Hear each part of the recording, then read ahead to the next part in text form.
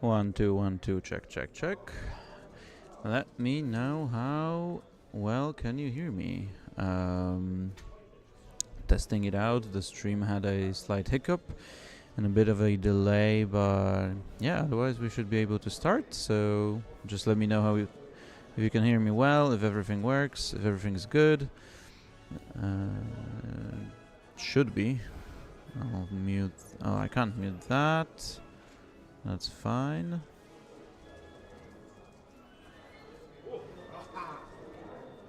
I can mute that. Let's see if that works. It should. Yeah, good. Anyway, hello and welcome everyone. It's good to see you out there. We are starting, as you can see, our camera is having a bit of an issue. We'll try fixing that in the second round, as well as the dice cam.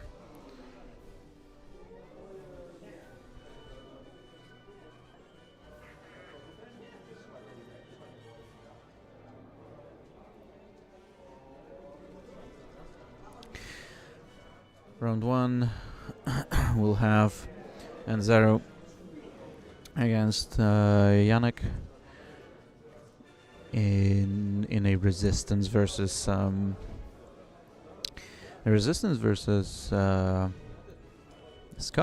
So a lot of scum today. We're having 16, I think. So really a ton out of 52. We've got 16 scum. So yeah, this will be a scummy tournament for sure. A lot of different, interesting, exciting lists. So yeah, plenty to look out for. I promise to get my head in the game and check on the players and what has happened in the game. In the meantime,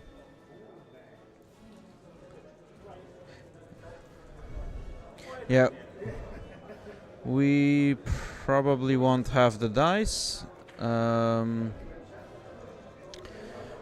For now, we're working on this because the lighting here is a bit worse, so we'll see how it goes.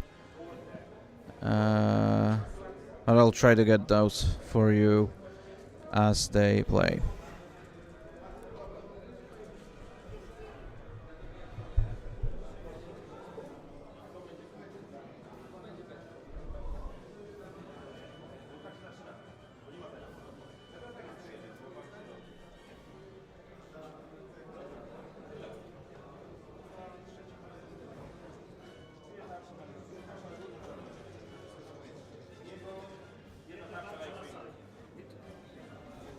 Right, so we've got a lot of first blood. We had Kai take 1 on Yannick's side, and half of Gori already gone.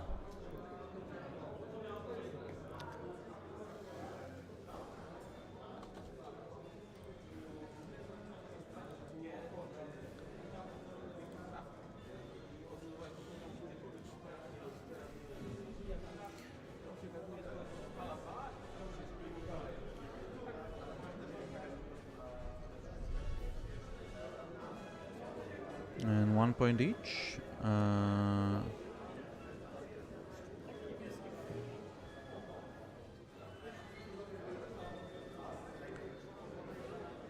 So yeah, a rough start for Guri. Guri being down to 2. That's not what you usually see in your games. So you should look out. We're playing chance engagement. So let me do that.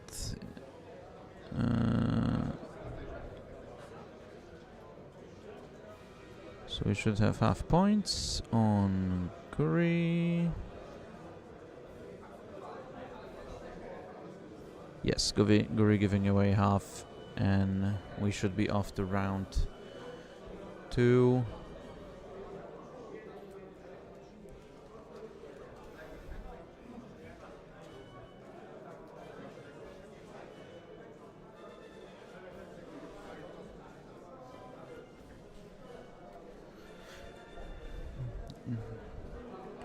Right now, I can see that most of resistance took part in that fight, and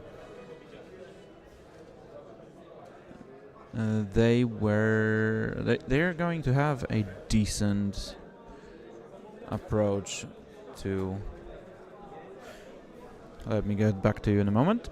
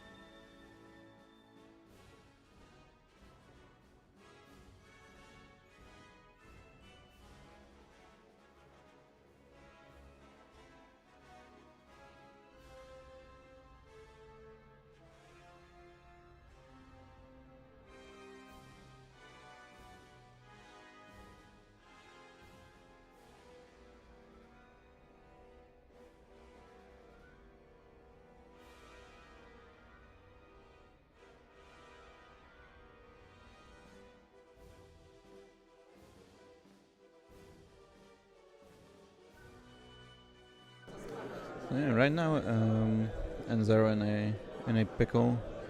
How to get Guri to work there? How to score some points? Because right now only 1 shield lost on Kai. This is the new Kai, by the way, that we're seeing. So maybe I'll actually have some time to go quickly through the lists. We have, on the Alex side, we have Commander Poe, so 5 points Poe, still there, still in the mix, still causing headaches for all sorts of opponents. With the classic build right now, so R4 Predator, Heroic. Zizi, the new Zizi, so super outmaneuver Zizi. With Heroic for the cause and Precision Hollow Targeter, which is the super outmaneuver. Zori Bliss, also a classic of resistance. Plasmus, Wartime, R4 Dorsal. Seftin with Heroic. Just your good 3-point ship. Initiative 5. And new Kai with the same ability as the last one. With For the Cause, so we'll be able to take those depletes and strains off of your opponent, off of your friends. Heroic, which is great. BB Astromech, and new upgrade repulsor lift engines. 2 times during the game, you'll be able to spend a charge while barrel rolling, and make a bendy barrel roll. Obviously, as we know, Guri has those implemented into the ship, and damn, that's good. On N0's side, a list that he has been flying all season long since XWA points, I believe. Katsuonya with the title Mando Optics, Contraband, Cybernetics, Kira, Fearless. So obviously there's the Mando Optics Kira combo that hurts you the most. I mean, you as an opponent, because Ketsu can easily take a lock on a rock, then in the system phase, and then move onto the rock. You're perfectly fine to start shooting at your opponents, start moving them with your tractors, being just obnoxious. We also have Nim, FCS Havoc, Bomblet, VTG, Iron Cannon Turret, and R4B11. So the droid who says remove 1 red token from the opponent when you're shooting them, and then reroll 2 of their green dice. When you're rolling those 2 evades, you would be surprised to have them re-rolled by your opponent. That sometimes causes you to panic, especially on those A-wings. Then we have got Guri with sensors, pretty standard. The Guri will overheight depending on which side of the table you are on, and Talon Main Cobra with Predator. So yeah, first player is Yannick again. He checks his dials. We are re-rolling road. Yeah, we're good.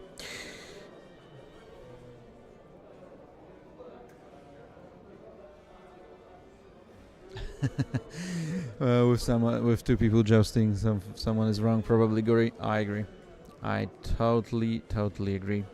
That is the ultimate truth.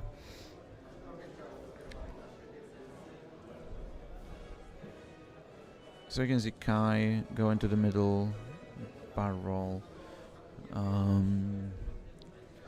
No barrel, boost.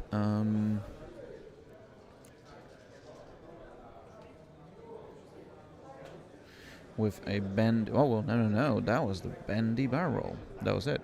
So that's really good.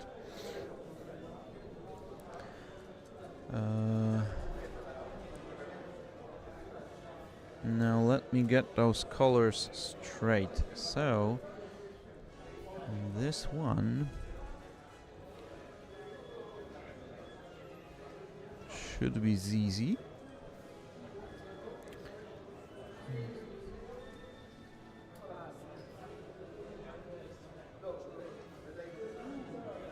Ooh, and a bump. That might hurt. That might hurt. I'll get the colors fixed for you in a moment.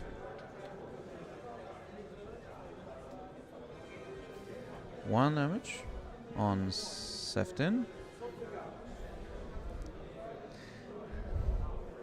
Zori with a simple one bank. Just getting there straight in the middle into the fight.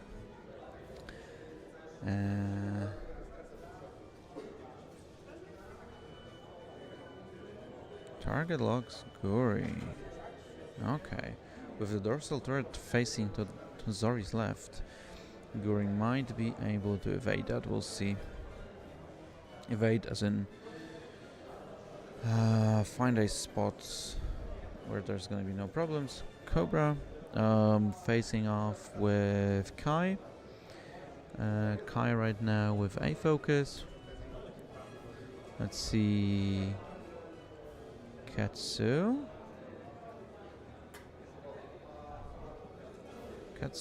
bumping into Kai. Obviously that's not gonna be a huge issue.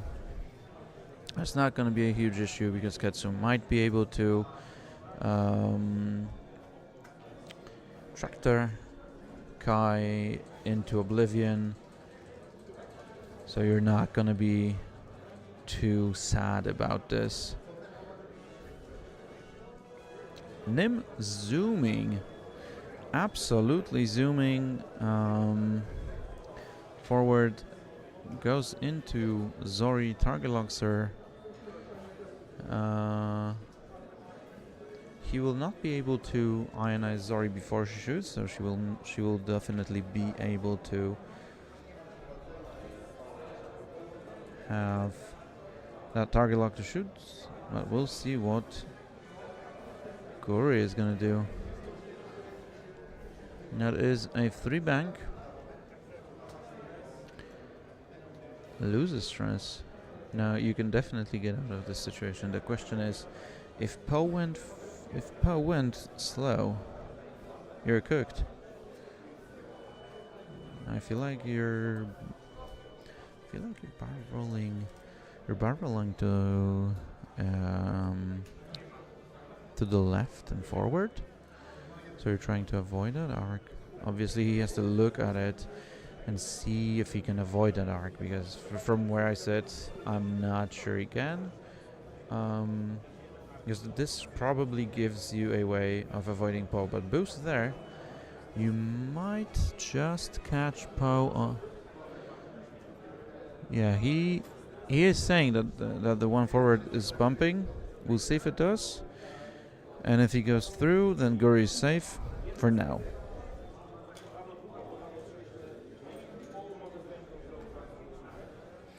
They're now discussing everything that's going on, talking it out. Guri taking that calculate, so not risking taking, even if she's taking that range 0 shot. Poe is moving fast. Oh no, he's not moving fast. He bumps.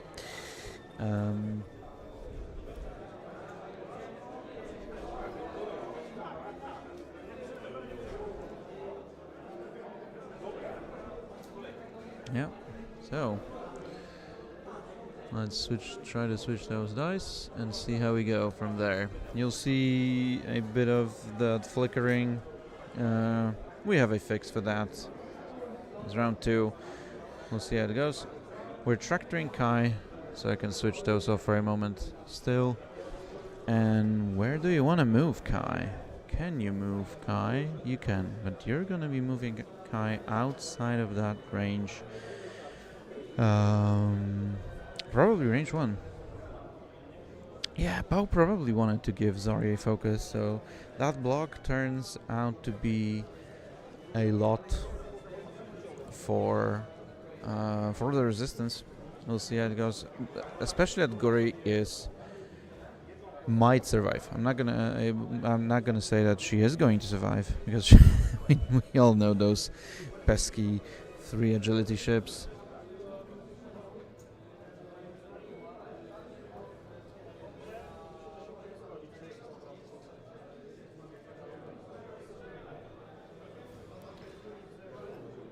So we'll have Poe shooting.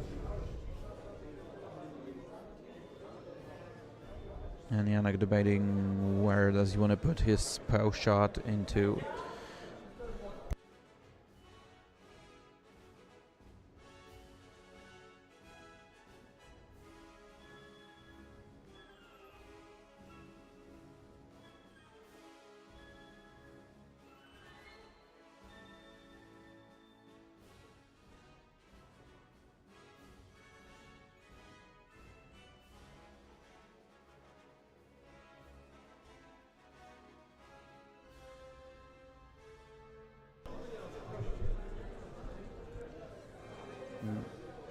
Nim losing 2 shields.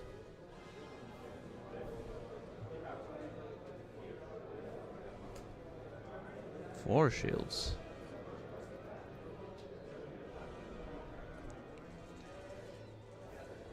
It might be. 2.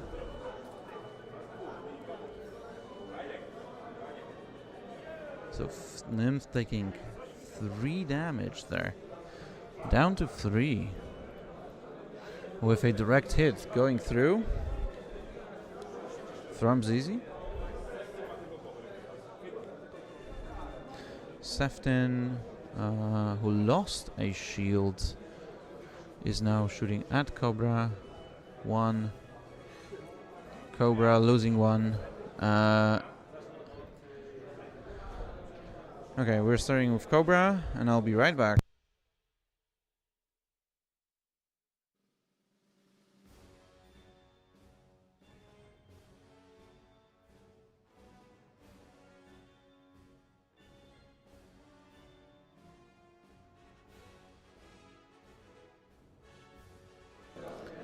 Right, so Cobra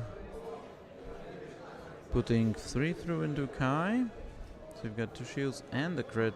The crit is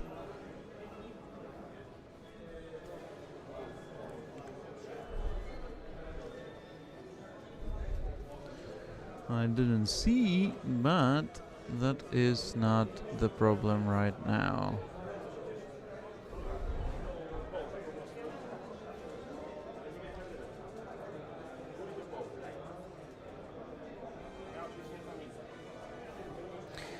Guri shooting into Poe, nothing.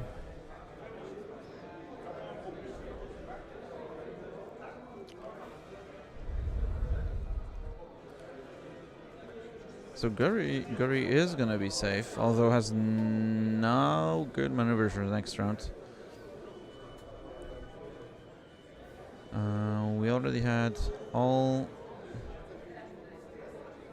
the important shots. Well, no, we're still having Ketsu, range 0, and we're still having Nim, range 1 with that double tap.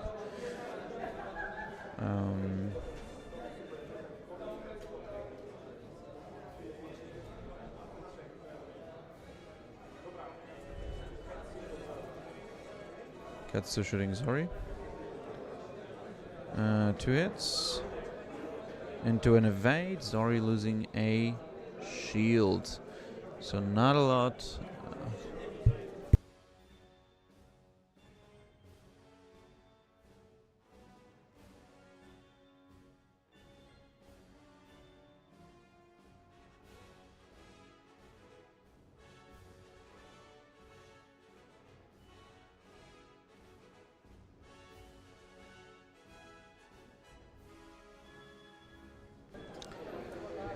Might have been if he. Ooh, that is a lot. Yeah. 3 going through. Oh no, that was an iron cannon. So I'm trying to take a peek over there. Zori is shieldless right now.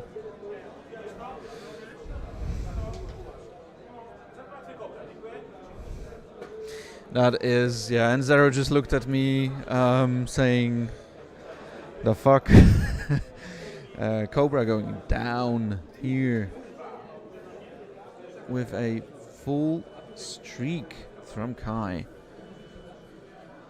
Oof.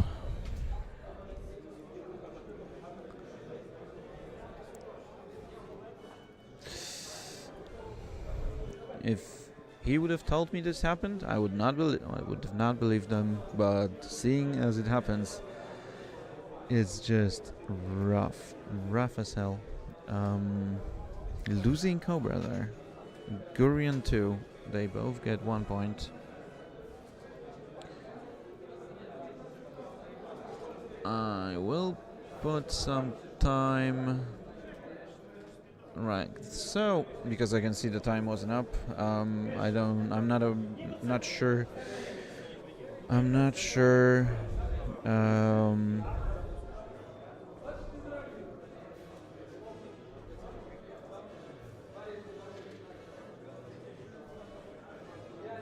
Yeah, Fearless Dorsal would have been good to deal damage, but I'm gonna switch those dice off.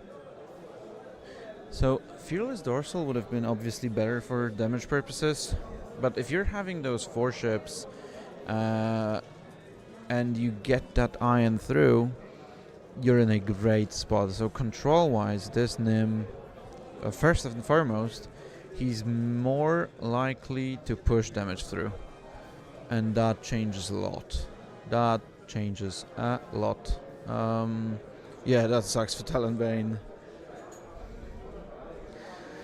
The tiny mustache man is at work, but he might be joining us tomorrow. Hello, Liam. It's nice to see you. It's nice to see everyone there in the chat. Mustache Boy might be joining us tomorrow. We will see about that.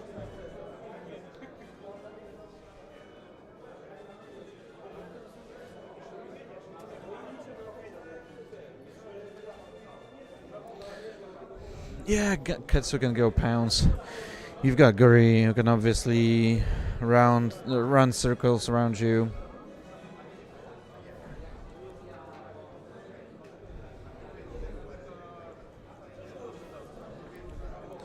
I mean, I feel like that comment was about Nim having a dorsal instead of iron. But I'm not sure. Oh, you mean... Well, that depends on what you mean. If you meant damage on Zori as in putting damage into Zori, or as in getting damage with Zori to Nim.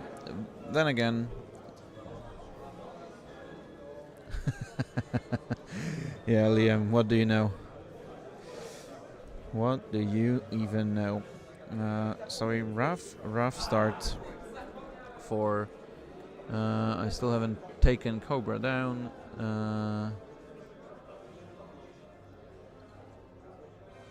So slowly getting there. And right now...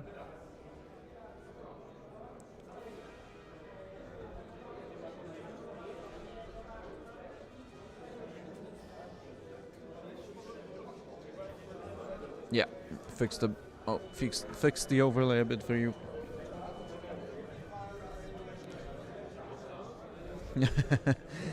Yeah, writing is hard. It is... What time is it there?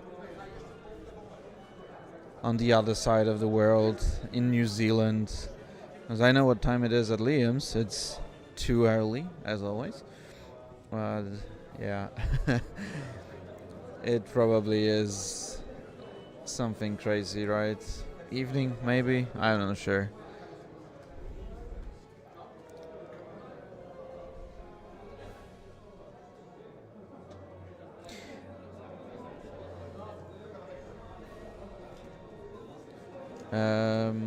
By the way, how's the sound quality? Let me know if you can hear too much of the background. If there's a little bit too much music, let me just know. Yeah, I know. 10 a.m. is still too early. Evening X-Wing, 9 p.m. Perfect. Yeah, okay. Then I'm sorry. There are no excuses for you to make those mistakes. But we still welcome you. Obviously kidding, but yeah. We sometimes get those brain farts easily. Okay, so we've got the road roll, and Zara taking initiative.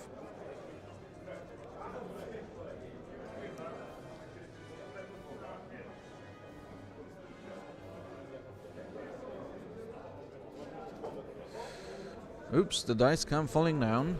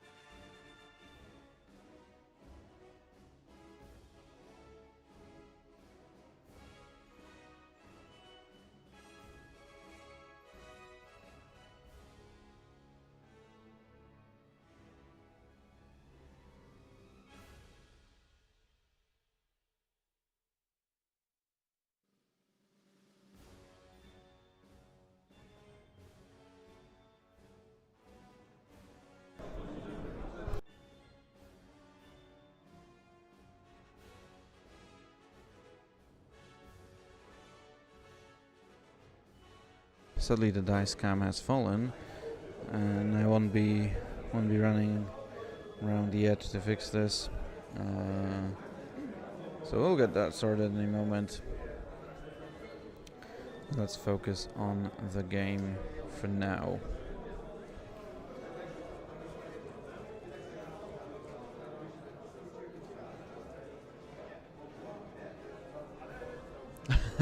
Till round 5, probably not. I would assume as much. So Guri flying with a 1 bang to the left, losing the stress. Now, do you want to do anything? You want to set yourself up for the next round. You don't want to die. You're on 2 health. How much are you willing to risk without? Yeah. Taking just the calculate. I'm assuming she lost the stress, but we'll see. Nim doing a 3. Let's see if that's 3 hard or 3 talent. Taking great care there. Oh, that is a spicy 3 times. That fits. Holy shit, the precision. Oh, that fits beautifully. Jesus. What a move.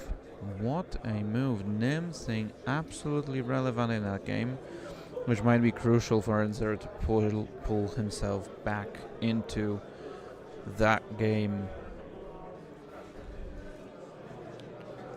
We're seeing Ketsu 3 back. I don't think that ever fits with Nim. That is a self bump. You're bumping into Nim, your end position bumps into Nim. So you're gonna be rolling 1 die.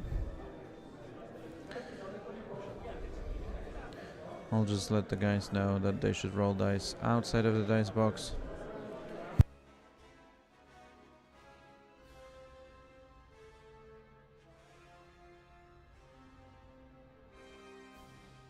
Ketsu losing 1 on that self bump. A lot, but she losing Ketsu losing mods. That might be more than you would think. You need to start pushing them through. Kai is flying away from you. You don't really have anyone to chase her. And yep, ZZ just being ZZ. Setting up for next round, boosting, focus boost, so giving yourself more space. Not willing to be able to be shot by Nim, or giving space to Seftin to start getting those shots off. You probably also just focus rotate, get those aiming to work, get your rear arcs, start dealing more damage. Okay, no. So we're just playing defensively. Sefton just gets out. Jan recognizing his strengths. Now the question also is, what if you can hold the middle? Because right now Sefton might be outside of 2. Zori is, well, she could die. Nim has a double tap there, so 4 dice into 4 dice, dealing 4 damage. Even with that ion cannon as your second shot, that's still 3 damage and then 1. Perfectly doable. Poe moving away from the fight.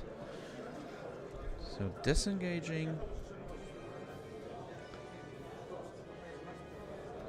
And stay stressed.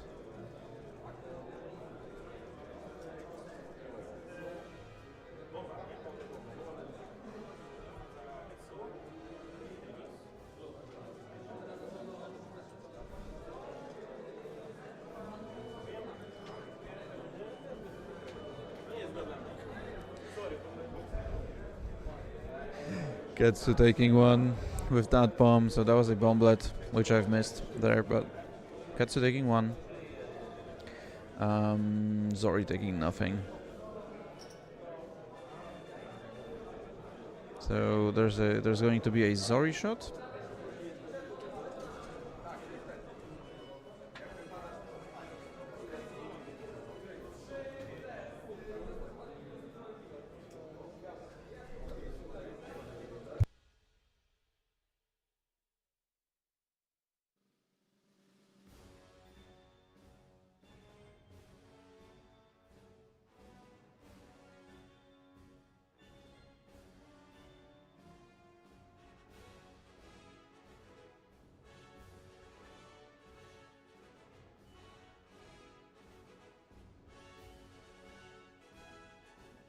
Okay, we'll have guys roll the dice.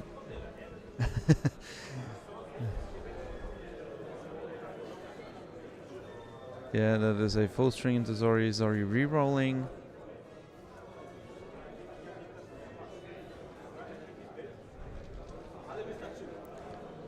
Now Zori taking hit, crit. Loose stabilizer. And then ion cannon turret. Zori's dead. That hits.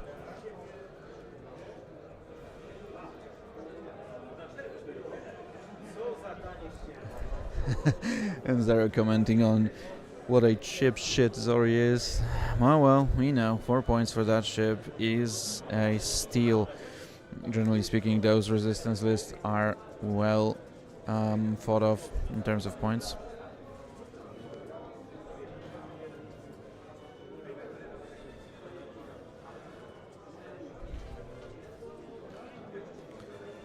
Zori shooting there. Zori's taken off the board.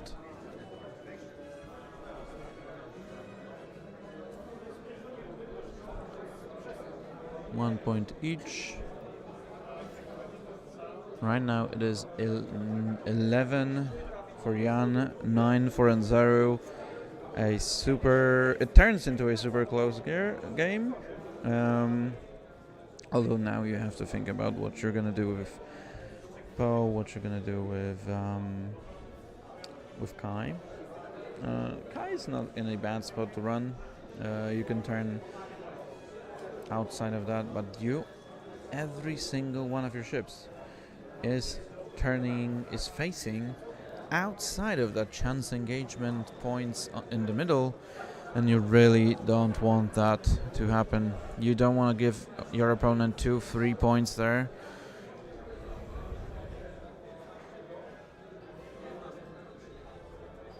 Yeah, Zori is your trade piece, and she takes enough damage. You probably have to spend 2 turns shooting at her.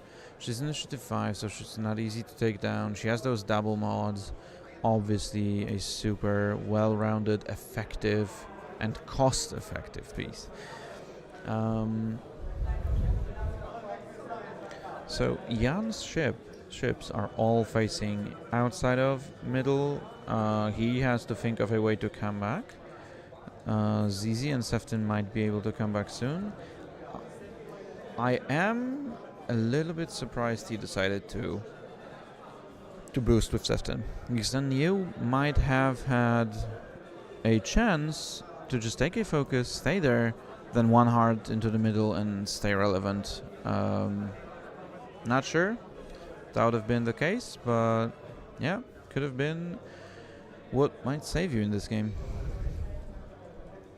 There's still gonna be some time here, but Guri should be coming into the fight. Poe is nowhere to be seen. Kai is probably running, being left on, I believe it was 2.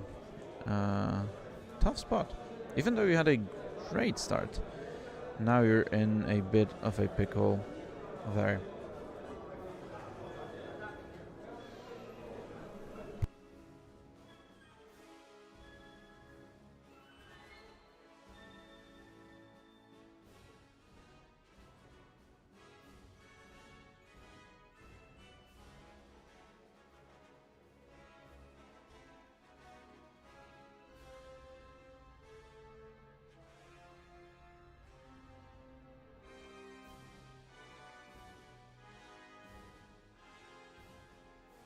Looking at the YouTube chat, the autofocus is here to stay. It might be a little bit better once we switch off or turn some lights the other way. We'll see how it goes the next round. So we'll work on this. But generally speaking, yes. We'll see if we're able to mix things up there with the camera. And yeah, X-Wing is still alive and still kicking, and the XWA version of X-Wing is looking fun and great. So yeah, be sure to check out. It's good. And we're having fun. We are having 52 people over here. It's a decent number. Testing out new cells, getting their new ideas out there.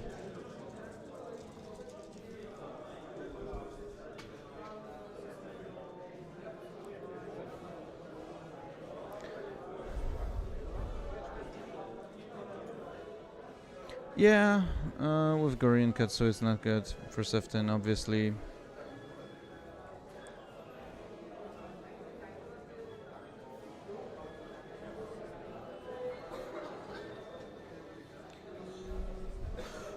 Initiative is with N0.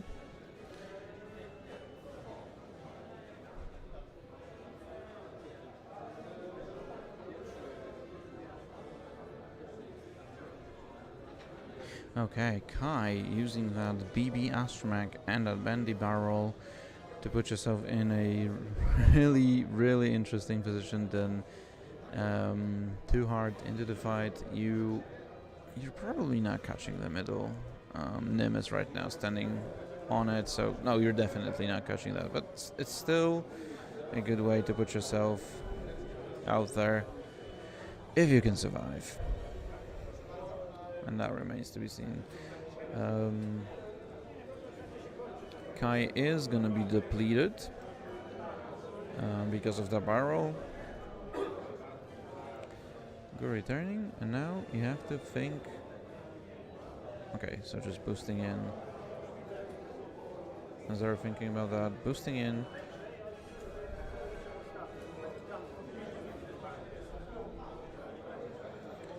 Yeah, I feel like 5k is easier to go maneuver here.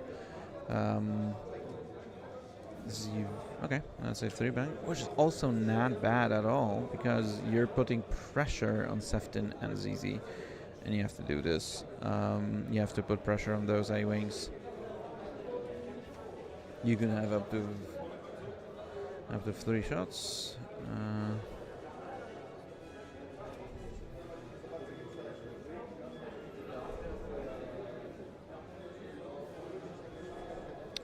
Okay. I'll fix those.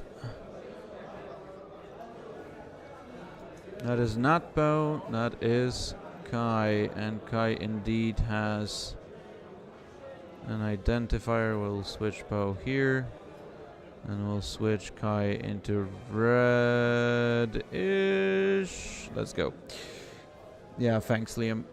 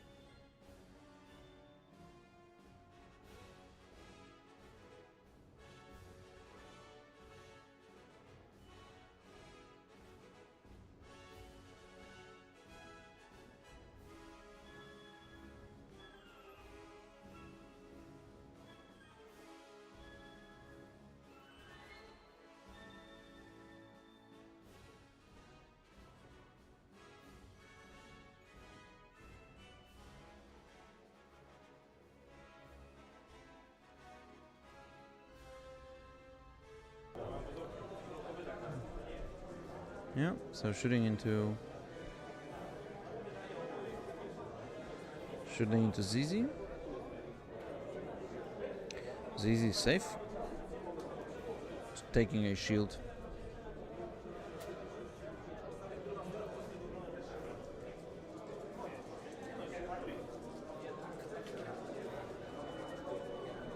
Yuri, range 1. 3, not having to spend anything.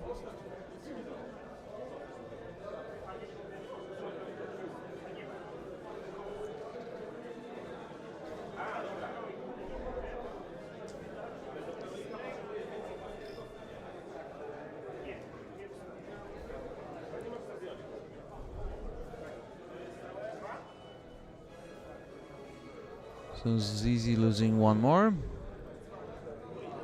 That's 2 points. Now ZZ's shot with a focus. Spending. Guri's live on one. Not taking one.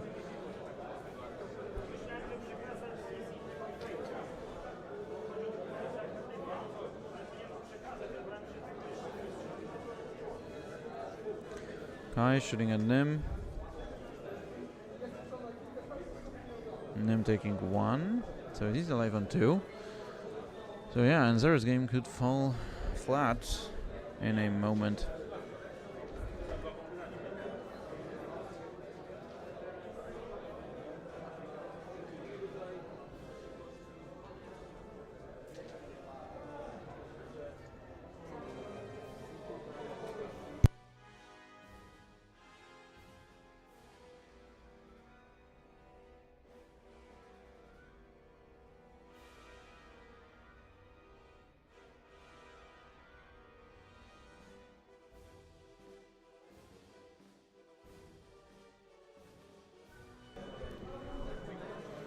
Two points for Enzo for the middle.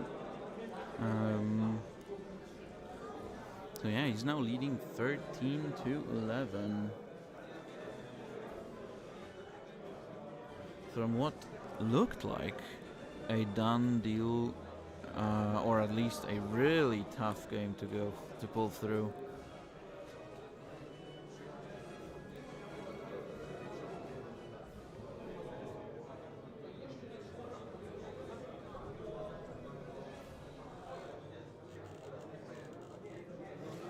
Anyway, we're still there plotting revenge, seeing how we go from there. Nim is down to 2 and Guri is down to 1. With Kai facing yourself.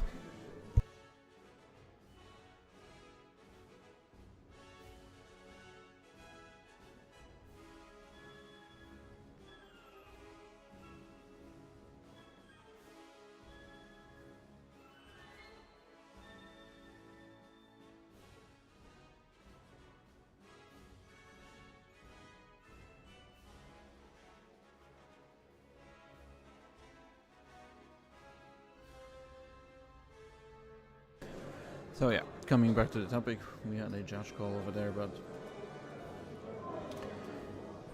we can move on with the game.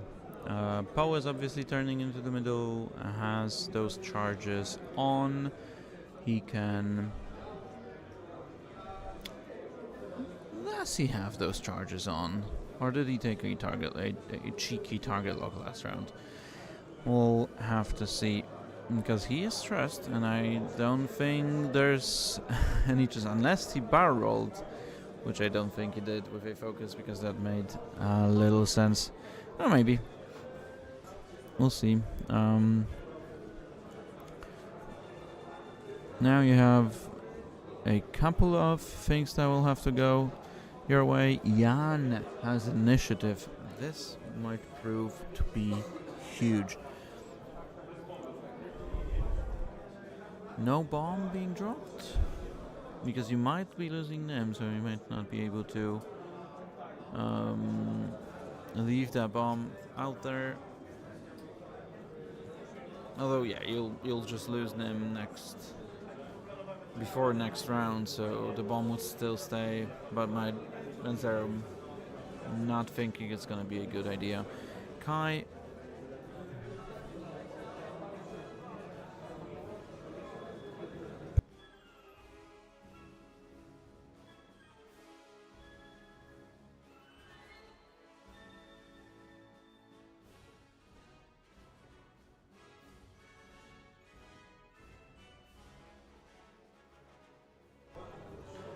Yeah, Poe tries to finish Nim, and you...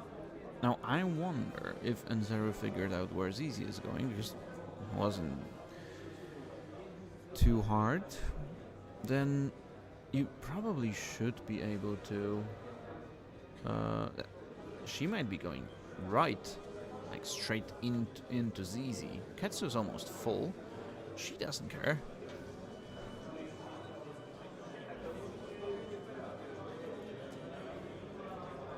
Oh no, Guri stays there.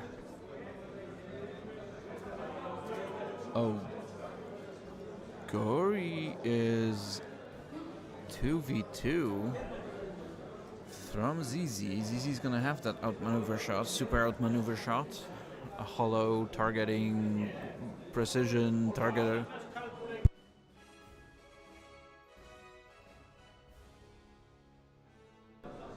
Yep, that was a question if you can take that red calc after you bump. You surely can. Now, what did Katsu dial in?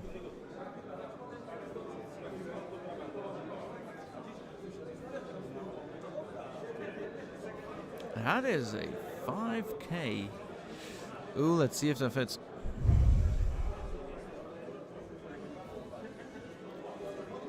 It does. Now, you probably can see ZZ. And if you can, you might be trading Guri for ZZ, which in Zero's case is great, because you're getting those points.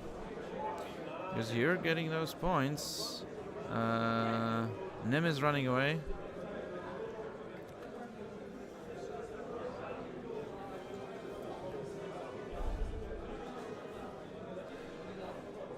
Poe should have a shot.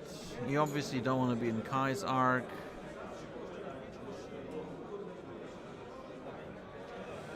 Under Ketsu, that might have been a rock, but Enzero probably taking a lock with Mando Optics, and having Kira, he's gonna ignore that rock.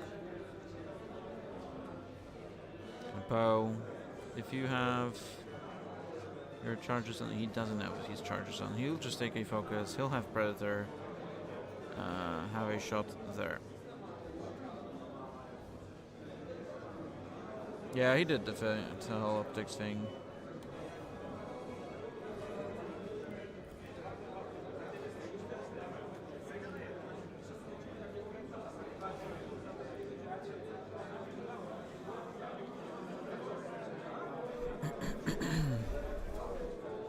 Right now there's a debate. I mean, not between players, but Jan is certainly figuring something out.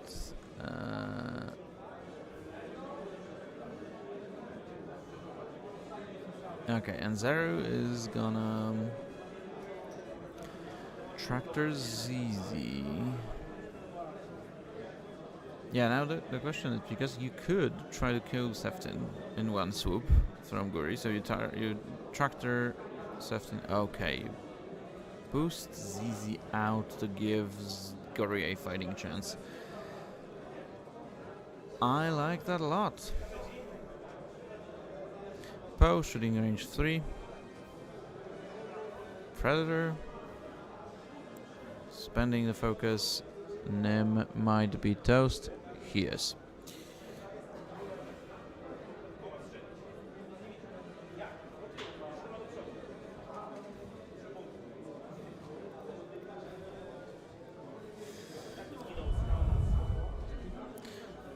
Nim giving if by any chance Guri now dies, you're giving away 2 more points.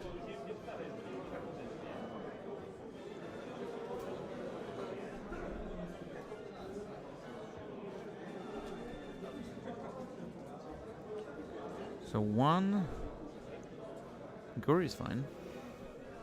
Seftin's gonna shoot range 0 to the Guri. 1 hit, 3 dice. Guri's safe.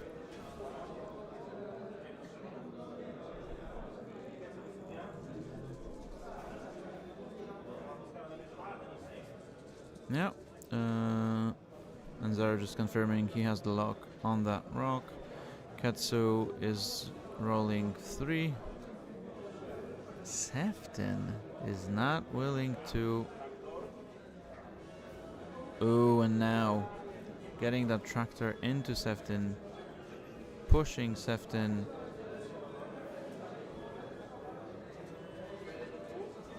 with a barrel roll into range 1 of Guri, and now Guri has a focus range 1 shot into Seftin. 3 Seftin's dead.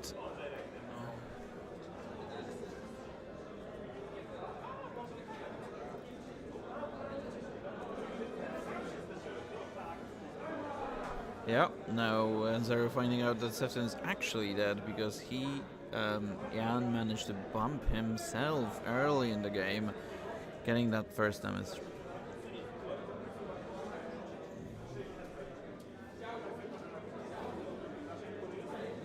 So Ketsu actually being down 2 more hull.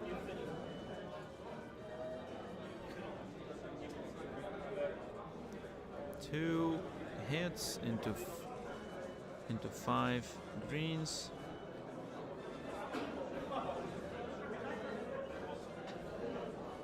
Guri is alive.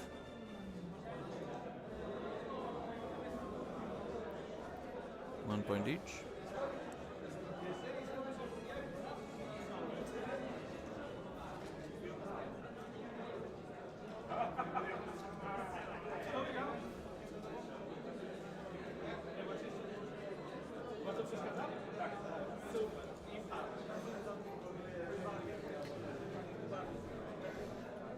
Po polskiemu komentujesz czy po angielskiemu? We're commenting in English because we've got a lot of people out there. Woo, 750. Yeah, that was a cool sequence. I agree. So getting that tractor into Seftin is super crucial. Getting Seftin off and gets you those 3 points. You're in the lead.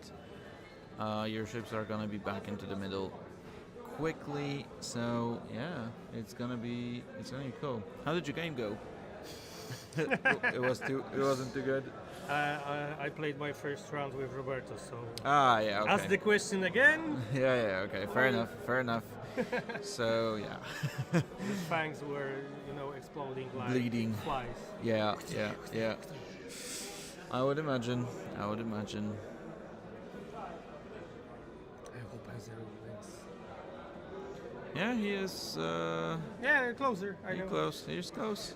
I'm not in the shape to comment. I agree. Okay. Sorry. No worries. Enjoy, guys.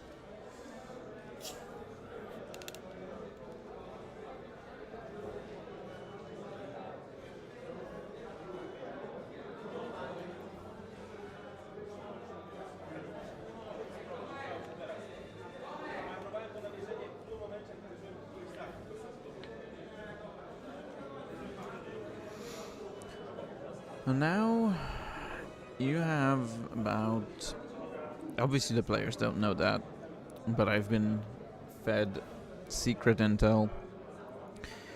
We are at around 10, maybe less, a little bit less than 10. So we should be at 6-7 minutes left in the round. But definitely there's still time to play 1, maybe 2 rounds. There's only 4 ships left on the board. Guri is on 1. Post full. Oh, sorry. 1 more because I did not see ZZ, but she's still out there. She might not have the best time of her life though. And Asyan, your goal is simple. You have to either take half of Ketsu or get Guri down. This way you're leading on points. You can't give away 2 points on Koi because you've already given half, so that's at least that. So you need 3 more damages and 0 to secure the game if you're sitting next to the middle. Ketsu should have 1 more Kira, so you could definitely see a lock on the rock next to Guri. You don't fly there, you can potentially catch Kai out. If you do, you maybe can kill. Well, crashing into X-Wings is tricky, because if Ketsu is on 6, which I'll confirm in a moment, then you're only ever so slightly above half. You're 1. Yeah, just one away from half. Just Anzar confirming it on stream. And this loses you the game. If you don't take anything. If you do, that's fine. But if you kill Guri and have Katsu, the game is yours. If you only do one of these, you're at 18, you're gonna be at 19 at the end of that round. Kai is risking... Okay, we did not see the lock, so I'm not assuming Katsu is going there.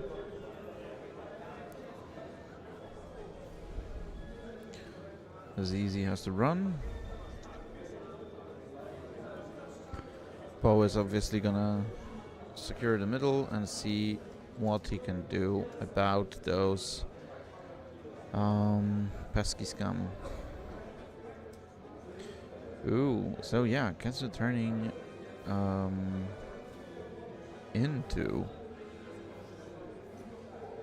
ZZ. So this is where Anzaro decides to put his ships and hopes into. Guri is gonna run away. You probably bend the bar roll to the right back. I'm assuming. This should give you either no arc or the best chances of surviving. Ooh, does he fit that? He fits that, but that's close. That is close.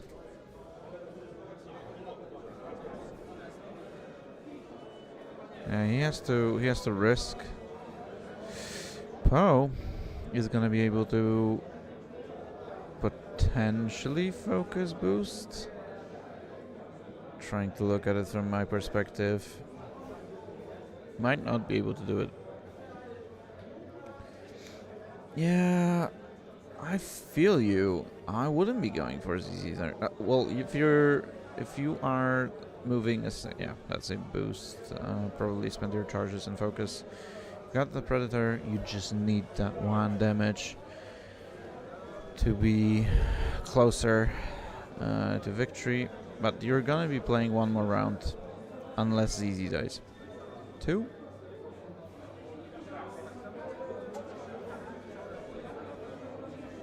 Katsu not taking damage. Now she takes damage from ZZ.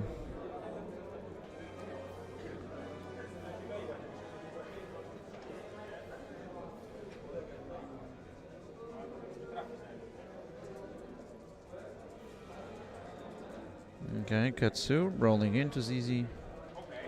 His focus evaded. 3. ZZ just rolls everything.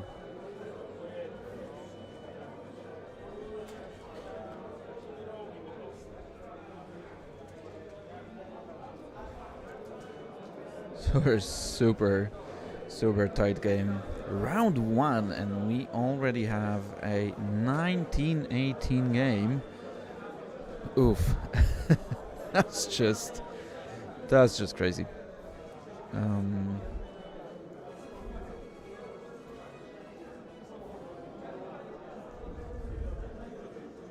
And obviously not being able to secure the game there means a lot. Right now,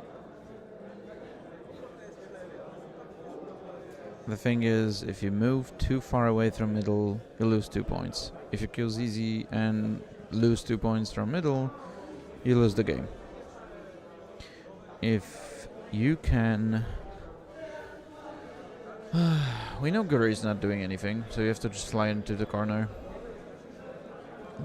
What you can do is... you can... One way... And Zaro just looking at me with the most X-Wing stare you can see ever.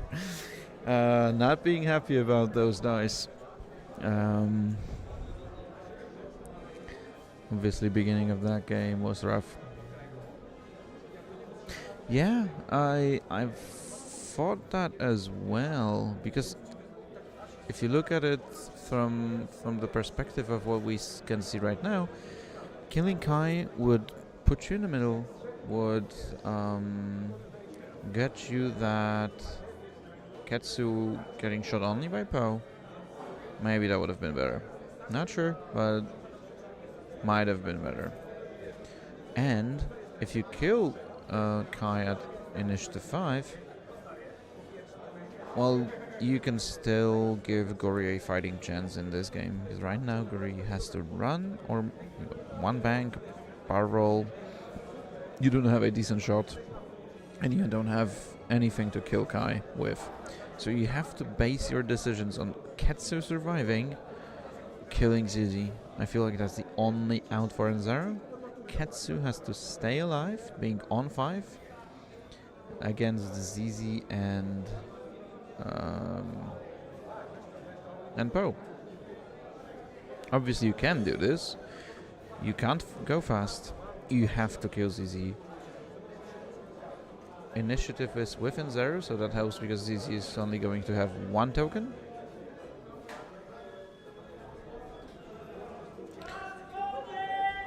And it's time. Well, we know this game is coming to an end anyway. Ketsu with an interesting move.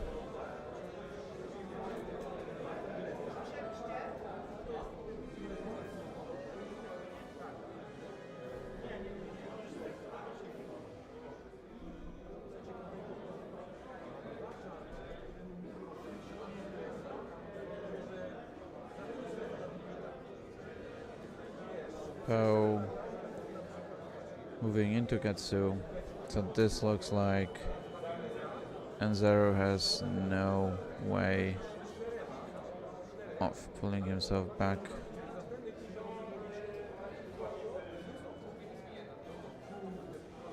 Ketsu is even 4. I didn't catch her taking 2 damage there.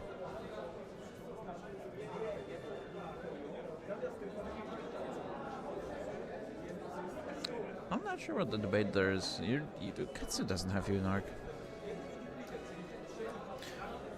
Full 4.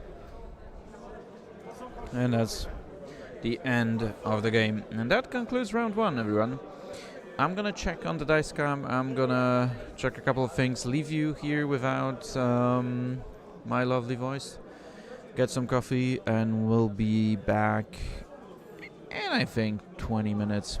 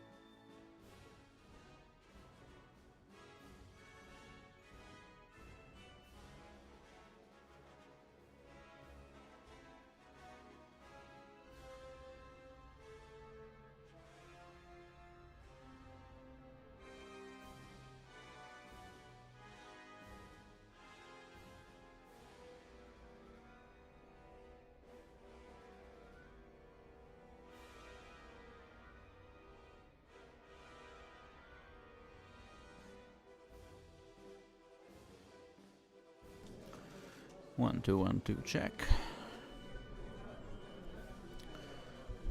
All right. We're gonna be starting round 2.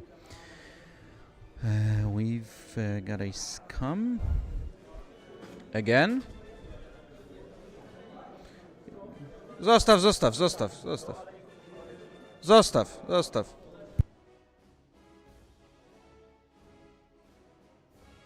Yeah, a bit of a fall of the dice cam.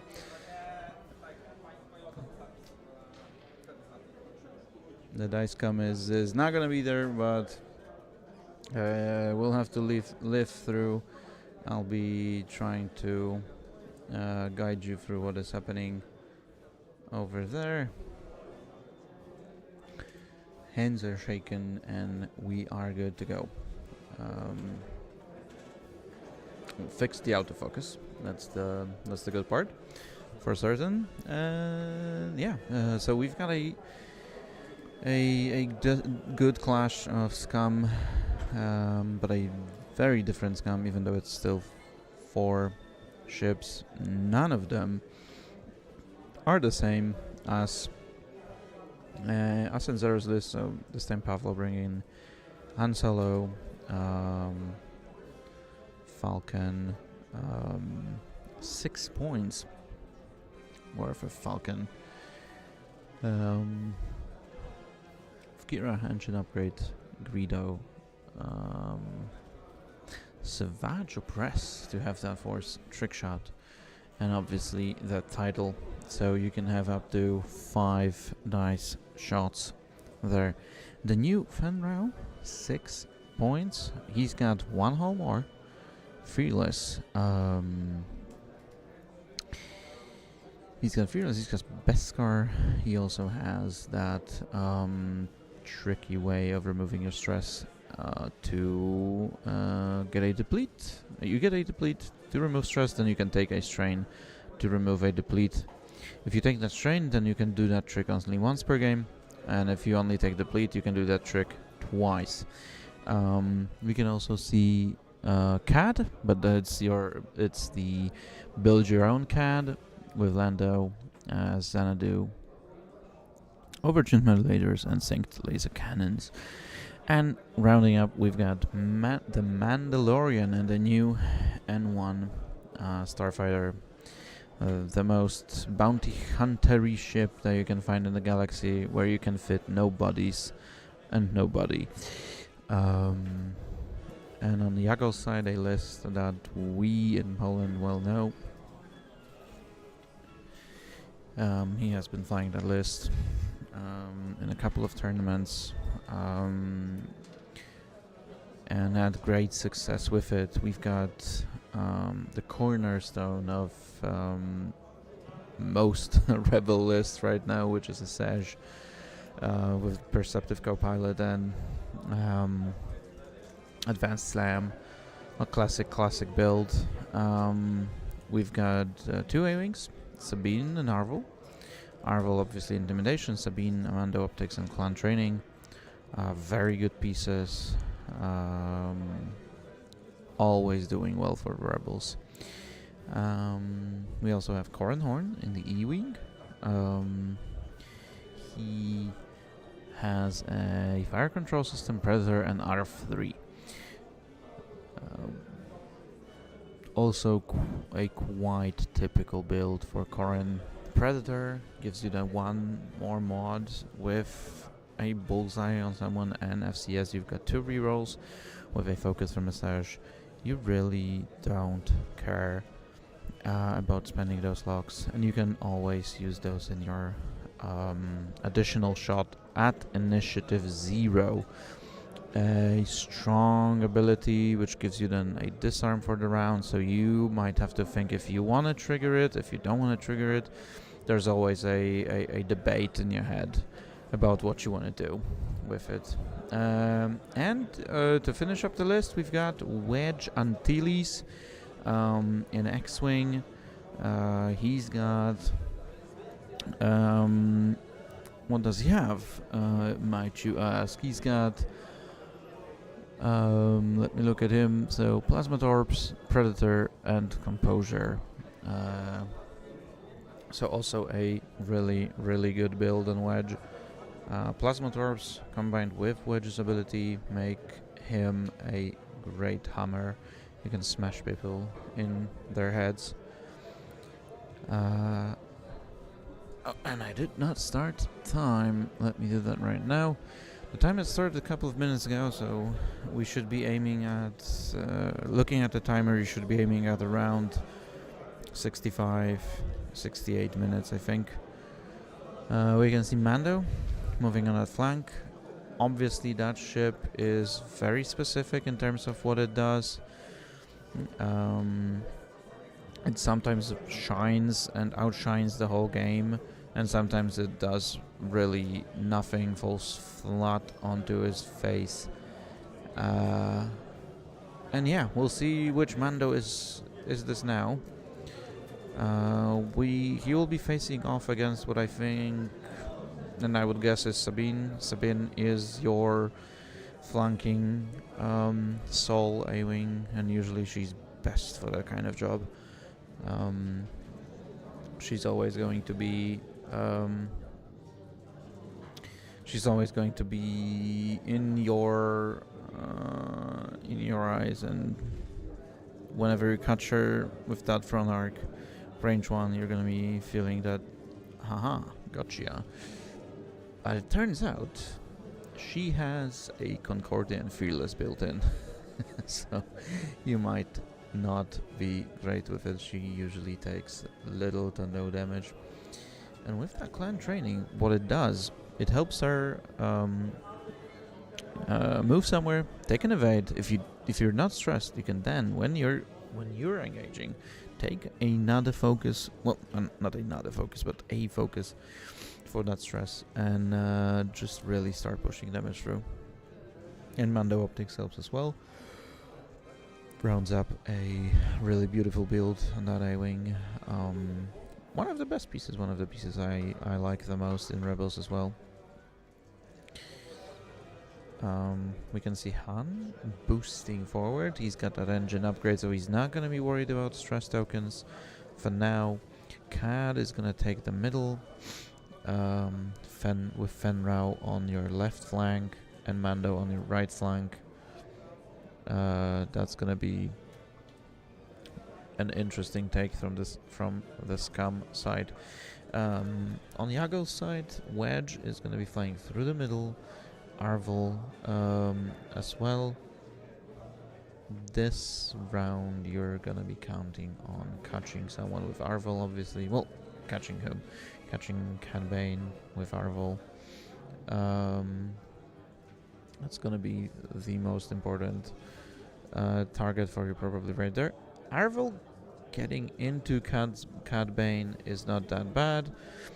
Not being able to use greens.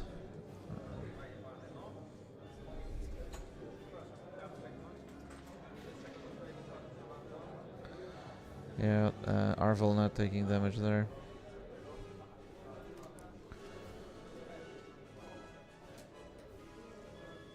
And Cad is safe.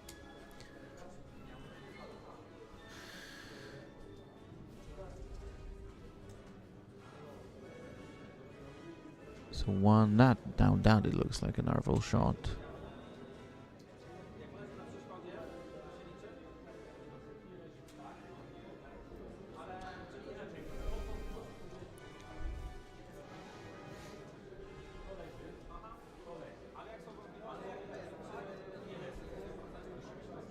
Yeah, now the guy's debating how to treat the dice if they're not laying flat.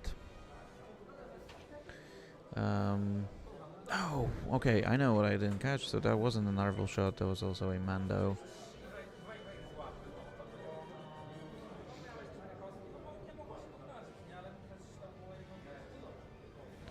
Yeah, Pavla not being satisfied with Kat not getting any damage through the Arvel. So obviously you had that dead to rights, you want to use it, that's the perfect moment. You can have all the green tokens you want, but you can't spend them against Cad if he has you in bullseye. So something to look out for as well. For everyone flying against scum. Now, Cad can be blocked in a number of ways, and he will not like wedge in his face. So you can try to bump him with a Sedge, you can try to bump him with Arvel, you can try to leave him there, and if he goes super fast, since he's stressed, he's not going to be super fast. If he goes fast, maybe you can catch him with Wedge, doing a 1 forward. Remains to be seen, really. You've got Koran zooming in on your position. You have to think about what Fen is gonna do. You have to think about what Mando is gonna do, what Han is gonna do. So, couple of ideas for this round that Yagal has to have will be about what you can do to focus fire on one ship, because while Pavlov's list can easily just roam around, scratch some shields, scratch some hull, you don't have to go in on one target at this time, and then you can finish someone off with an initiative kill, because you can kill those A-Wings on initiative, you can kill pretty much everyone except for Wedge on initiative this game. Or you can have a great Cad Bane shot, or he can just effing survive everything. With that Lando and Overtunes, he has a ton of defensive tech. He can reroll his green dice, he can shoot decent, he can shoot decently, because with Lando you can use every single one of these calculates for rerolls. Now, that is something sexy, but you only can do it once in the game in terms of those calculates, because you won't be getting those back. But for the other guys, obviously you have to have an idea for Han. If he can get that obstructed shot, not even into a stress ship, you will have a ton of stress ships on the board at some point. A-Wings love to get stress on them. I mean, they don't love it, but they will do it anyway. So you have the initiative roll-off.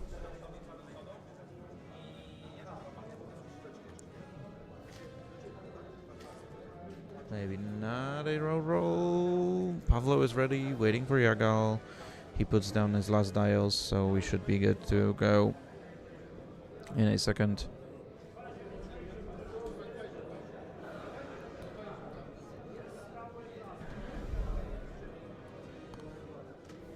Still thinking, you have to think this through.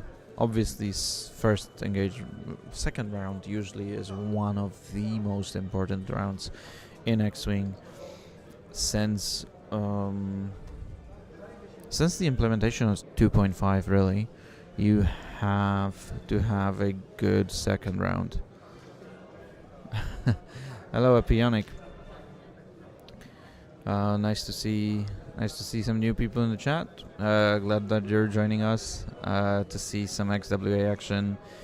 Just a quick reminder to everyone that is joining right now, we won't be having a dice cam. It has cheated on us, but I'll try to guide you through what is happening. I'll be listening on what the players say and what happens there. Yeah. Hope you guys enjoy the stream as we move forward. We've got 4 more rounds, well, including this one. We've got 4 more rounds today, and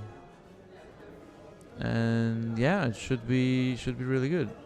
I'm hoping it is, because first game was a lot of fun. Trying to switch between Twitch and yeah, thanks man, enjoy your New Zealand bedtime, and yeah, maybe see you tomorrow during top 16. Join us if you feel like it, and thanks for watching. Okay. Cad is zooming forward, so he's not gonna get blocked by Arval. We're gonna remove Arval. We're gonna remove Arval from there. Or not, because if you can slide that and you can precisely measure that movement, then now the question is, what will Wedge do from there? I have my pick. Trying not to disturb players, so I'm not going to be too vocal about this.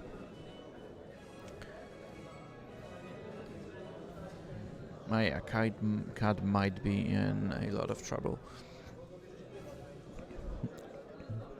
And most importantly, he did not pop those overtunes. Then again, he doesn't need to. He's gonna get shot by a Sage, he's gonna get shot by Wedge. Wedge might be bumping him, even with that one forward. He might be bumping. Yeah, Scum is 16 out of 52. The new SLs are pretty much everywhere. People are loving them. A lot of guys in Poland have been enjoying that, so right now I would say it has given the game a lot. So yeah, we're excited to see more and more on the stream in such a big tournament, really, because the turnout is great. So we'll see. We've got a couple of new Bobas. We've got one or two new Fun Rows. A lot of Mando. A lot of Resistance new SLs. Mostly ZZ, but a bit of Kai, which is interesting. Yes, that is true. FO has not. I feel like people have been sleeping on a lot of new FO ships. I've played against some of them, and at first I felt like, okay, they're not super good, but then I found out, okay, wait, there's the new TIE FO, 3 points. We can get 5 dice range 1 if you're missing a shield, and you're in bullseye. Obviously, that's a lot of conditions, but that's a 3-point ship that you don't want to shoot at because you're turning on its ability to add more dice, and it's now shooting 3 with a secured result.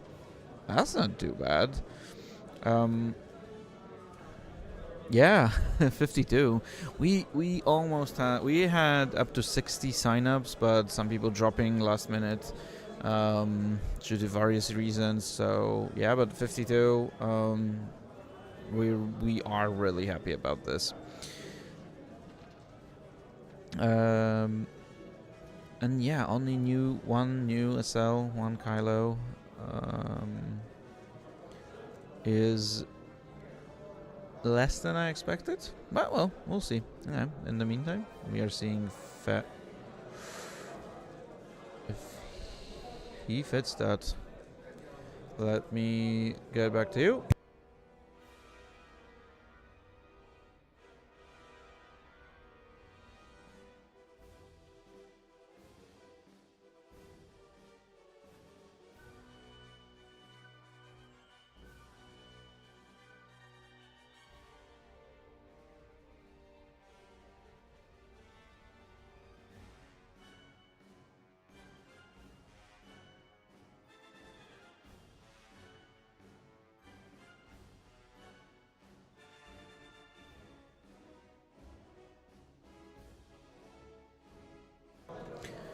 Yep, Wedgie is bumping, so he's not gonna have a good time. Fan is in Corran's face.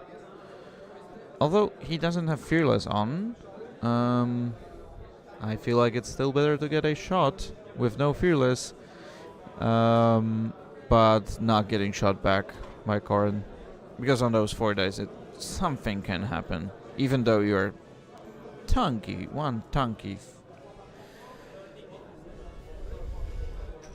So Fen taking a deplete to remove the stress. Nice. Yeah, you just guessed it right, Epionic. We are seeing that new upgrade being used here. So he's taking a deplete. I do like that. I like that decision. I feel like... And that makes this Fen so crispy, so good. Because you can remove that stress.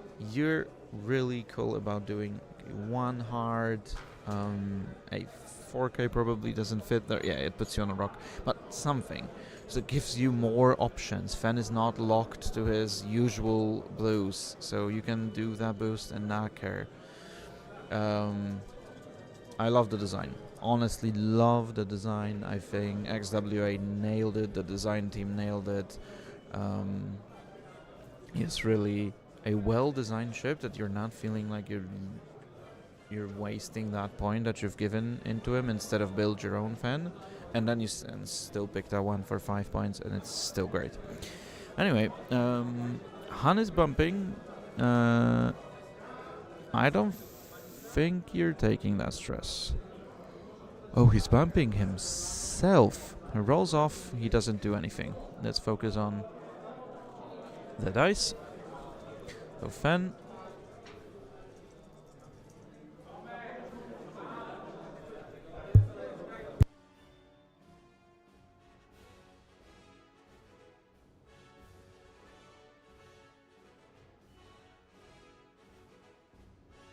A little bit of confusion, but Fen is taking strain instead of deplete. Checking if he has fearless.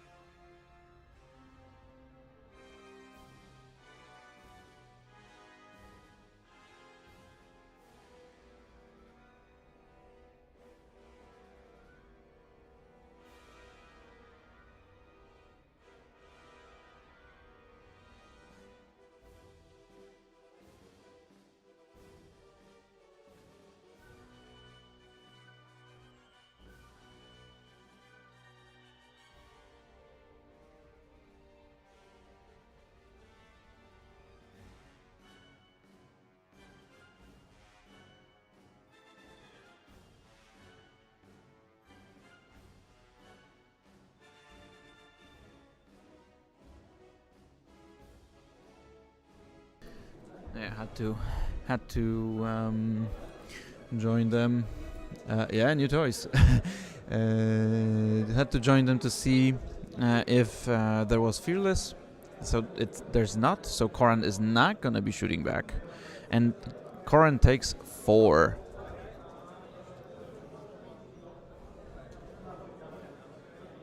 Yeah. I felt like it was the correct call there because it was easier for me to get that check there, and I didn't want to move anything around because there was millimeters.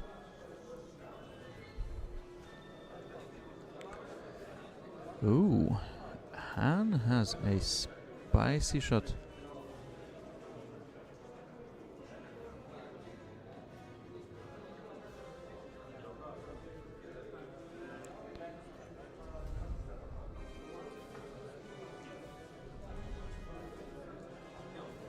No damage from Han.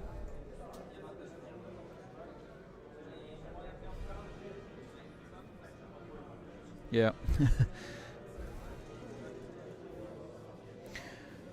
Yeah, see Mando rerolling all dice. 3 hits into Sabine without maneuver. She defends 2 with her using her ability, but still takes 1. So now, for now, Scum has been taking names. CAD, range 1 into Sesh. Spending that focus. All 3. Sesh losing 3 shields and getting a stress token passed from CAD. It's not great, but not terrible. A shield on a CAD. Sesh into CAD. CAD takes 2, so spending that focus was hurtful. Yeah, that was not a bad return shot.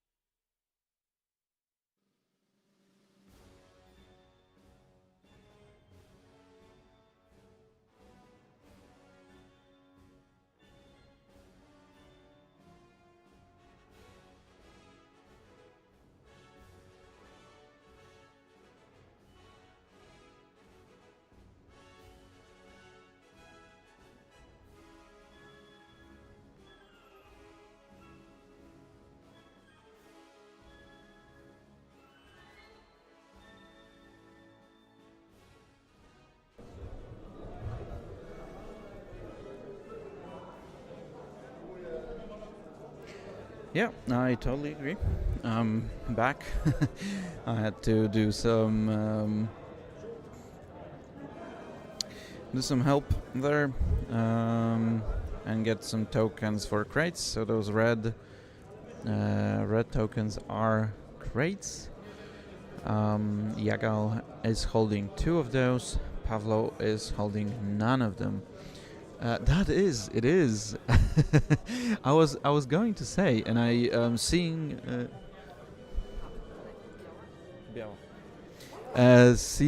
both Epionic and Nano, you guys in the chat, I felt like I was about to shout out that I have those Hexile tokens.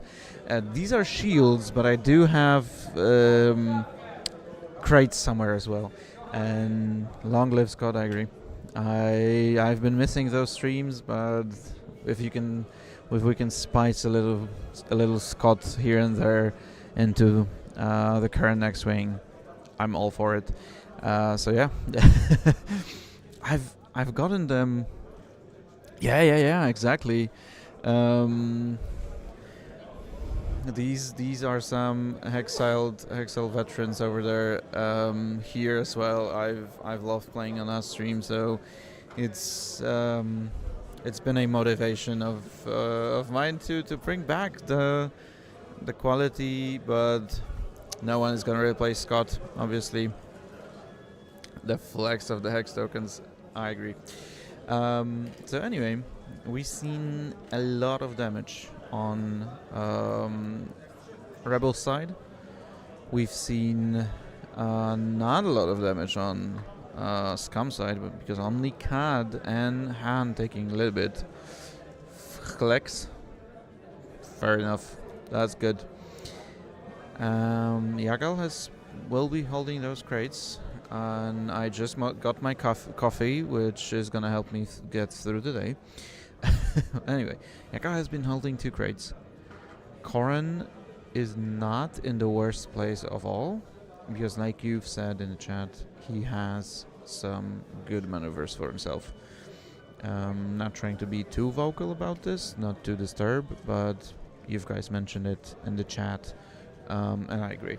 This should give you the best option to try and get some revenge. Mando has been doing well for now. We'll see where he goes from there. He obviously has to think about both Sabine and that gas cloud and that rock. But I feel like Sabine is not gonna be around. You could easily fly her out of that situation. Just get out of there, get a focus. You obviously have a crate, so you can't do anything more. You could try to block that, although you are taking some heat. So you're risking that range 0 shot, which could still do so much. Well then, do you? Because you can just take an evade, get a focus from a Sag. You should be fine, right? So, obviously that's X-Wing, so you could die. But generally speaking, yeah, I do like that move as well.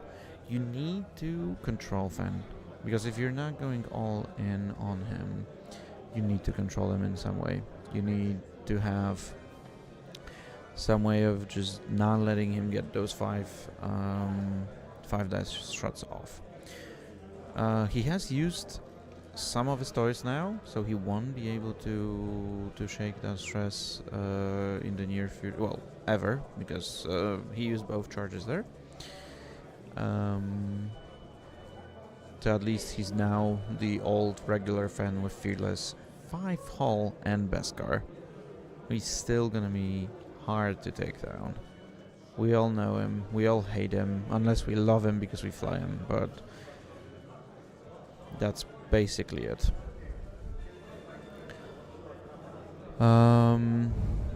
So my questions for this round are quite simple. What is Mando doing? I have an idea what Fen is doing, although I would not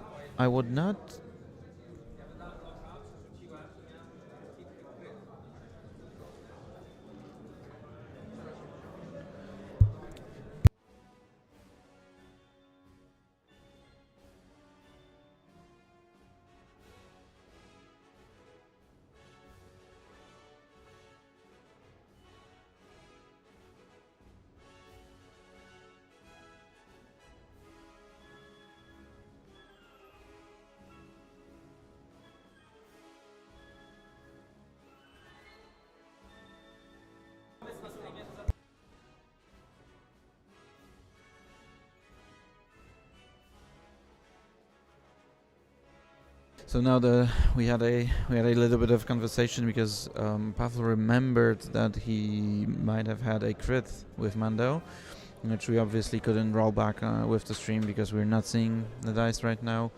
It is a bit of a pickle, but what can you do? I feel like, Nano, your second thought about Fen is better. I feel like that's better. Yeah, and Asajj being stressed doesn't have a lot of maneuverability. You can obviously one bank, then you can, if you want, you can slam, but if you slam, then you're leaving poor Koren alone. So now, if Koren doesn't get into Fen's business, that's fine. But I would like that 2 straight from Fen to get in behind the rebels. You can start shooting at Asajj. You can have Mando and Han shooting at Asajj, and that's gonna be brutal because taking Asajj this early is hurtful. Usually you could say, okay, shoot Asajj, I'm fine with that, but not if he's the first ship to go down, and he might as well be. Rebels lost 4, 7, 8 damage in that round. Yep. You need to watch out for that. I've played against this Jaggles list in our tournament in Gdańsk a couple of months ago, before Worlds, and I've made a mistake. I've put Fen at range 3 of Corrin in his double tap range, and with Predator, with no target lock, I think, but just the Predator, and he killed that Fen. So he can do that.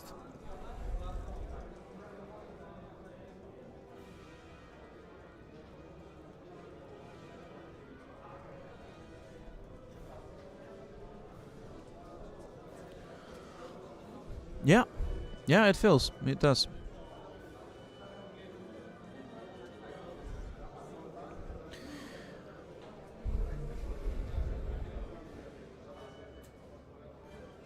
Yeah, I think that's fair.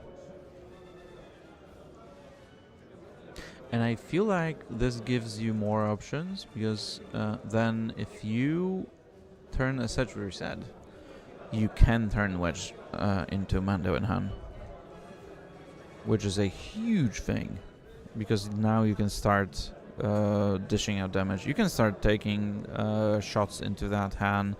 With Sabine being where she is right now, he either bumps there, which is good for you, or if he flies over, you have ways of shooting him.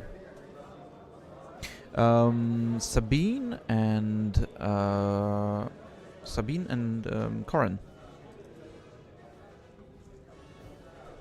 Yeah, Sabine is playing Arvol's role, which is usually the case. So we see a Sash turning in.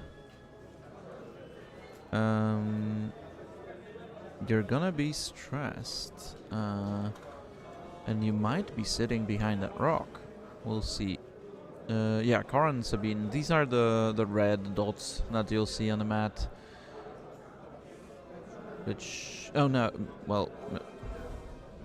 let me investigate, thank you.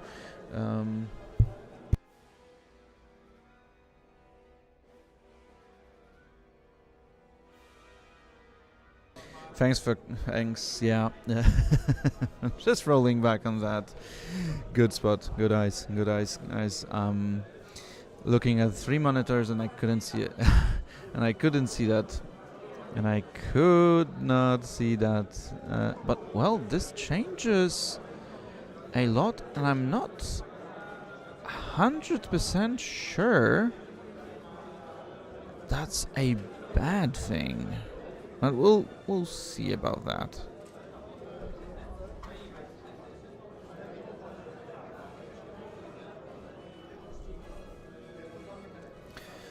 Yeah, chat is helpful, as always. They're now checking who has the craze and who has not. Yeah, but it was Sabine and Corrin.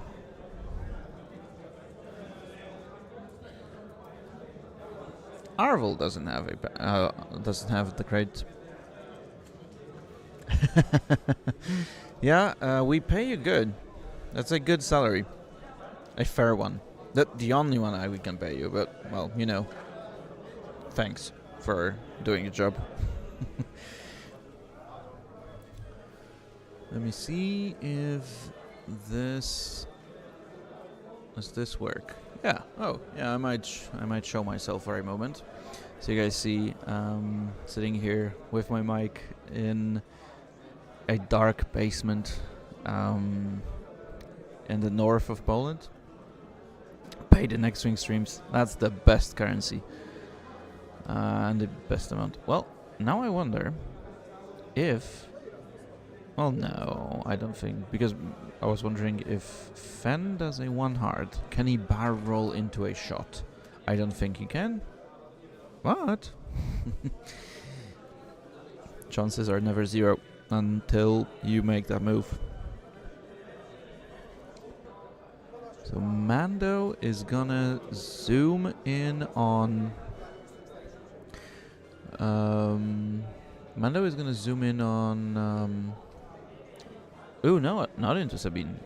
Sabine would have blocked him with that barrel. Obviously, that was illegal. But now she's not getting shot by Mando, so she's not likely to go down.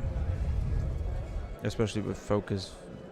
Well, that's gonna be a single shot from Han, which I don't think is gonna go there. You're gonna shoot a Sage, and I feel like right now, just take a target lock onto a Sage. Just take a target lock onto a Sage, and you're good. But you're gonna be taking some damage there. Wedge target locking is gonna put those plasmas.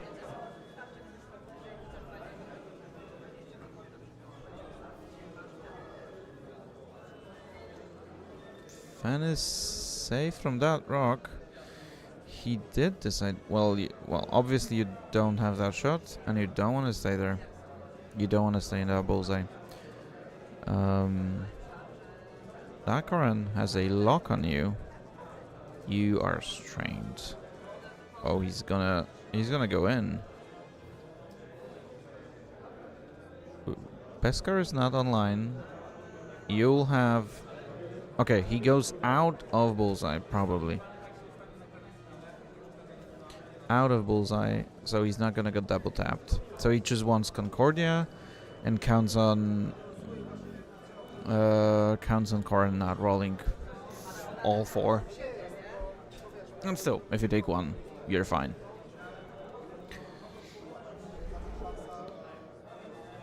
Han's just moving one forward. He has a shot into Sabine.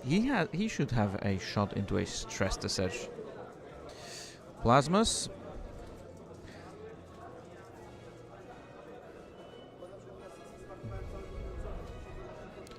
Spending the focus from a Sage. All three. Mando rolling only one die.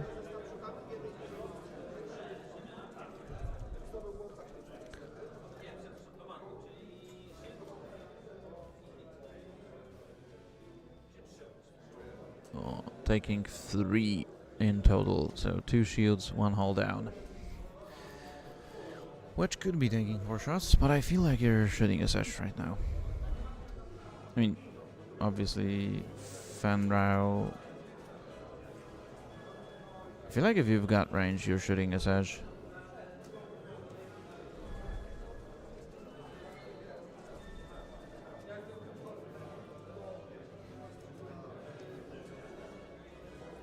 X-Wing is eternal, and I agree with.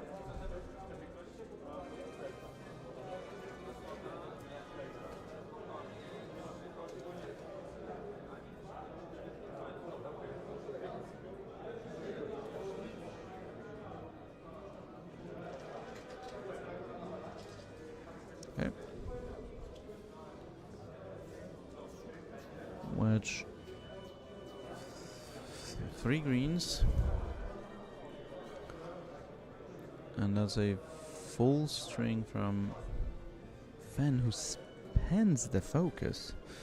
Well, the balls on this guy.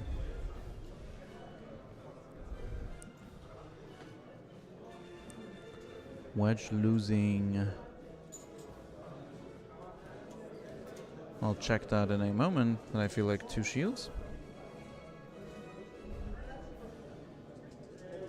Target lock from Mando. That's a Mando. That's a Mando. That's a Mando. That's the hand shot. So only 3 after a target lock. A Sage takes crit.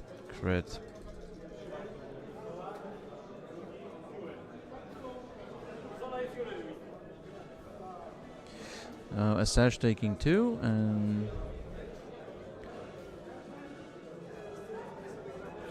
and those are console fire and fuel leak.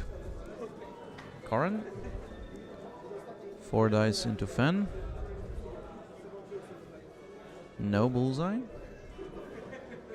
He's gonna spend the lock, so he's got 2 results now. Only 2. Fan is safe. So Fan risking everything there. Maybe not everything, obviously, but Fan risking a lot, but not taking any damage. So good to see you guys out there. We're happy to stream some X-Wing for you, and we'll be here for 2 days straight. Now we've got Mando right now.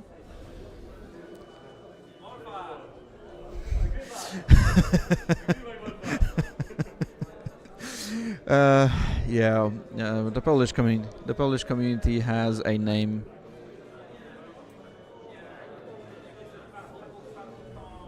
The Polish community has a name for someone rolling all blanks, and it is called a molfar, which is deriving from one unlucky game I had back in the day on the stream.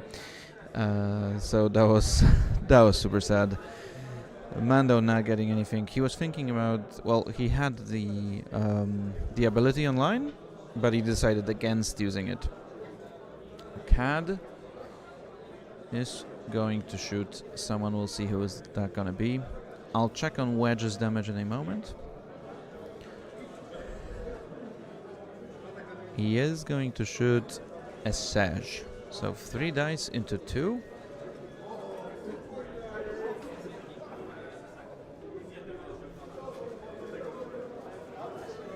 Dwie kości. Ale nie ma kalkulata.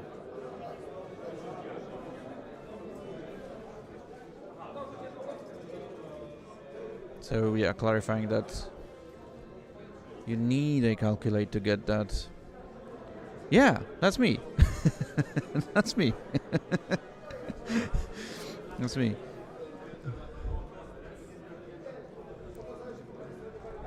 Okay, Sabine triggering clan training, taking the focus.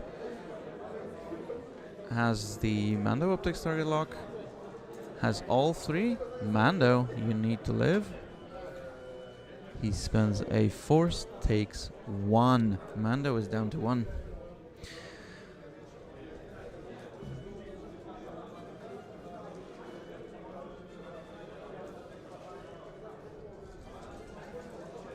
Sash shooting at Mando. 2 dice. Swan. Console fire. I'm reminding him about console fire. Not taking that damage. So it's... Yep, Mando recovering the force after spending it because he takes damage. The console fire did not do any damage there. Sabine did not take any damage. Arvel did not take any damage.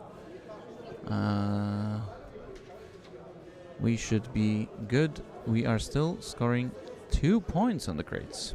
So, a lot there. Ased is still around, even though you had Han shooting at him with 5 dice. Cat shooting at him with 3 dice. And Mando shooting an in-arc shot of 3 dice. 2 with the... Oh, I wonder if because we did not see the focus results, so I wonder if he rolled... Because if he rolled 3 dice and he's not range 1, that was a bit of an oopsie there, because you have that 1 focus already, so you could easily get the second one from your ability. Oh well, he decided against it. Well, I even think that the Rebels are in a good spot right now, because that round, not losing a Sage means the world. Like, you're still on 4 health. You can still push some focus tokens into Wedge. Fen is in a good spot to flank. There's nobody really blocking him except for Corran, who cannot make a mistake there. He can't go too fast, because if he doesn't bump Fen or doesn't let him through, you're in trouble. Remains to be seen. I'll quickly go check. I'll quickly go check on Wedge's health and be right back.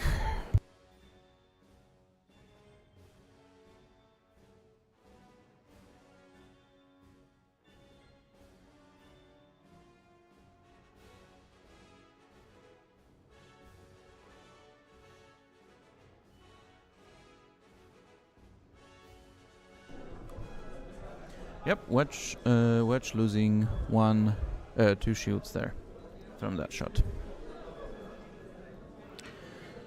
So he also needs to be careful. So, to look at this game from both players' perspective, Mando's on 1, Cad is on 5, Han is almost full, Cad is full, Fen is full. Generally speaking, you are good. You are good for during this game, and you're gonna be good for during this game. With Fen and Han, it's 45 minutes past, probably plus around 10, so 25-ish minutes left. Which means you might not have enough time to bring Fen or Han down.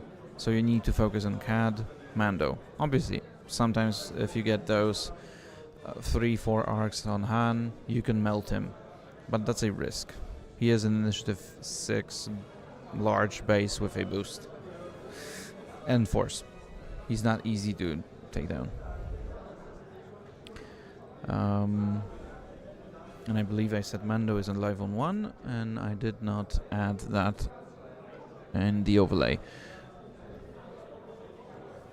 Now Sesh flying through, taking 2 focus tokens, not getting stressed. Sabine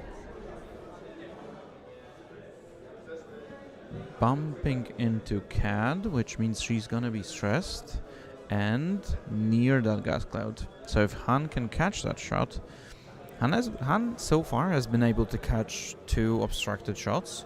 One of them was 5 dice. I think even 2 might have been 5 dice. He didn't succeed on these. Like, the best he got was 3 successes. Although it is a target lock force, so not a fully modded 5 dice.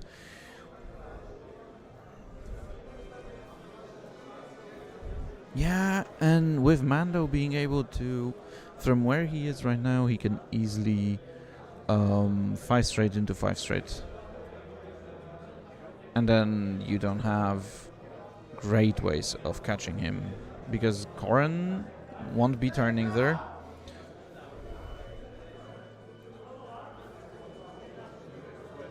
Yeah, that was just a simple mistake. So they've mixed up the tokens. That is a focus. So yeah, that will be a focus. I don't think they're gonna. They're not playing usually with those tokens. I supplied them so we can see more clearly in the stream. So yeah, I think that's just a fair mistake. We all know there's no way of getting the evade, so if everything's there, we'll clear this out. But I think we are fine.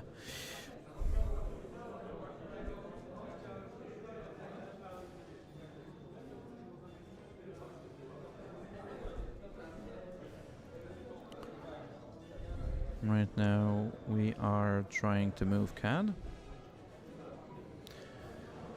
Cad is past Sabine, and he's going to bump Wedge. So he's taking that stress focus. He should have his charges online so he can pass the focus if he hits, which obviously makes this ship really annoying to play against. Yes, Sedge is hiding a Jin on board with the sticker baby on board on his rear window shield. Rear view shield? I don't know. Anyway, that one in the back.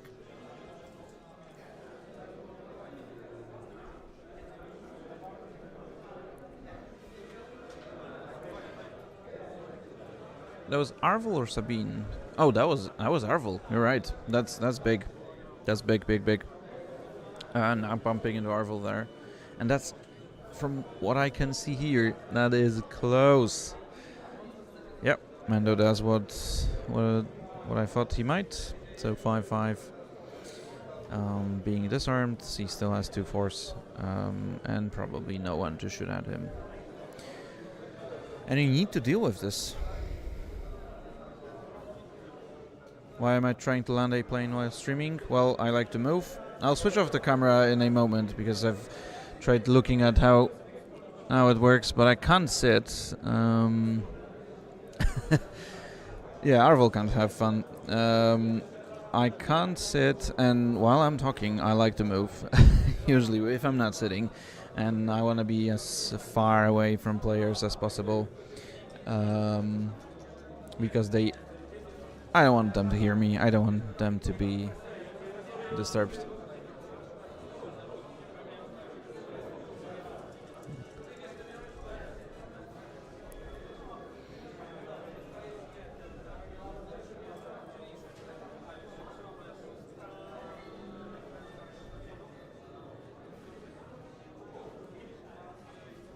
Yeah,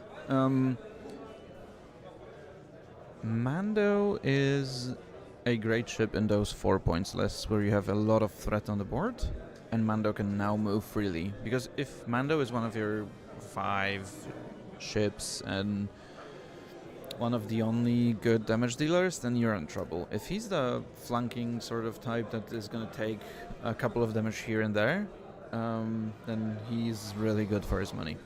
A really interesting ship to fly with.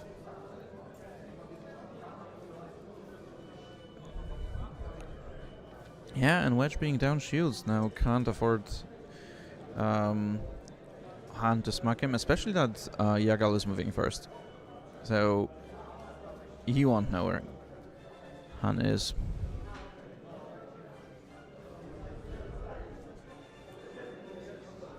You're gonna get those at least 3 dice.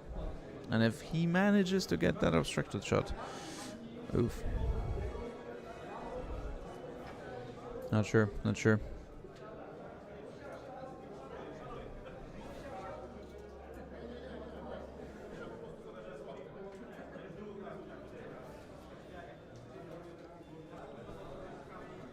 We sometimes do. I agree, Liam.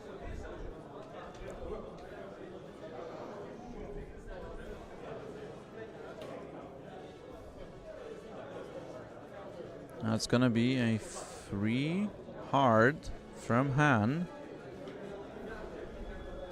Let's see.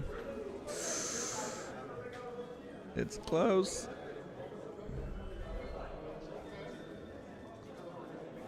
It looks like it's in.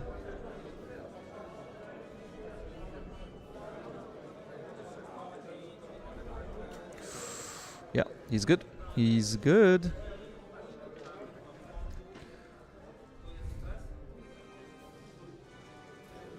Yeah, now looking at his chances of where do you want to put your damage? Sabine's not stressed, but she should be obstructed. Looks like she's obstructed. Yep. You could. Ooh. Okay, I'm curious to see. So yeah, Pavlo trying to think of what the best shot will be. He debates a boost. Might think about just target locking someone. You might want to. He's target locking Arvel. Yeah, he has all the targets, but I'm surprised. Arvel is your least of problems. Yeah, Sabine is holding a crate. Asaj is holding those tokens. Wedge is holding you hostage because he's putting a lot of threat there. Wedge shooting at Cud. Just a regular shot. 3 dice. Spends a focus for all 3. Cad takes 3. So down to 2. Dzięki.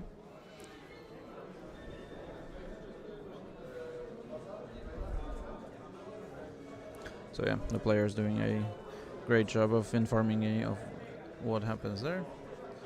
And spending the lock. Only 1 hit so far. Has a force. All 4. Arvel spending the focus, taking 2.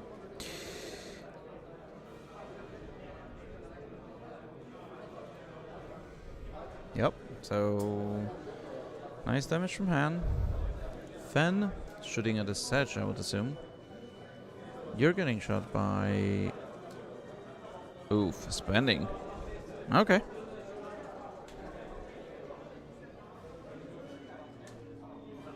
Yeah, we've got on 2. Yep.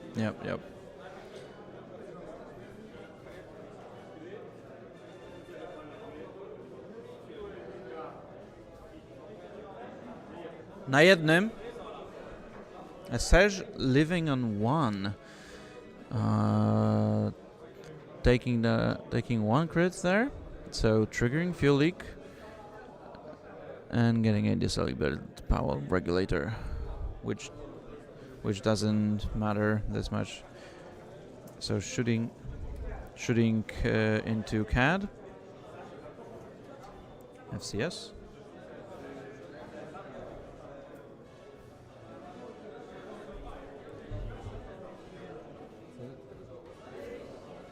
Przerzuciłeś tę samą kostkę 2 razy? Okej. Yep.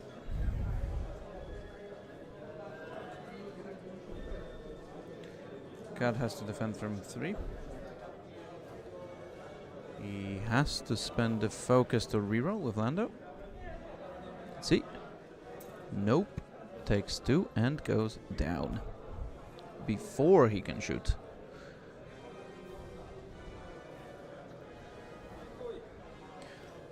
And yeah, he had a decent shot in the Corrin. Could have sting.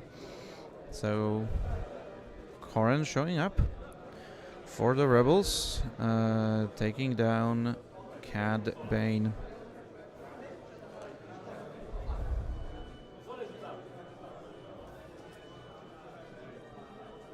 Console fire not triggering second round in a row. The Sedge is alive.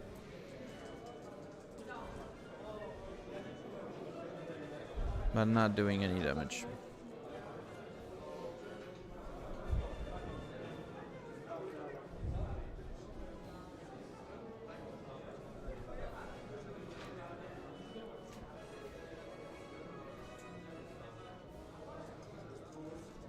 Yep. And this turns the situation into a terrible thing.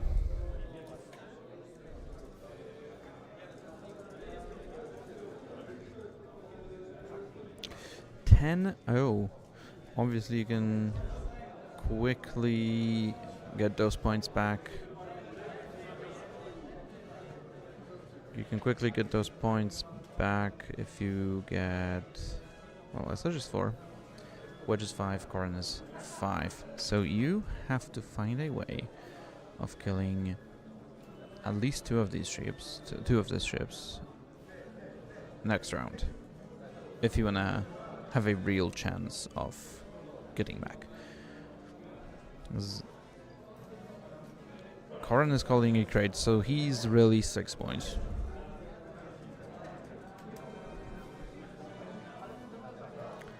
Nine points hiding in 3 hull. Yep. I agree. You're gonna get a sesh. Obviously. There's not really... Well, okay, no. A sesh might take a decent gamble there. Because if you get if you do a 2 heart into a 2 heart, then Fen can't go straight. He has to bank right, or he can go 2 straight and barrel roll maybe get you. Or he can go towards board edge even. Han probably is your man for the job there, but now Han's only options, not only options, but I feel like your good options are either going straight, but not fast, because that rock, you should be clipping that rock, or going to the middle. Sabine can block going to the middle easily with just a 2 straight, and Arvel can block your forward movement. And then you don't get your dialogues, you might not see Corin, and that is not great, to say the least. Mando is not gonna get shots off so easily, although he has a decent 2 hard into 2 hard, or like a 3 hard into 3 hard, even sexier, but then you need to catch that bullseye. And yeah, that's the problem you are facing right now.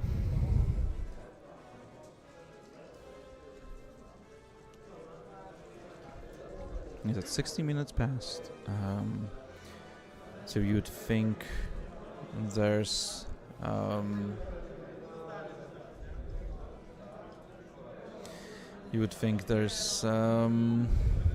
there's not enough time. There might not be enough time for a scum. So it's 68-ish.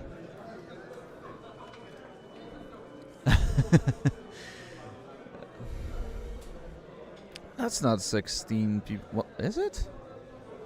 Not every scum player is playing Mando. Is it? I don't think it. Anyway, if it is, that's great. Let's be honest. People love those thematic ships, love those thematic pilots, which are still good. Mechanically, they're great pieces. Yeah, there's 16 scum players. There's a lot of Mando. I feel like it's 5, 6, somewhere in that vicinity. I think there's more Mando than Boba. Not sure. But there are so many different lists, and you can see Scum having 4 ship lists, 5 ship lists. I don't think there's a 6th one,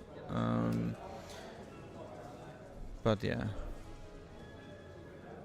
Well, if you free straight with Fen and Asajj just turns behind that gas cloud, you're not gonna catch him. I feel like if you 2 straight, you should. There's a lot of different cool ideas people have, and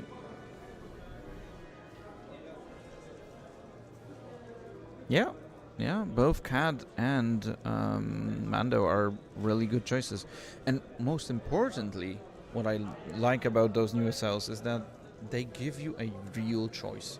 So Cad for 4 points, but an SL1 has a different play pattern than the build your own Cad, so you can really decide on what you prefer. He has great toys.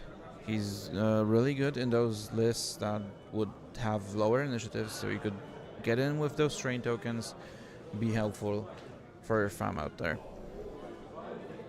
Well, Asajj is going to slam, and now the question is, do you slam 2 hard into or 2 bank into a 2 bank to the left, or do you hide to the right? Fen can't really commit to either of these directions, and then he is still going to be facing the wrong direction next round.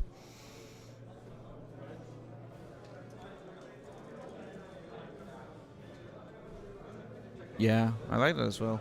A lot. So none of them are overpowered. None of them.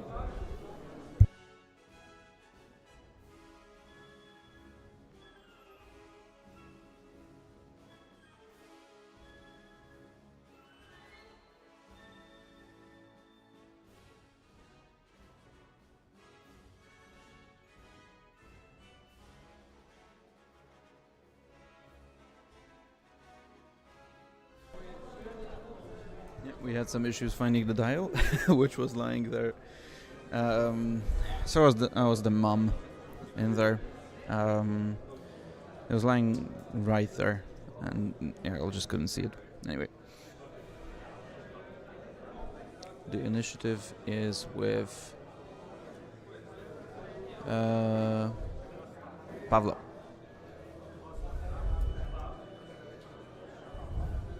Too hard for Asajj, so yeah. Yes, let me post the Longshank for you. Yeah. Nice.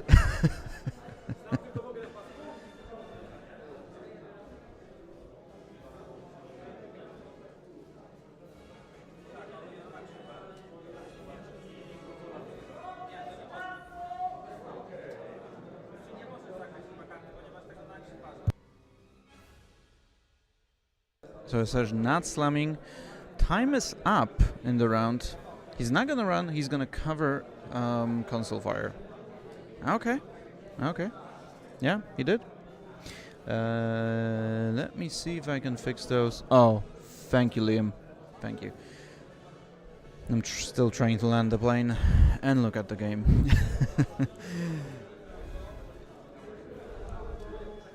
So Arvo landing in front of that. Rock there. Yeah, I would have risked it as well. I feel like you have to.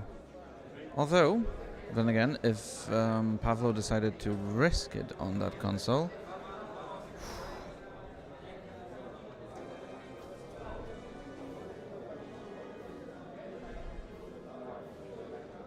Okay, Mando. Now, do you... Well, you're first, so that messes you up. Because Koran... Okay.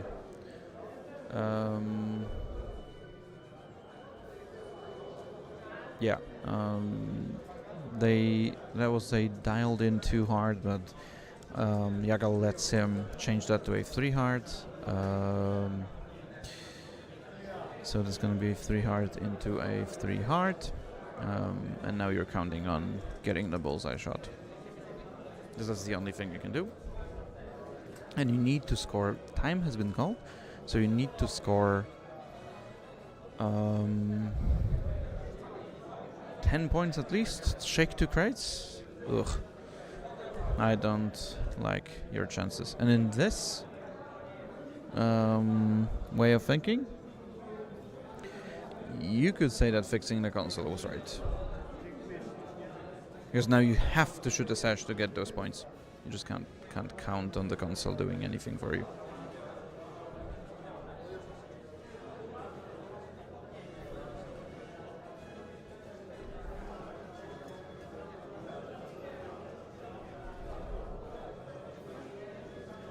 Van is flying straight.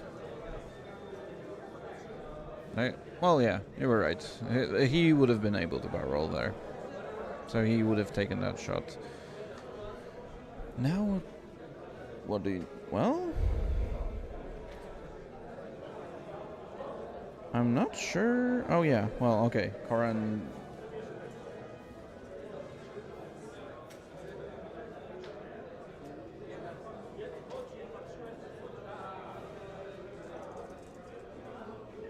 Okay. The boost doesn't fit. Han bumps. And should have a shot. Yeah, that's GG's. I agree. Well played by Yago. We'll obviously see the game till the end.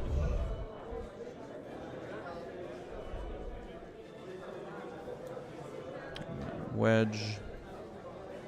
Flipping foils is gonna boost to have a shot into Mando.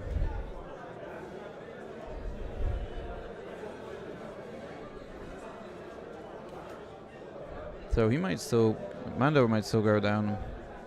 It's gonna be 2 dice into potential, well, it's gonna be 2 dice into 2. So you have decent odds, and you don't have Mando ability there.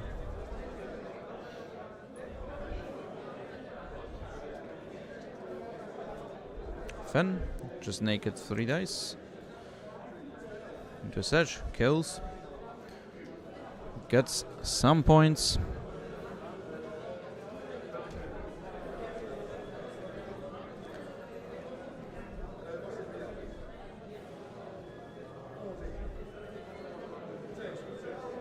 Han.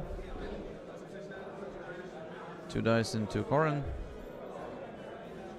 Greedo.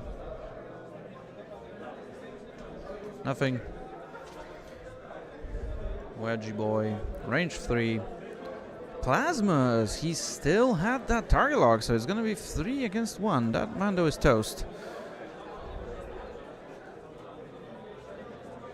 Yep, Mando's dead. Mando's super dead.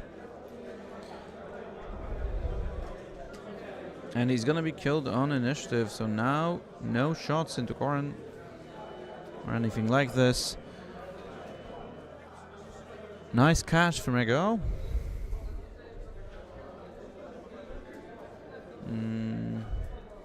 Good game. Good game. GG's. Nicely played.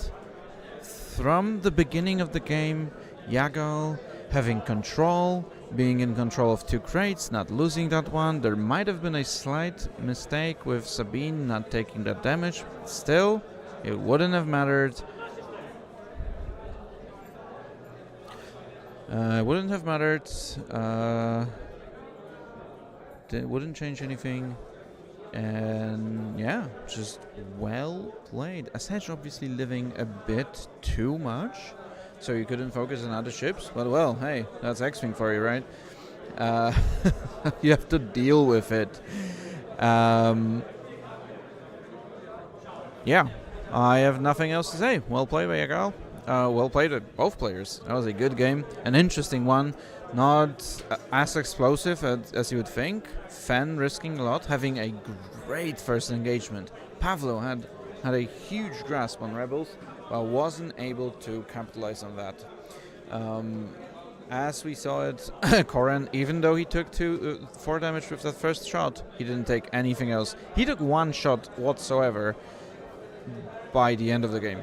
1 more.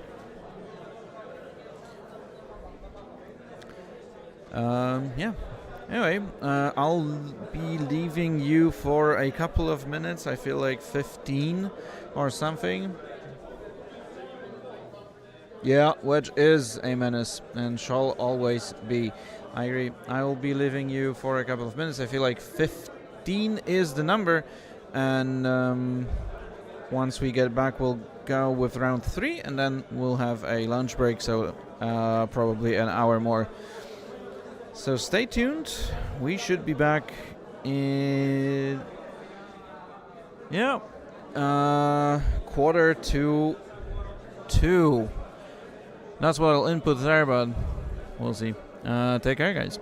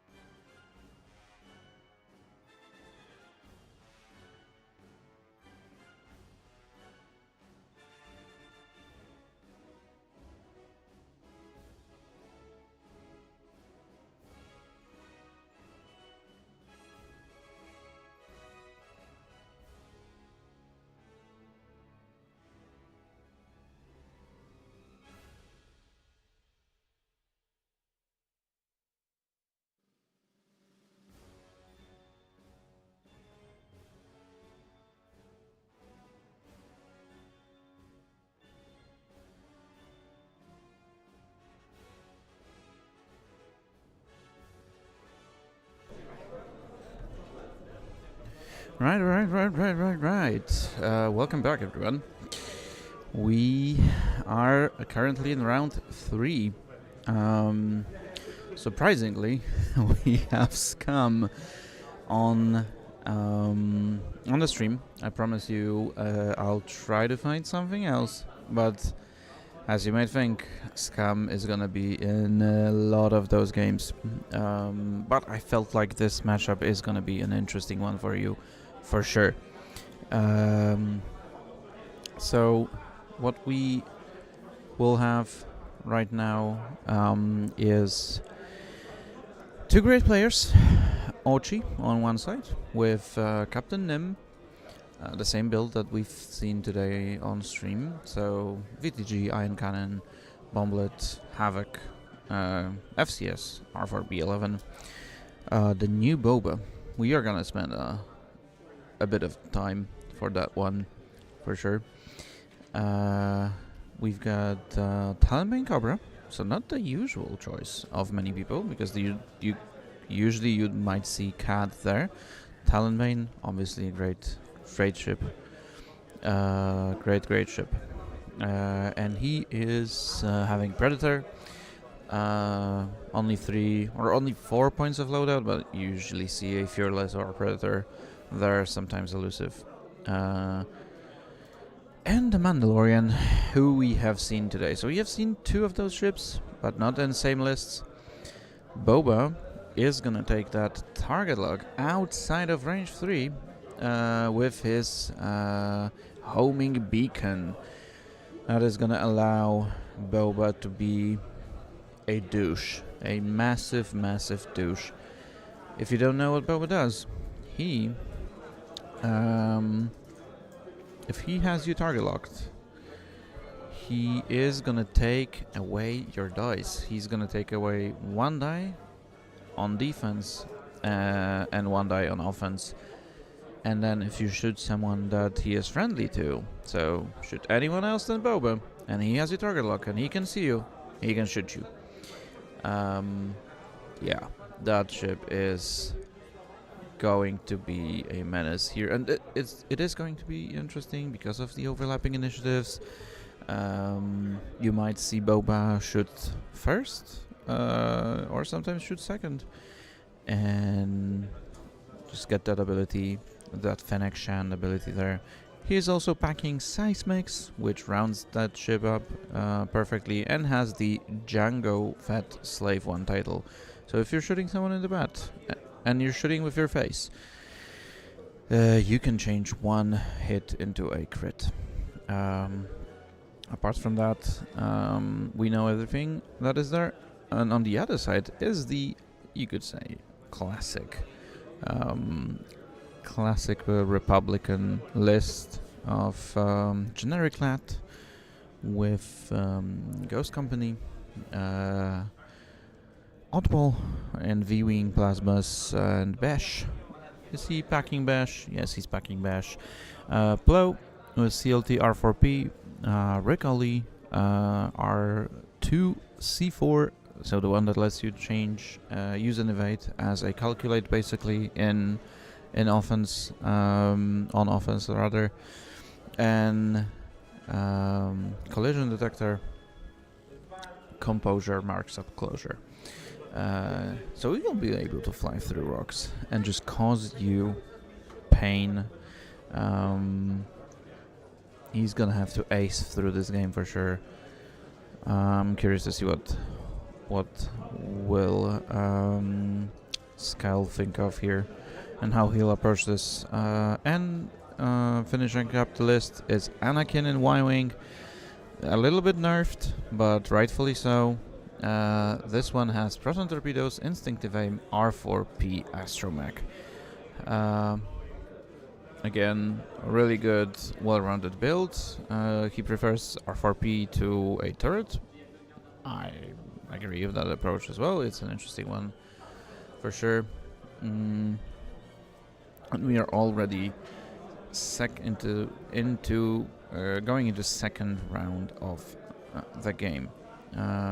So Lat turning in, getting a focus or rotate? I don't see a focus token, so I would assume that was a rotate. Although it doesn't seem like it. We'll see. Audible, target locking, Mando there. And we could see Mando round 1 just run away from that hive of Republic children stealing wizards and some clowns as well. Plow moving into the middle. We what might be important for everyone. Oh, I know what that did. It obviously clicked the objective, so you can see it marked with the red color there. That's gonna be Skal's objectives, and same goes for Plow. He clicks the middle objective and is gonna be, for now, he is going to be waiting there for the opponents to come. Rick barrel rolling in front of that rock, and that might put him in a good spot. We'll see if Talonbane has a shot there. You obviously want to take that focus. You're getting shot by Blow. You're getting shot by Rick. Yeah, I would think the same. You don't want to focus.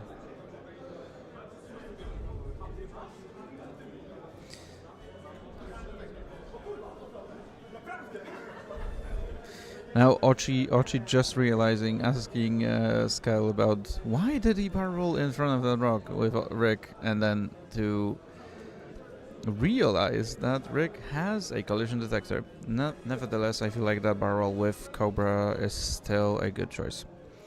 Not taking damage from Blow is good. You would have that ship being shot by Rick with Lat's support.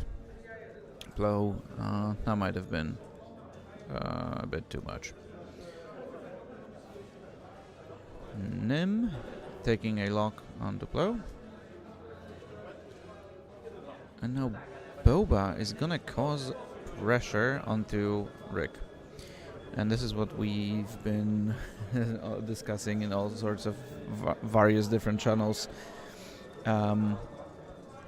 What this move from Boba tells you is, well, do you want to shoot? Yep. No. Yeah, no, I agree.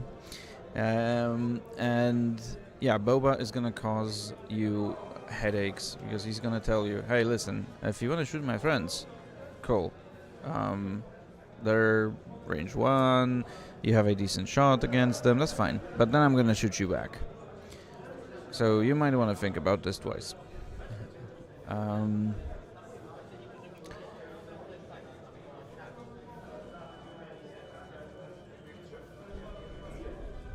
And now Mando debating what does he want to do. He is currently being looked at by... Ooh. That's not gonna be an outmaneuver, but it will be... But it will be a shot. After that slam, he's still going to shoot. He's gonna have 4 dice, he's gonna have this force. He might have the ability online. Well, Anakin is still going to fly, probably catching those plasmas. Yeah. This is what you have to be a bit scared of. And yeah, we'll see how it goes. Anakin is gonna shoot first. Plasmas.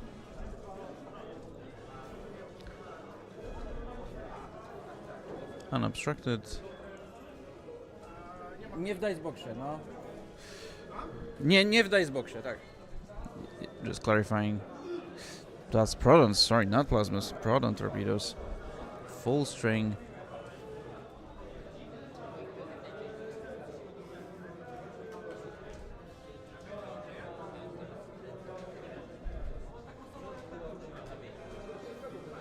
Yeah, Mando rolling 2 blanks, but using the ability, because he's in Anakin's arc.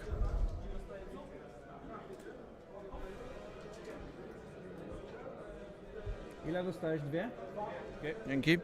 Yep, Mando taking 2 damage, so not the worst, but he is still not out of trouble. Blow, shooting at Mando.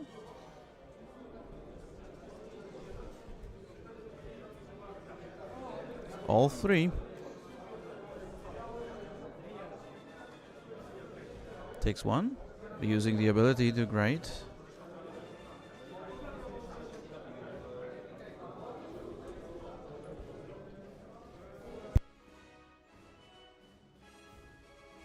And taking a damage sensor array, which is not great for Mando.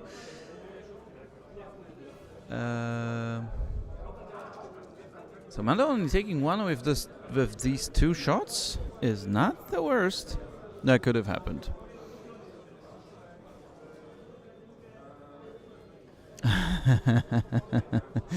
Throw dice and chew bubblegum.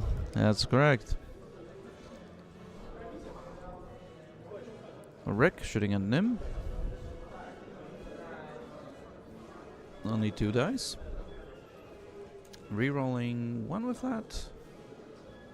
2 successes.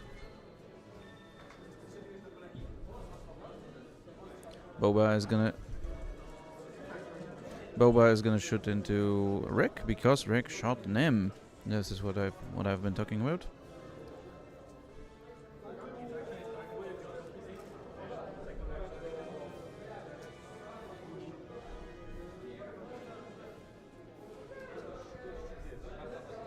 So yeah, checking range, if it's range 2 or range 3 there.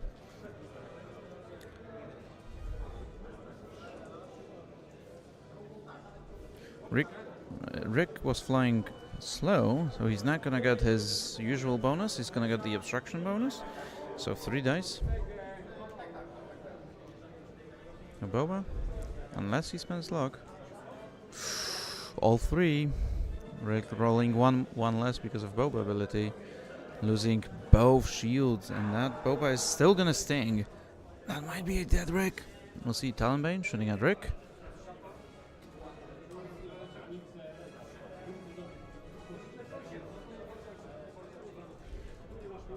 Cobra, I'm not sure how many successes.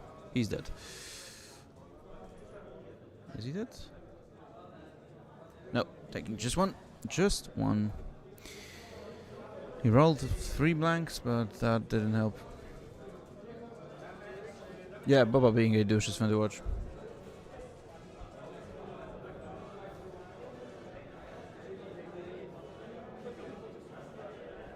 Oof. Blow, taking hit crit. Loose stabilizer and blow, not the worst. That was a Nim shot.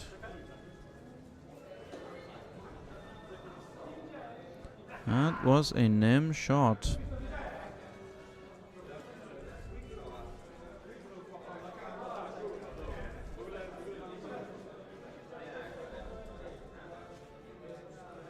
Plow living on 1.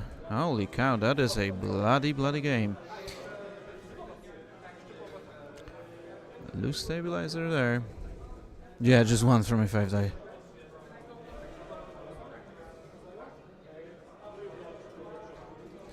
Mando, target locking.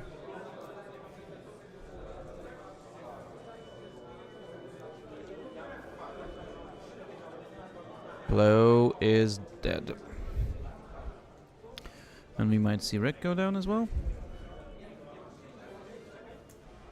Now that is a fast-paced engagement.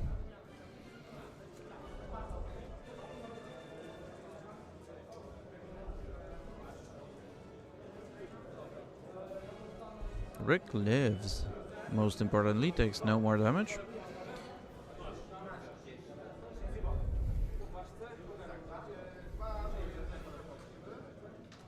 Two points for Skull, 1 point for Archie.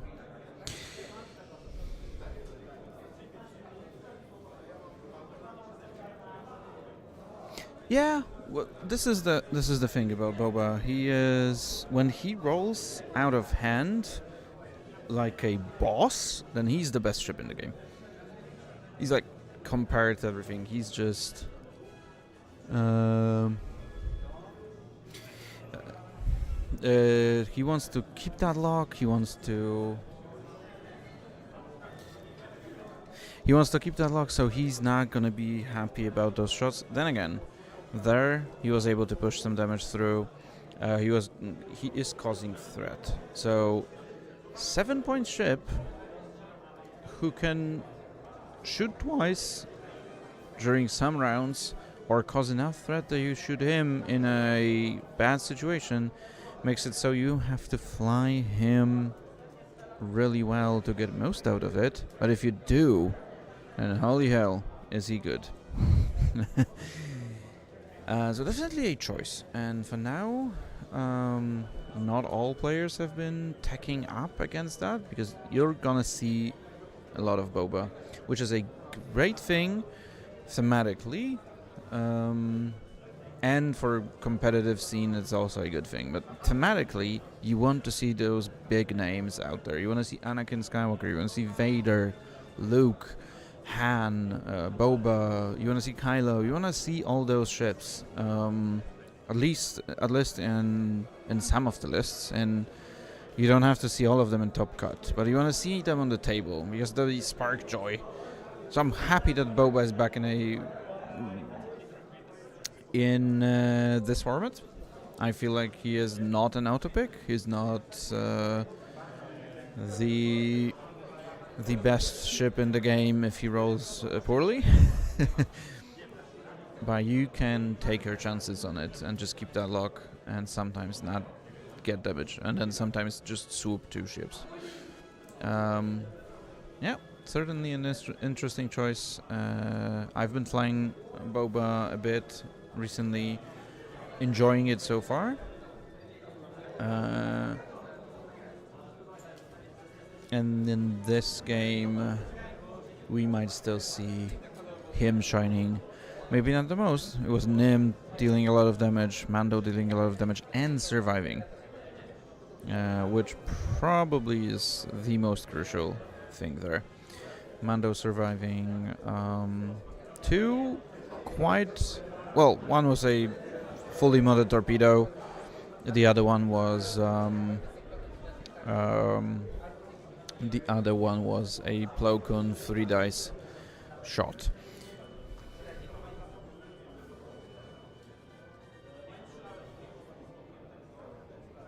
Yeah, I agree.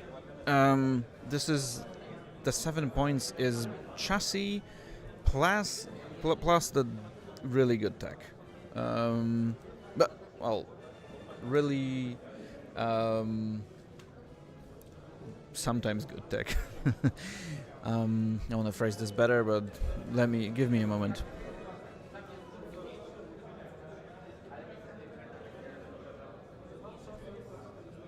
Considering Rick can go over the rock and wants to go fast, a bomblet here could be nice. Yes. Although I am thinking you want to fly Rick 3 yards to the left? I'm not sure. Because you have to think about what Boba is going to do. But yeah, dropping that bomblet won't hurt you. Because you know Plo is flying straight as well, so he might eventually end up there. So you might... Oh, wait, no, Plo's dead. Never mind. He's not flying straight. He flew straight into his grave. So yeah. Roll. Yep, now we see the bomblet. Nice call.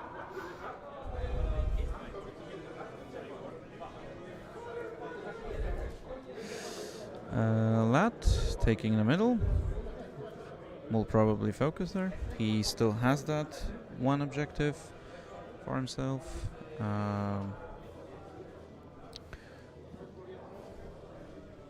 And he blocks Mando from going to the right. And well, I think Ochi is prepared for that. Well, we'll see. So that was the obvious, well, one of the best things you could have done with Hilad, and one of the only things that you would do there. And he actually is stressed, so I feel like he's taking a reinforce there. Oh no, wait, never mind. That's Ghost Company. Focus, rotate. Obviously, yeah.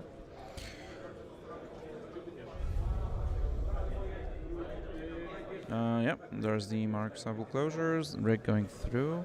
You do not want to be in that bomblet. So you get your evade. You probably, yeah, you bar roll. So this way you can be safe from one hard, Boba one hard to the right. But Boba has all sorts of maneuvers there, and you can't be prepared for all of them. Nim, 2 back, which is gonna bump that. You'll have, most likely you'll have Anakin in Arc. We saw Oddball as well. Yeah. The only, you could say the only sad part is that Boba is gonna move second, so he might shake it off still. Yeah, Mando can slam though. I mean, he can go 1 forward and 1 bang slam, but that's not exciting, right? That doesn't spark joy. I feel like you can 2. Well, you need to avoid oddball, so you could probably 2 bank into it too hard and try to not get those plasmas. Cobra takes damage. Takes only 1. No, sorry. Takes 2. Takes 2, but has a good shot onto the lat. This might still hurt, but it is going to be in Lat's arc. Ooh. That fits? Holy cow. Oh wow. Oh wow. The question is if you do any... He is safe from plasmas, but is he safe from... Well, if Anakin just bumps you and you get... That's one thing, and you get Ghost Company shot from that. You might as well still die. Yep, that's another... And that's Predator Focus roll. Boba. Not a blue maneuver, so he's gonna get strained. You're gonna nim that dice, that bomb, so he's not worried too much. You don't have the airlock.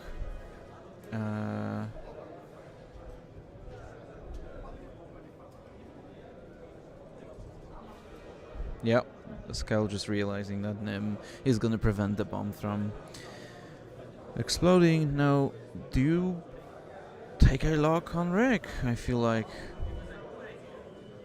or the lat, because if Ghost Company triggers, you're gonna have those double taps there, and lat is not gonna. Yep, that makes sense, because then you know that whatever you roll, whatever hits you roll, it's gonna get in if you leave that target lock in. Usually, you might. That is where Boba prays as well. Those 1 agility ships, they are super sad to go against him. Obviously, if you roll 1 hit, then you might think about re-rolling it. Anyway, Anakin goes through, so he's not going to be shooting Mando. Yeah. Lat lock is, you're most likely triggering it. Rick, Rick is defending 1 because he has the divide. Yep, do shit up. Okay, Anakin. That's gonna be a torp. Into Cobra. Boom. So we've got, I think, 2 successes. 3. 3 total.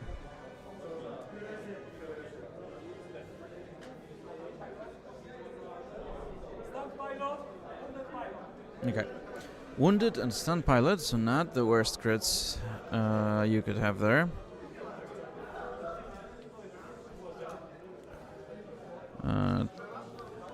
Cobra being down to 2.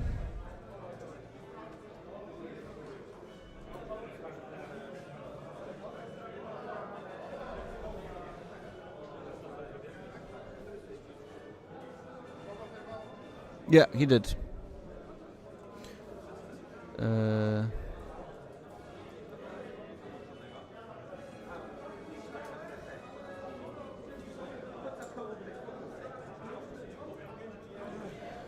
So he did lock the lat.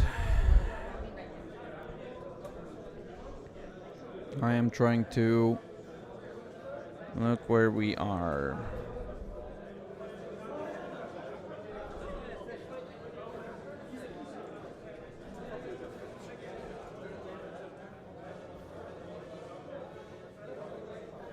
That's Nim.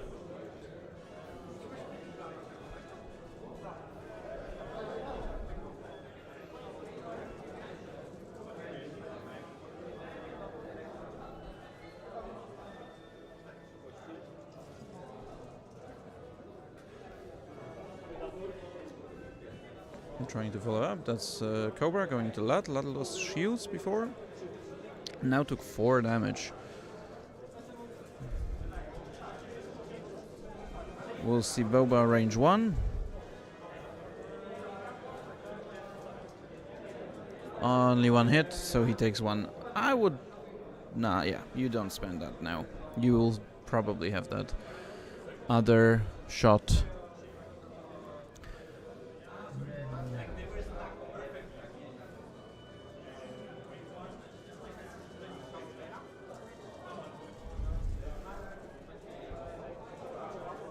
Three hits from Lat into Talonbane.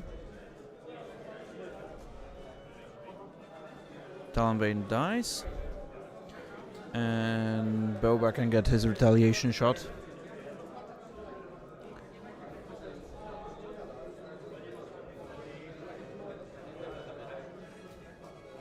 Lat is dead. He loses all of his and let's see. Lat shooting the second one into Mando 2.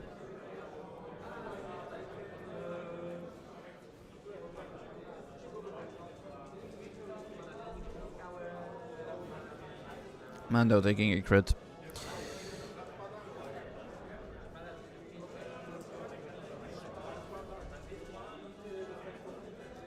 Which I'm waiting for. They didn't tell me. You will see it in the camera, I think. Yeah, let's wrap those. So Lat is dead. Oddball is still alive. Plo is still alive. Rick is down to 2.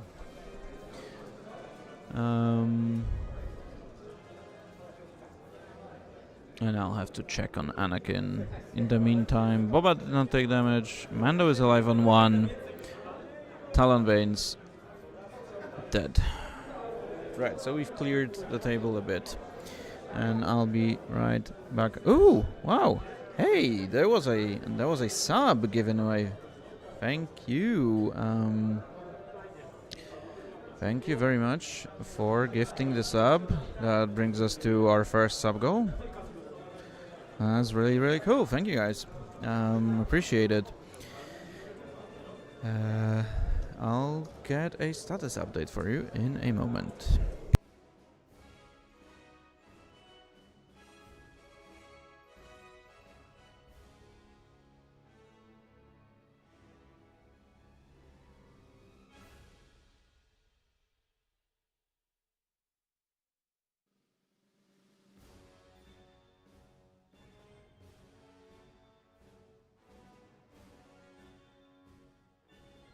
So Anakin did not take any damage.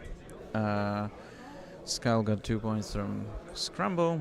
And then we should be up to date with the overlay. This game is moving fast. We are now seeing a score of 10-8. Wait, did I kill Mando? That is not correct. Why did I kill Mando? He's alive, so it's not 10-8. It is 10-4.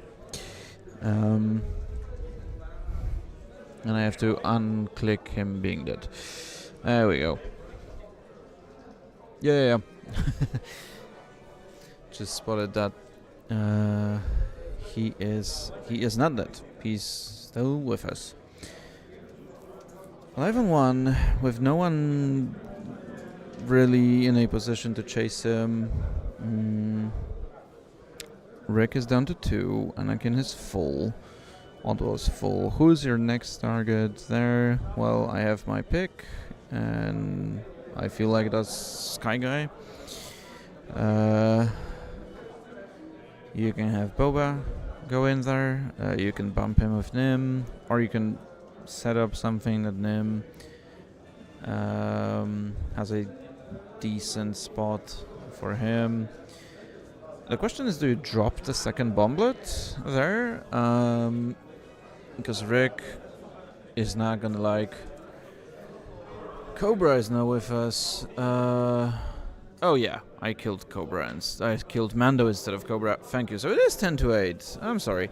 A little bit distracted with something going on in the background, but... so yeah, we've got that covered. We've got the score correct. As always, I appreciate any help with the overlay. I am a lot of forgetty when it comes to the overlay. I'll do my best though. Anyway, it feels like Mando... I don't feel like Mando can risk going for that objective, although it remains to be seen.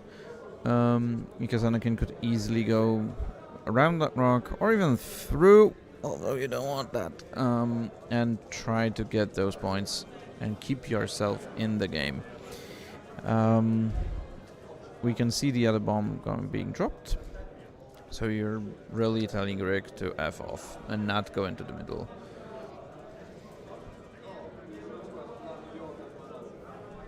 Yeah, you don't drop a seismic for sure, because it's not gonna... Rick is gonna fly off, and it's just a waste. And there's nothing that he would really want to do differently to even get into the spot. Nim turning in. So he's gonna... Oh, that is a talon roll. It is a talon roll. It feels like he might miss that rock.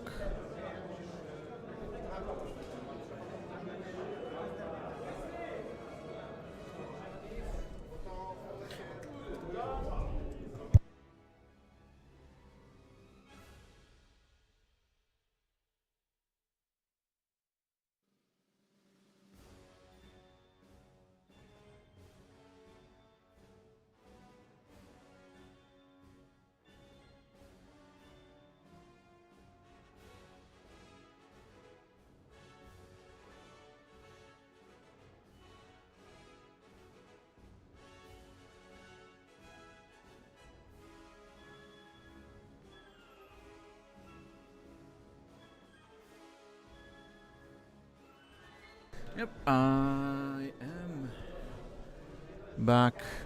I am back. There was a question: how do you perform those talon rolls with a medium or large base?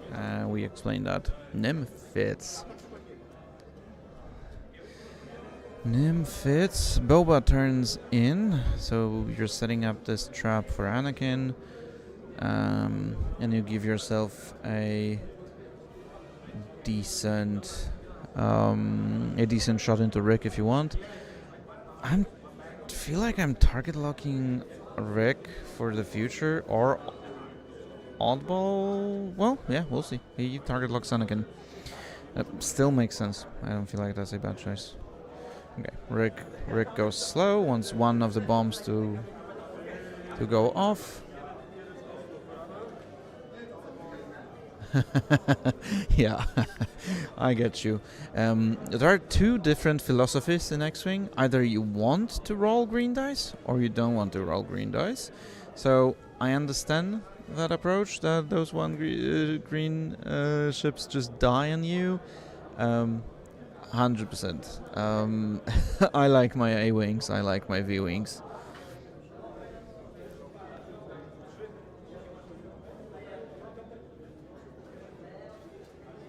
Yeah, they are tough. Although, you know, Nim is 10 health. He is initiative 5. He packs a solid kick. There are some pros and cons for sure. Which feels like then he is a balanced option. Because you don't feel like it is... Ooh, Anakin. Barrel rolling there outside of Boba's arc. That's nice, and that's gonna help Skell stay in the game. He's not out by any means, but still. And we saw a Mando 3 Talon. Oh, so that Nim has taken damage. I did not mark that. He is on 6. That changes things. Nim takes 2, 3. W kamerze nie widać. Ooh, a direct hit. So Nim is down to 2. Wow. Yeah. Remember when you said you don't like those 1 green ships? Yep, that's it. Exactly it. Taking a direct there. Almost dead. Yeah, I agree. Mando rolling into Anakin. Anakin takes a shield.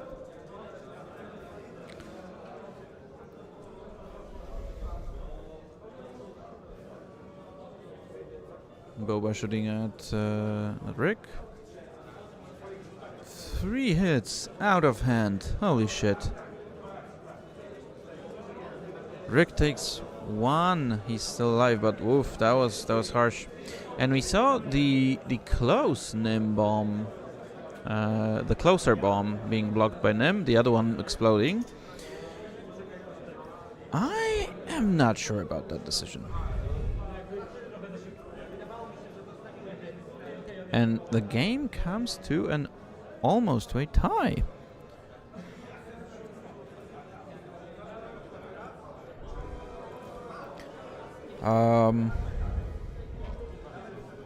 Archie's ships are badly beaten. Nim is at 2, and he has to avoid that rock, but I feel like the 1 bank still is okay there. Mando has to watch out for Anakin.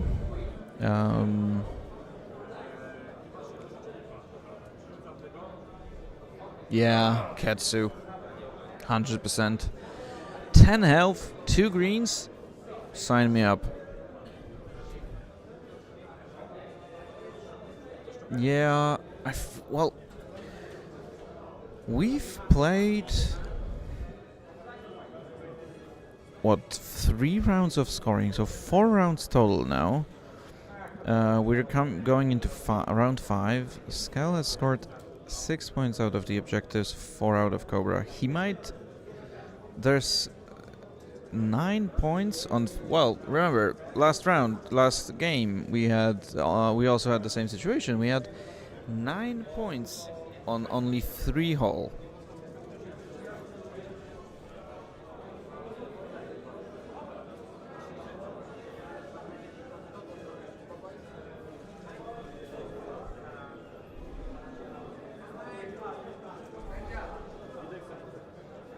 Yep, just confirming the health status on all of these ships.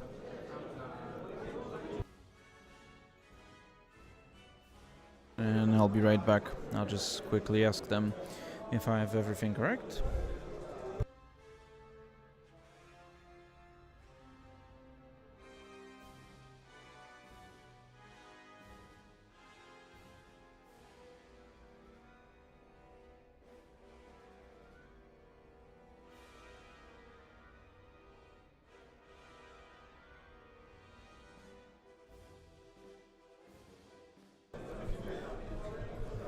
Yep.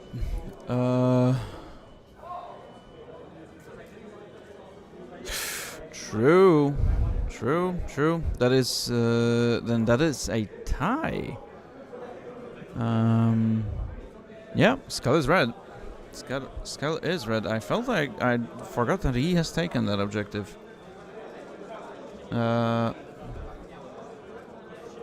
He could be at 23 this round.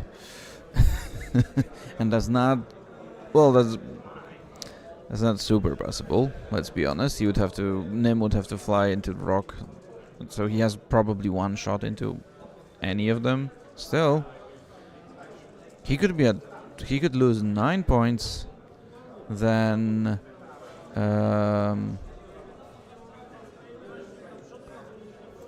he could lose 9 points, then lose 3 objectives. We'll see.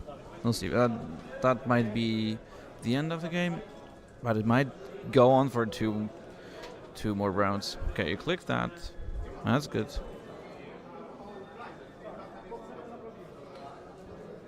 Mando had a blinded pilot. No longer has a damage sensor because he fixed it. He has a blinded pilot right now from the previous round.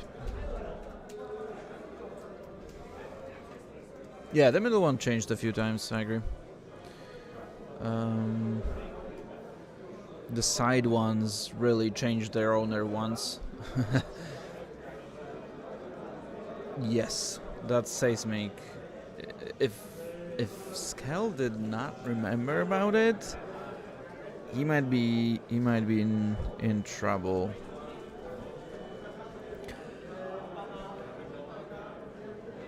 Okay, Boba appears to be bumping Anakin. Yes, with the side of his chassis, which means that Nim might end up on the rock and self-bumping, which means he could still survive, but has to roll 2 non-hit crit results, so 2 50-50s. Ooh, we'll see.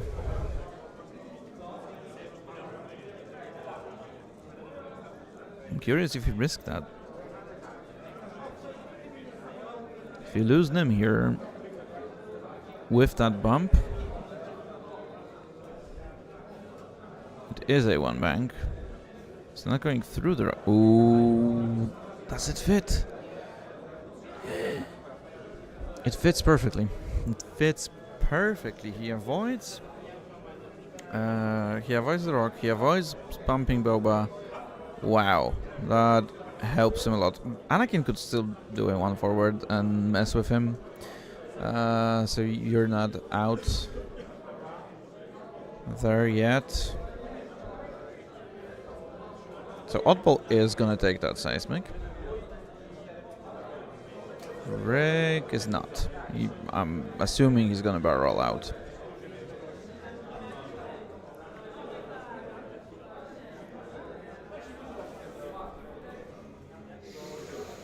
Yeah, he takes a D3 evade and then barrel rolls out. Doesn't want anything to do with that bomb. You're Nim blocking the bomblet. It's still gonna stay there. And you're dealing that 1 damage into... Unless you want to stop now. You don't want to stop that seismic. I mean, that seismic is in a great spot. But you can't risk Nim taking a bomblet into the face. Anakin goes after Mando. And by the way, middle objective is blue. Taken by Nim. So right now we have 2 blue, 1 red. Skull is red. Ochi is blue.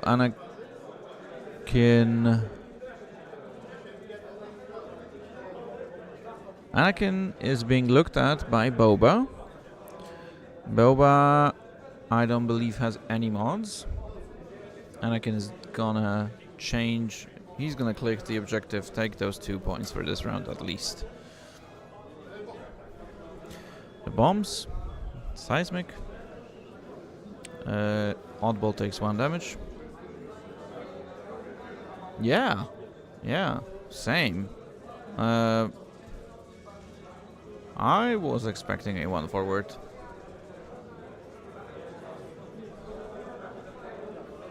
Yep, Anakin full string kills Mando. Overkills him by 2. Rather. Which brings Scal to 15, and he's gonna be at least at 17.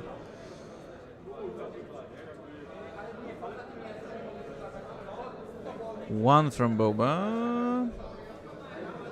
Boba with a target lock there, so he could get this retaliation shot. We'll still see a regular shot there. Oddball.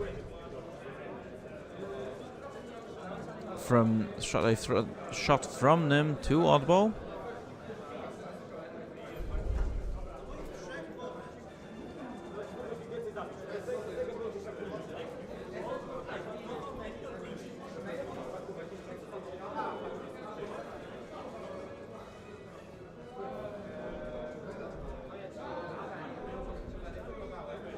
Nim only. Oh yeah, Anakin down a shield, so he's now at 6.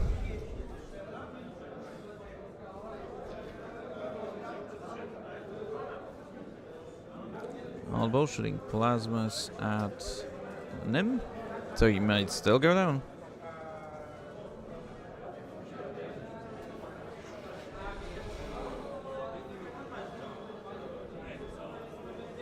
Nim going down. And that's game.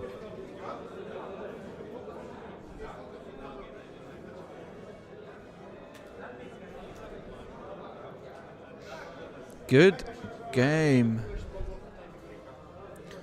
Good game.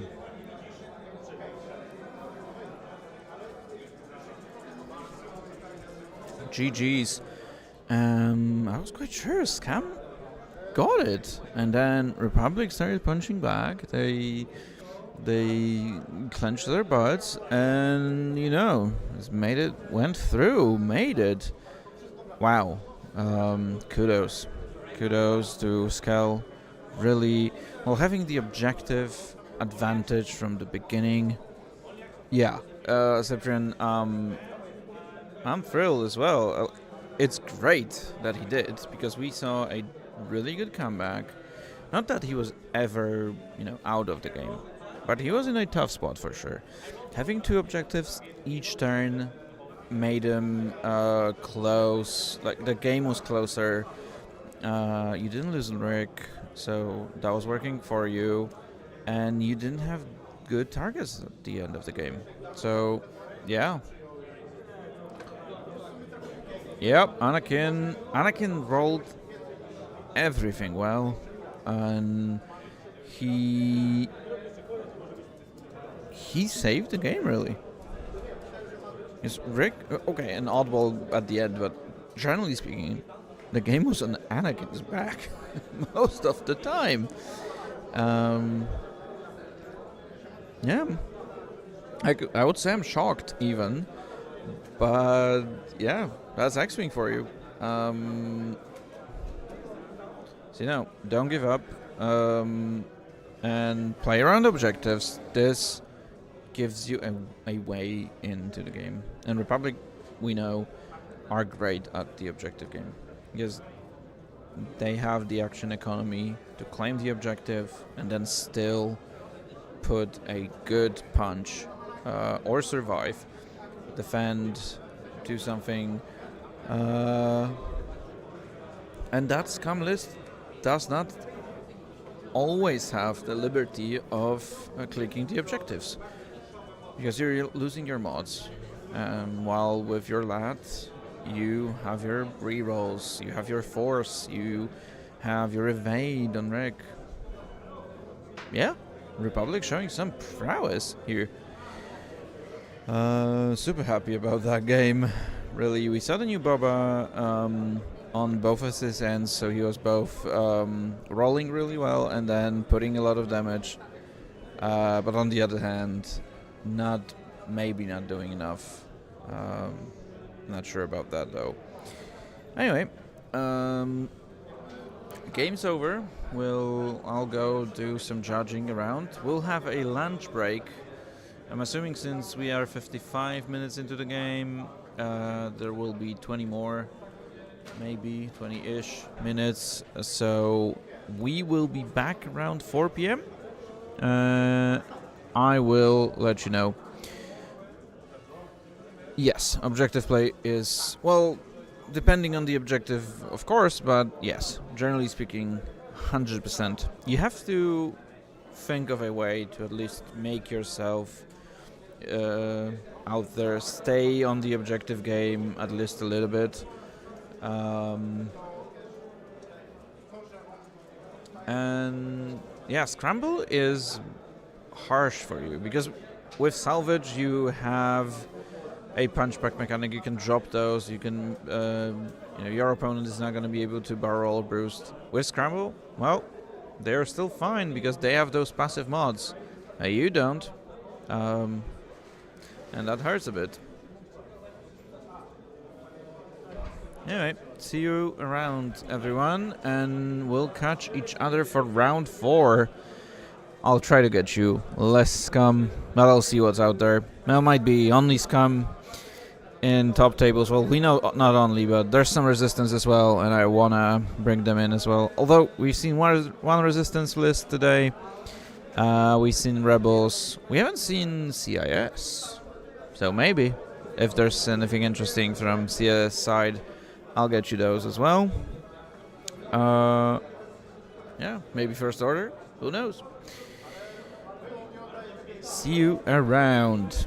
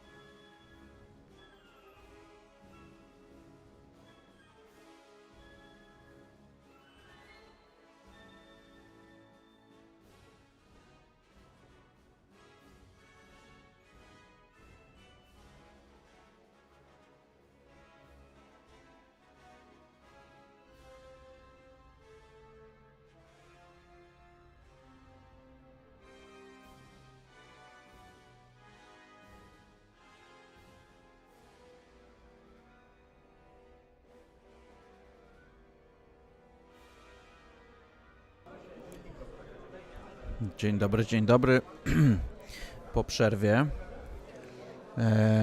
I zanim zaczniemy grę, mam tutaj specjalną wiadomość, zanim jeszcze się zmienimy na angielski. Serdeczne pozdrowienia dla Szczepana i Wojtka, naszych wiernych fanów gry X-Wing. Pozdrawiamy i oglądajcie grę i dopingujcie, bo będzie się działo.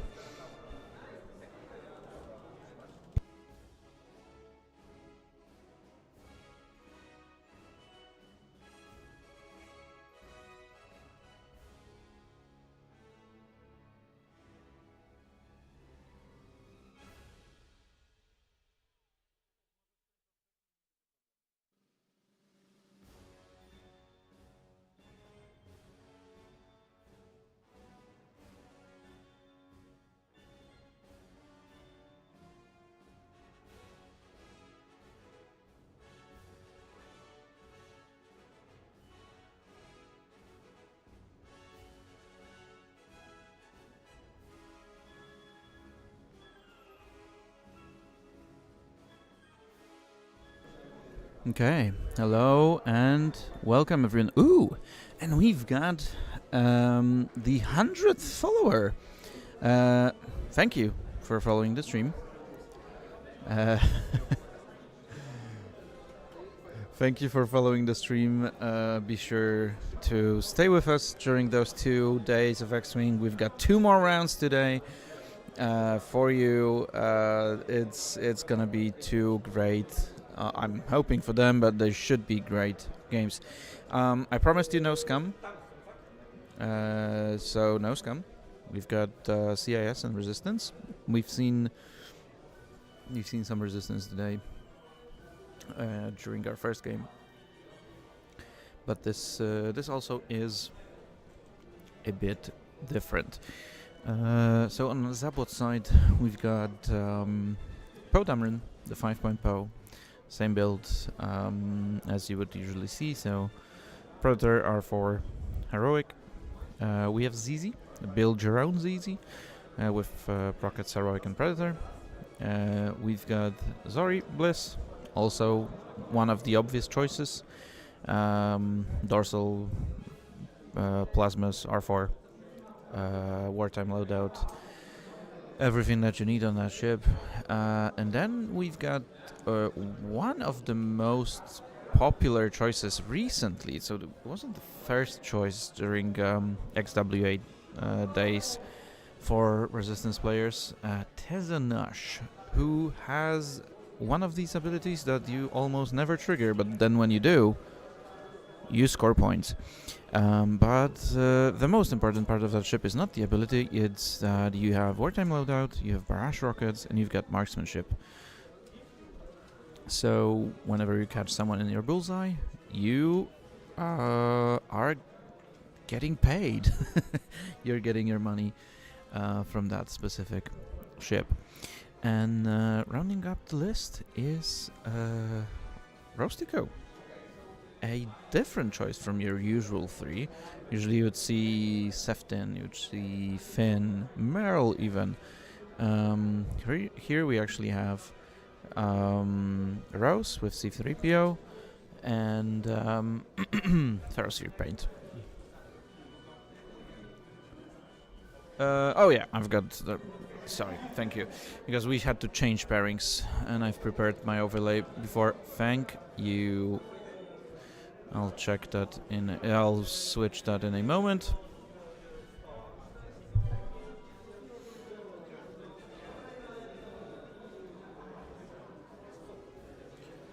So there we'll have Sunfuck, 3 bombardment drones, and I have to sadly build that list, so you have to bear with me for a moment. Sunfuck, 3 bombardment drones, HMP, and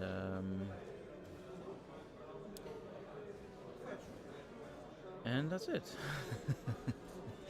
That was it. I was hoping for more. Well, we can't fit more ships into that list.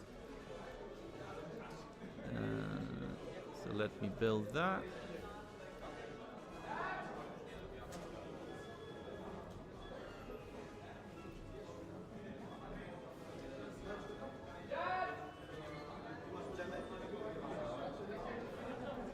So sun fact with gravitic deflection, with targeting computer and predator and ensnare. Obviously, you want that ensnare every day of the week. We have the HMP.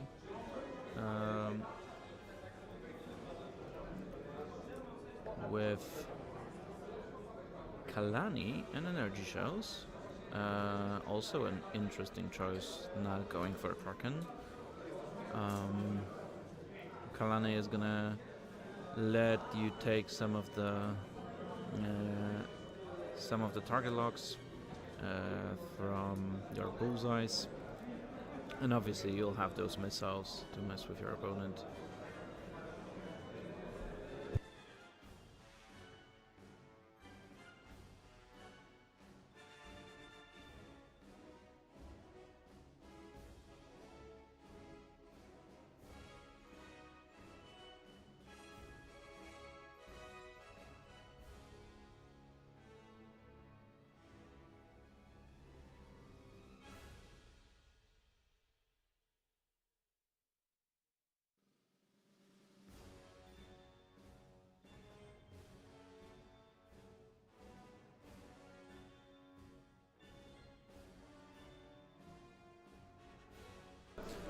Yeah, almost there.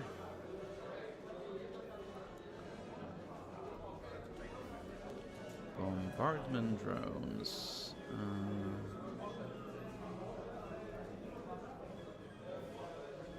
And we also have DGS 286, which is hiding somewhere from. Oh, there we are. DBS 404. Yeah, there's everything I've got. So we've got 4 of those hyenas there. Proxies. And then DBS 404 with a nice and lovely energy shell plasma build.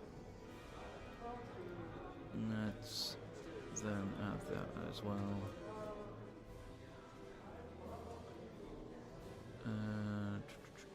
Energy shells, plasma.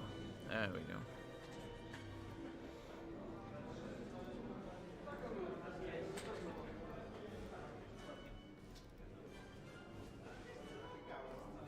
Okay. Luckily, I've made it before round 2 started.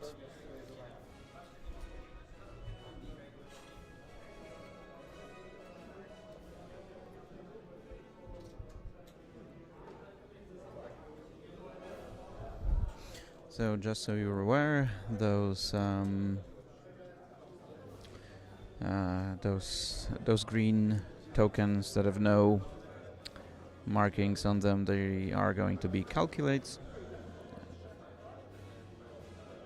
The rest should be quite visible and understandable. Yes.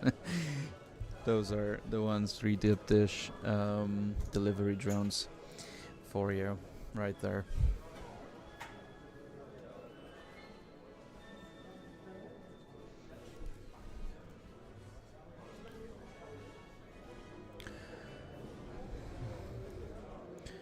So yeah, we are seeing Poe with Zori on the rightmost flank, Zizi on the left, with Rose hiding in the back, and Tazza sitting right there. I'll probably ask them to change colors on those ships so we can see. So I'll be right back.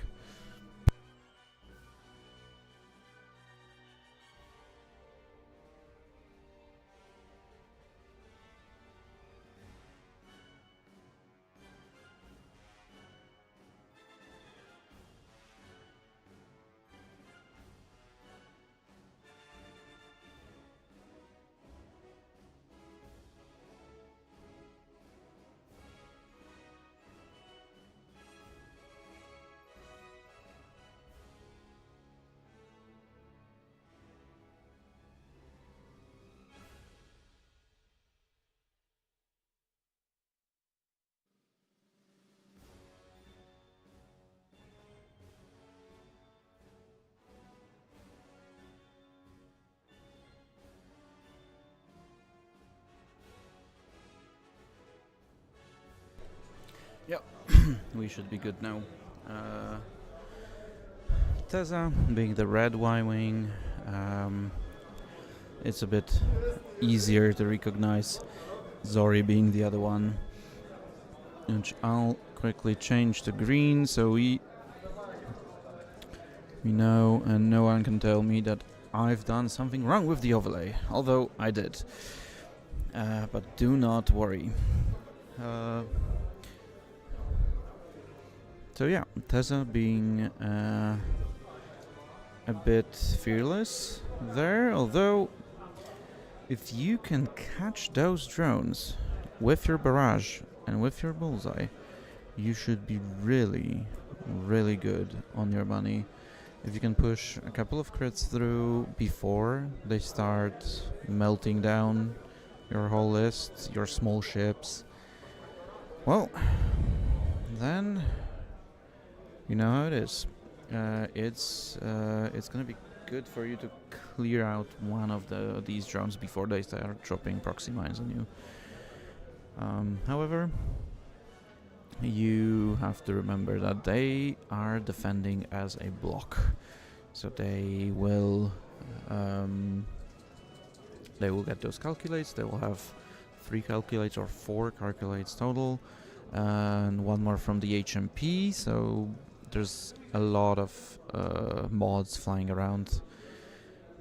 So focusing fire even on 1 still means that one drone has access to at least 2 calculates for 2 shots, 3 shots. You're gonna have to think about this while you approach this.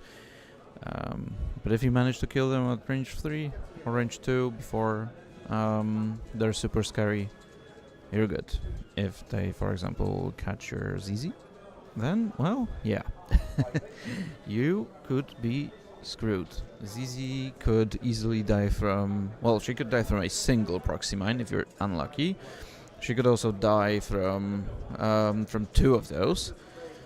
And yeah, you don't get to do anything about this. So you have to avoid this. You have to not give in to your anger and to that drive of, I want to get into the middle and start shooting. Well, you know what? You don't. That's exactly what you don't want to do. Then again, ZZ has prockets. She'll be having fun against those ships, being able to line up the prockets. You can reliably try and kill one of the drones. It is going to cost you unless they decide to split. But if they don't, they get to shoot you, and then they get to throw pizzas in your face. Rose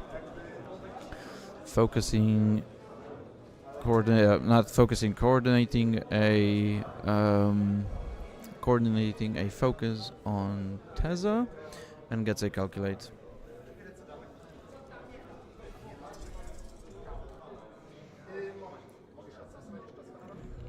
Bombardment drones starting their approach.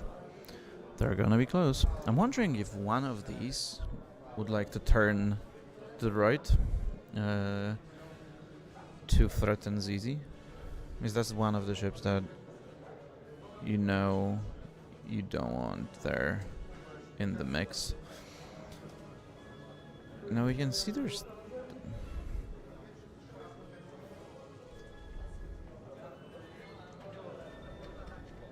Yep, bombardment drone barreling, taking a lock on Zori. Obviously might not be able to shoot, I will see. I'm curious about these 2 drones, if they... Oh, they want to stay there. So one of them should get barraged into oblivion, and if you can have more than just that one barrage, maybe you're good. We'll see. But Philip, maybe not remembering, maybe he doesn't care, stays within that bullseye. So you can't... Okay, something flickering there, but we should have the stream back. Yeah, so Philip, not remembering, maybe not remember. Oh. Okay.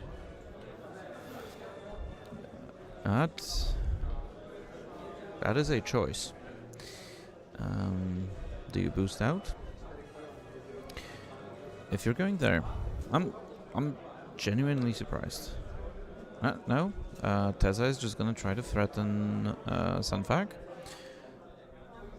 Interesting choice for sure. For now, the bombardment drones will not have a way of catching you. They will, however, prey on Rose.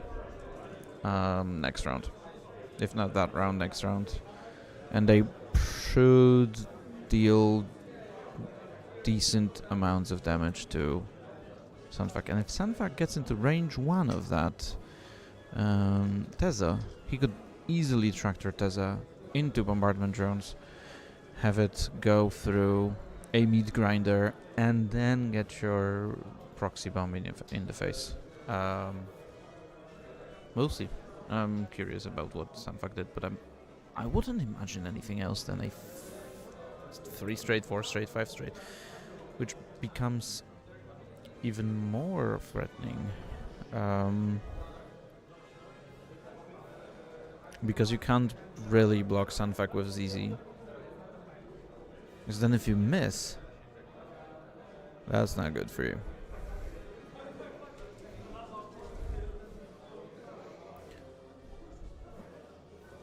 Zori target locking a DHMP. Will most likely get a focus from Poe. Poe will also. Okay. So ZZ wants to block Sunfag. Now, if you have a bullseye lined up, you could. I don't think so, though. You could just boost forward. I feel like you want to boost forward, because that gives you a chance of. This doesn't bump Sunfag. And if he can get out of a barrel, we'll see. That might be ZZ in trouble.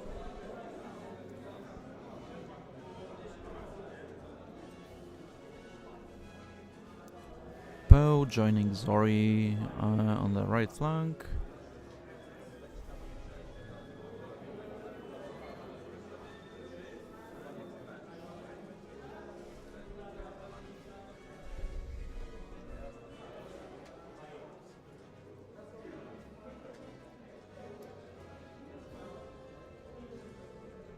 I'm patiently waiting on Sunfag's movement. Poe will get his focus, will copy that focus, and then Poe is gonna take a target lock. Yep. So we're gonna concentrate on the HMP on that flank.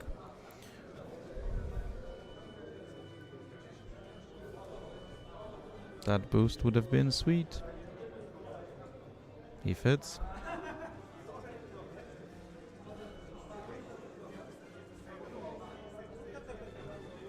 Although I'm not sure if he would have caught that.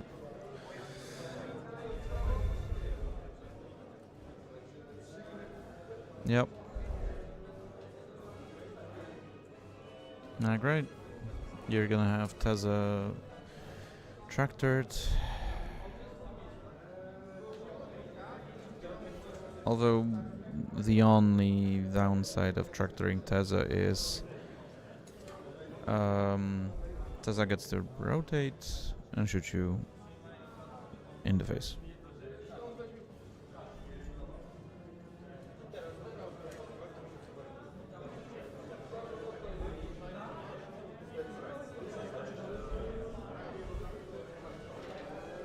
The question is whether you want to.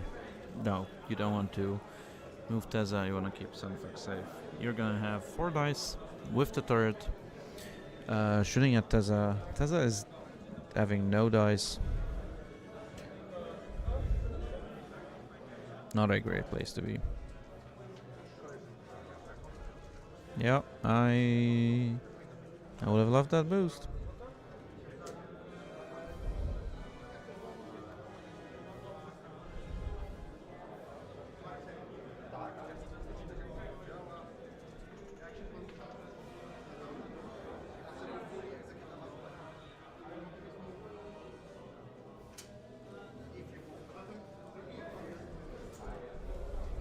bow, shooting at the HMP.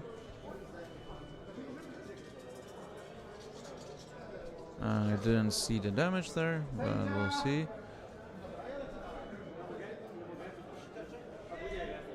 3 shields lost on Teza. From Sunfuck.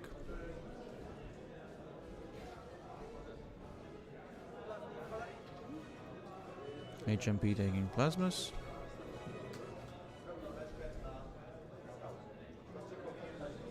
It looks like it hasn't taken damage yet. We'll see about that.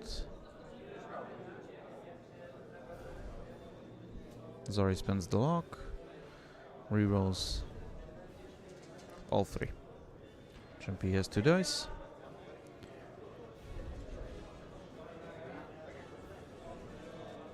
That's shields gone on the HMP.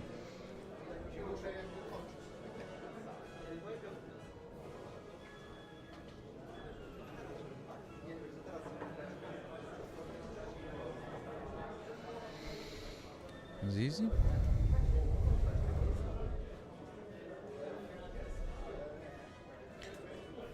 Shooting range 3 through the rock into the first, leading the charge bombardment drone.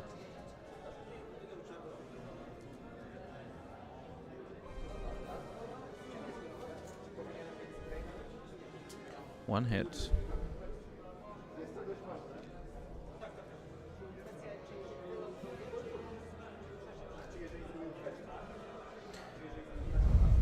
I'm gonna try to get colors on those ships if I can, although I am not sure we can manage.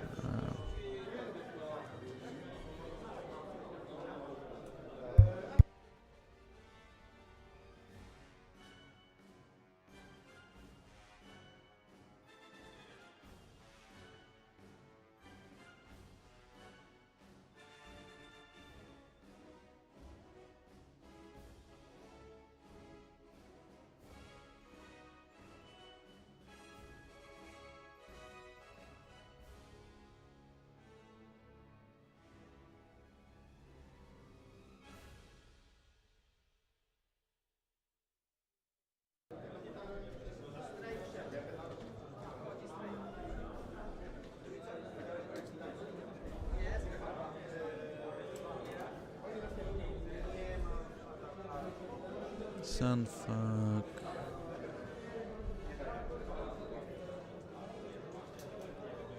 Did not take damage.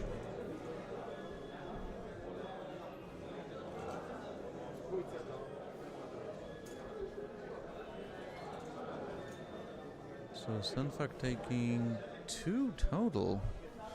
That is a lot. I felt like he was outside of arc, so now Teza having him in arc. That helps a lot.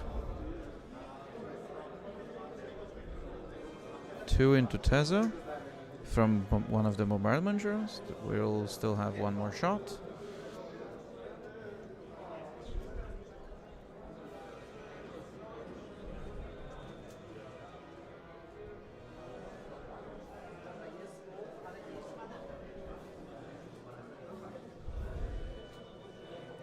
And Teza loses all shields and gets 1 into the hole.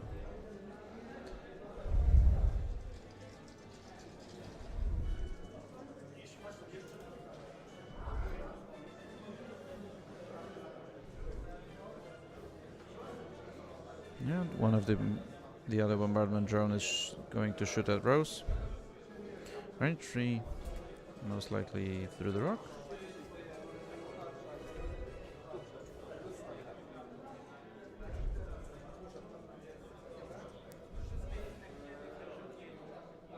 Debating whether you want to...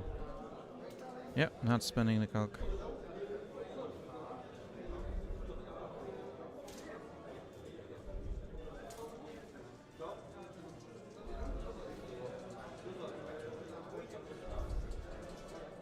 Yeah, HMP shooting 2 dice at Zori.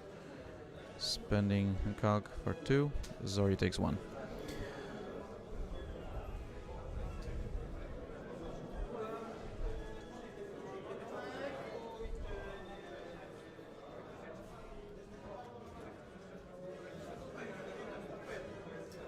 1 point each for the objectives, so not a lot of scoring there.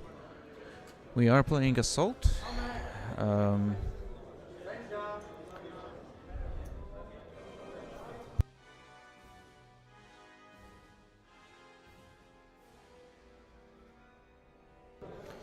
Clearing the table and moving to round 3.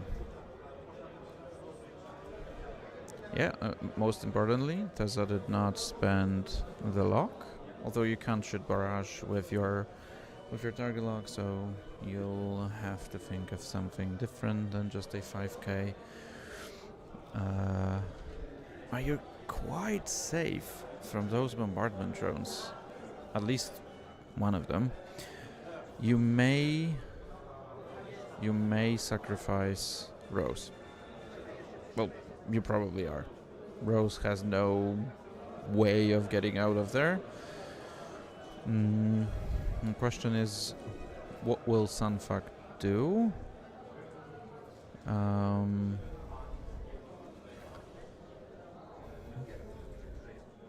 Because you can try to zoom forward. So my idea, if I were Zabwood, and I wanna have, so stay with me. So my idea is you zoom as fast forward as you can with Rose, which is 2 or 3. Let me take a peek on that ship. Rose. Rose. Where are you, Rose? The pod. No, 2 forward. That might not be enough. Anyway, you zoom forward. You coordinate a barrel roll on Tessa to have Sunfuck bump Tessa or Rose. To have Sunfuck bump Tessa, being maybe at range 1 of Rose, but no tractor, nothing super fancy. And then Tessa does a 1 bank, I guess. You can rotate, you still have your target lock. Or you give some space to ZZ, which is also going to be great for you. ZZ has a nice 1 hearth there. The question is whether you are tempted to go for it, because those bombardment drones are going to be in your way, and you want nothing to do with them. That's quite simple. So you might want to go 3-4 straight. I even feel like you 5 straight focus boost and get a decent procket into DBS. So the hyena that has a different color, that is the one sitting on that debris. It is also the only hyena that has a config. So it is the only one that can sit on those rocks and debris fields. So you can reliably focus fire either the HMP, who then again I feel like is moving in a different direction than your whole list. It might even go through the rock with that side slip to either block Poe or just get behind Poe and Zori and be safe. So an interesting round, for sure. I want to see the choices our players make. So they're gonna vary a lot.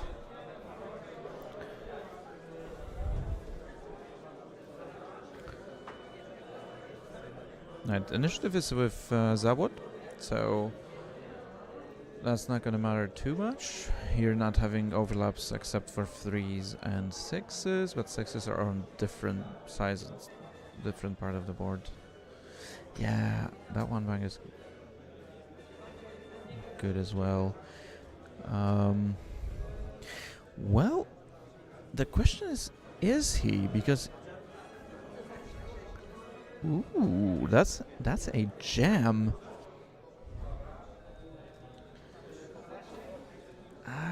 You only You only jam the focus. That's not too great. I would have liked that barrel, really.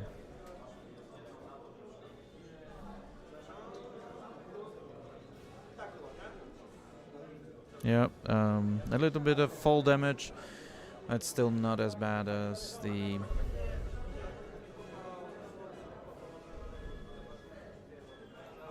Yeah, so Sunfuck should be in a great spot, although he is down to 2, so we'll have to see.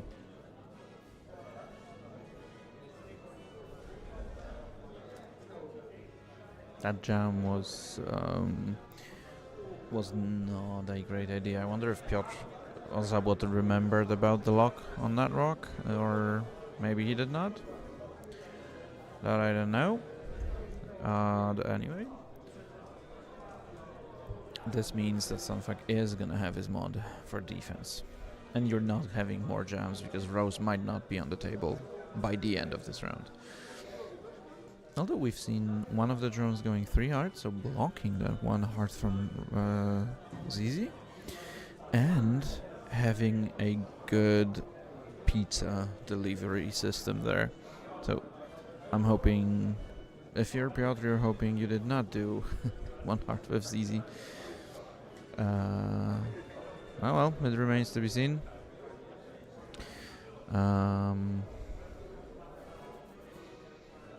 So the HMP being in the mix, going through that debris, and the bombardment drone fitting in there perfectly, taking a calculate. Okay, Tessa running away. No, running. Now, I guess depending on what Zizi did, we'll find out. Okay, you rotate the turret backwards. You wanna hunt Sunfuck. I am not so sure you're gonna be able to. But then again, you can't do more than that. Oof, that's gonna sting as well. Calculate from DBS. I wonder. Oh yeah, you have energy shells. You shoot those energy shells. He was tempted. He was tempted to do it. He's gonna risk taking 2 shots. And oh, maybe no. No, you're not taking 2 shots. But you're taking that proxy mine in your face next round. Unless you kill that bombardment drone. Although it is full.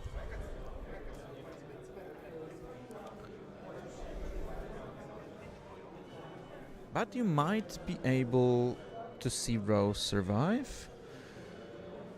Although she's not gonna have any of the defensive tech for Sunfuck's shot. She's gonna have some mods for the...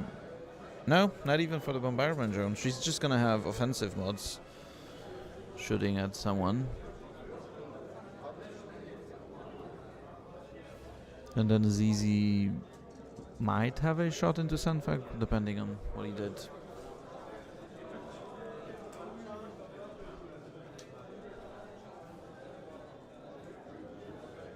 Zori not taking damage. Oh wait, no, that HMP did something crispy there.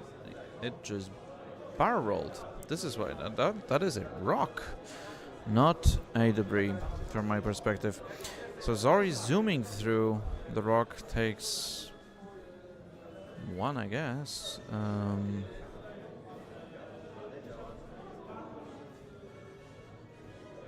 I admit I did not see that maneuver.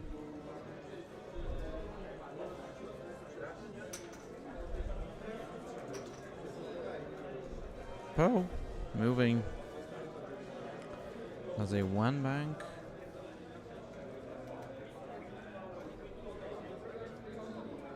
Oh no, that is a 2 heart. It is going to bump. Should clear the rock. So nice block. Nice block from Philip.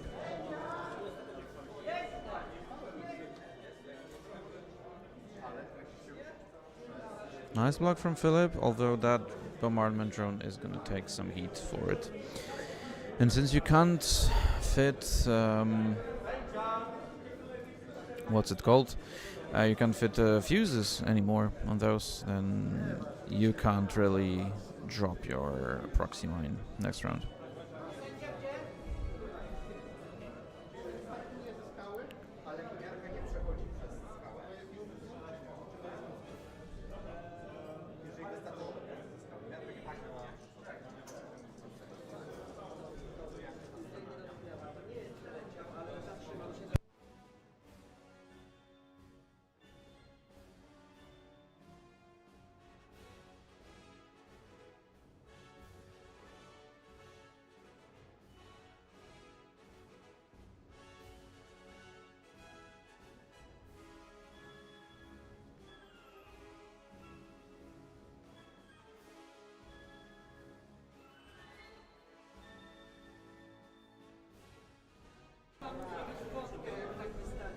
Right, so had a quick judge call on Mark's double closure, one of the upgrades you're not seeing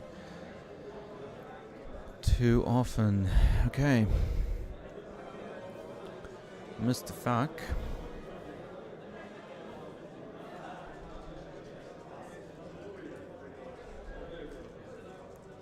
He's gonna barrel with that tractor.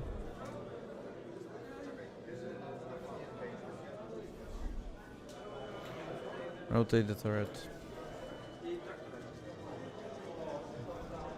And focus. So you're gonna pass that to Rose. Not move her. Ooh, he's going to move. Now, why do you want to move her? Unless he knew Rose had him in arc. So Rose not rotating, deciding not to rotate. She's stressed already, so you don't want to be double stressed potentially. But I would fancy that shot into Sunfuck. Because if Sunfuck doesn't kill me, I have a 3 dice gun against him. No, anyway. Well, shooting a predator focus shot into the drone, debating whether to spend the focus. So you've got 2 successes. The bombardment drone takes 1. We'll make that the 3rd one, so blue is the one next to Poe.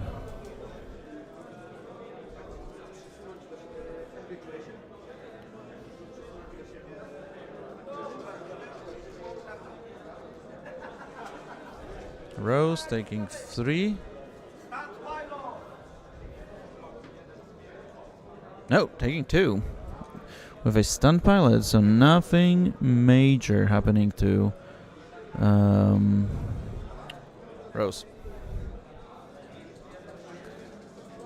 Zori shooting at DBS, who is facing her. And 3 total.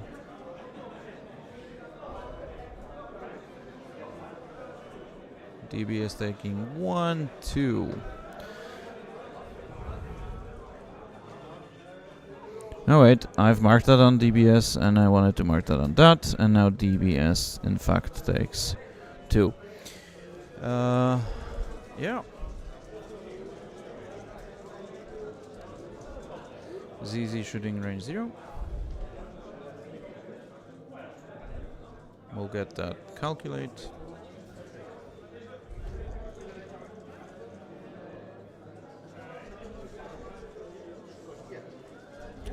The drone is going to spend its calculate, not take any damage.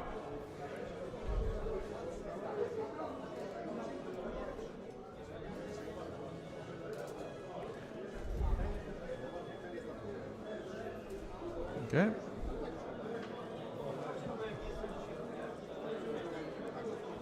We've got Teza shooting at...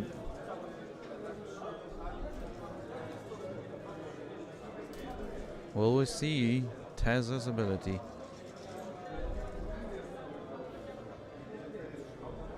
Oh, full string.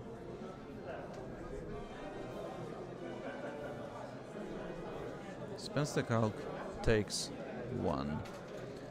And that's the one that has already taken damage. Yep, exactly.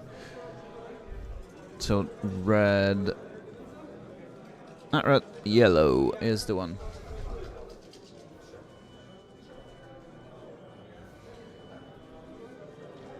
DBS, spending the lock on 4 dice. 3 dice.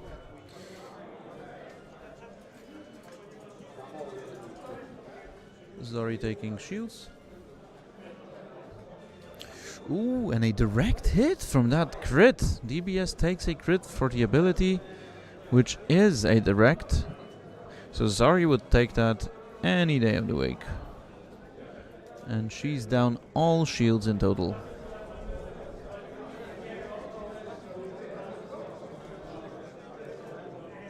Rose, shooting at the bombardment drone. Yellow takes 2, is alive on 1.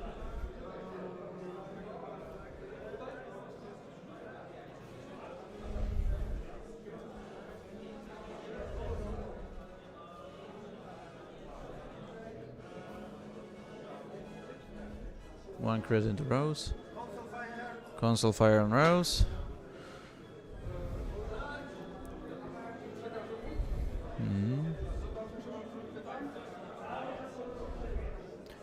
DGS, so the HMP is gonna shoot at Rose.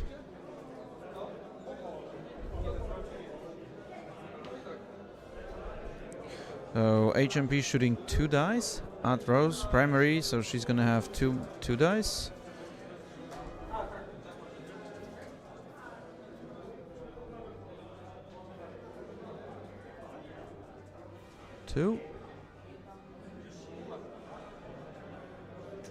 Rose is dead.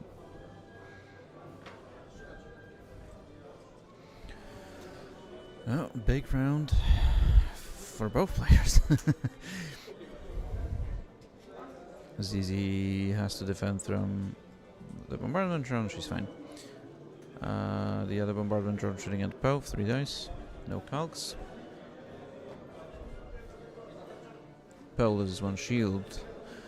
That's not major now, but might be in the future. So Sunfuck takes the bottom objective.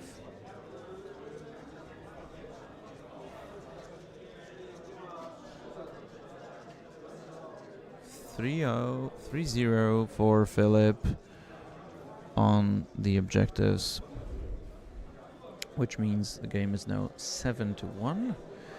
Obviously, one of the bombardment drones is down to 1. One of them is down to 3. So the one next to Poe is down to 3. DBS is down to 1, not 2. It has taken 4 damage. Yep, that's correct. So DBS down to 1. Yellow bombardment drone, so the one bumped into ZZ is on 1. Sunfax on 2. DGS is down shields. So not over yet by any means. You've lost Rose. Teza is on 3. You might drop a proxy mine behind the full bombardment drone, so the one sitting next to Teza, not behind Teza, next to Teza, but generally I would assume Teza is either one banking with a focus, having that rear arc there, so she can shoot that bombardment drone, or you even 5k if you can fit that. From my perspective, I can't see, but you might be able to 5k, just grab that objective, start generating some points for yourself, and get back into the fight quite safely. You might get a shot into the drone, but I'm not sure. Obviously, Sunfuck is still out there, so the great threat of the great fuck. It's gonna be bad for you. But we'll see how it goes. You can still have Poe zoom in and try to take some damage from Sunfuck. We could see... Well, the one that I'm worried about is ZZ, because she can't really get near Sunfuck. Because he might one hard, he might two forward and still screw you over. The turret is facing forward, which means he can always rotate it to the left where ZZ might be and start delivering a little bit of pain. Some tough choices. Some tough choices. Zori is facing the debris that DBS is standing on. She is, however, most likely going to be able to one bang from there and try to finish off DBS, scoring some points, getting Philip off the middle point. You need to see some ships go down. Obviously would love for Sunfuck to go down, but the only one that can catch him is Poe, and then it depends on the road how it might turn out for you. Okay, we're dropping first proxy. ZZ will now roll 2 dice. Loses another shield, so loses 2 shields for that. We are dropping that proxy mine. That makes sense. You close the lane there. Teza can't really go fast through there. And one bank is looking good. 5k might be. And there's one more lane close, so you wanna keep Poe off that space, which makes total sense. Poe will not be happy about hitting that proxy mine if he does.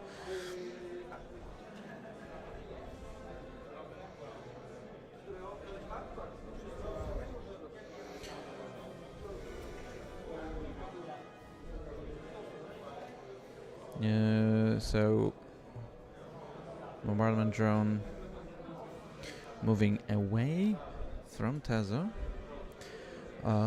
Teza is one of the 2 threats that will cause you some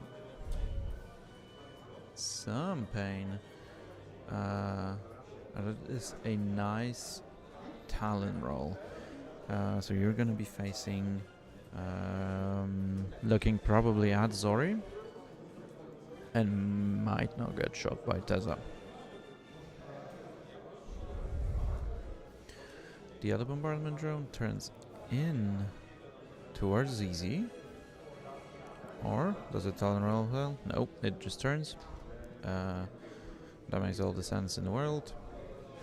You turn in, you're good.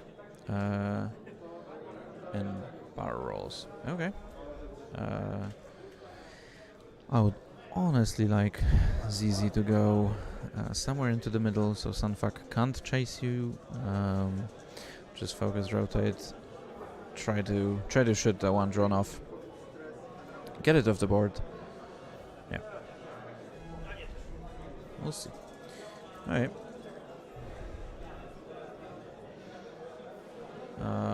The third pizza delivery system is doing a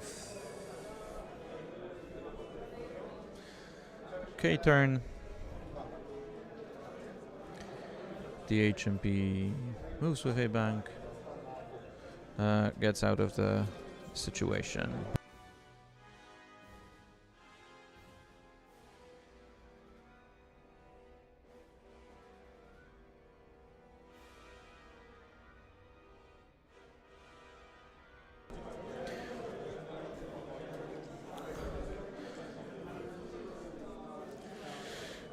Ooh, Teza.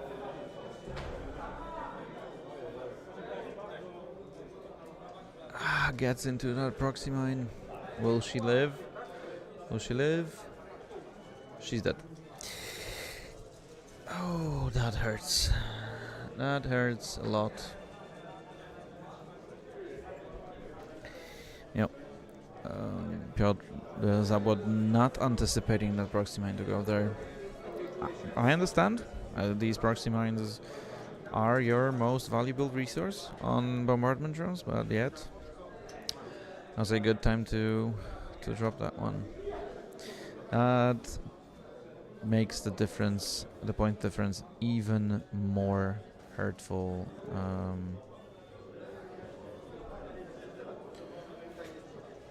Zori 2 hearts, so wants to get into that objective. Rotates the turret. Will have a shot into DBS, who is also looking at her. If DBS rolls 4 dice and it hits,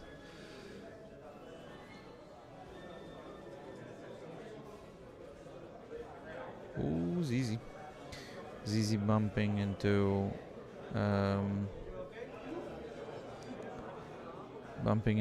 that drone.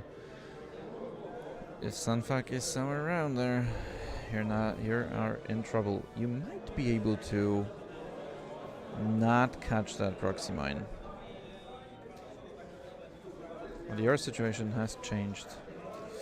And Poe also forgetting about the proxy mine.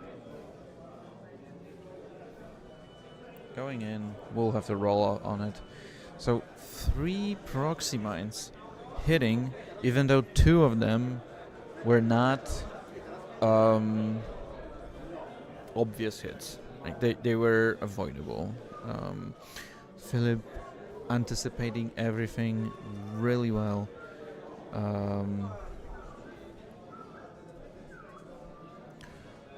Poe taking both shields and a hit.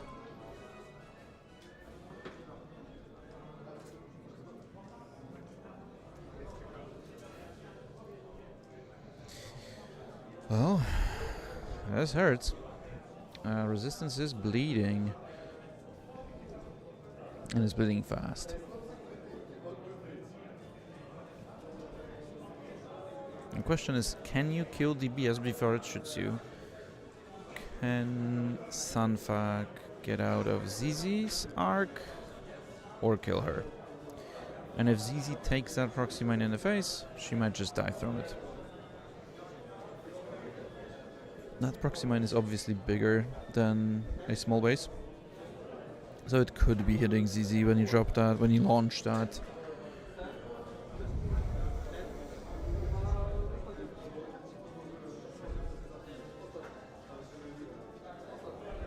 Sunfuck is on 1. Ooh. That is something I've missed, so he took more damage before that. Well, this could help. But I would imagine not losing Tessa there was the most important thing for Zabłot, because he could have had that shot into that drone, kill it, and then be in a better place in life.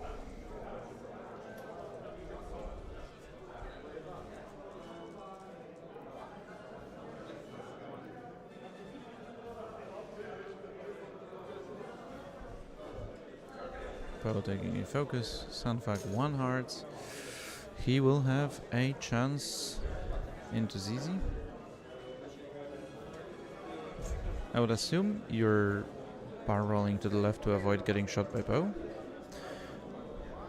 And then you are a true 1 and true ace.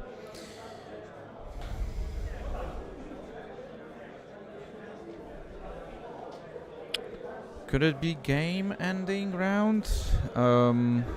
It could, because if Zori doesn't kill DBS, she could die, and you could see ZZ go down, and yeah, the game could end now.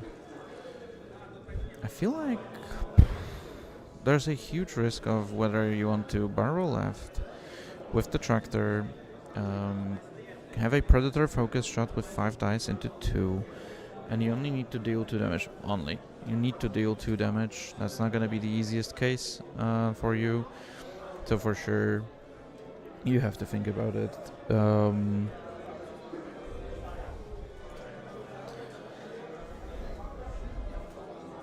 Although, if your turret is facing forwards, maybe it's not then. Let's see.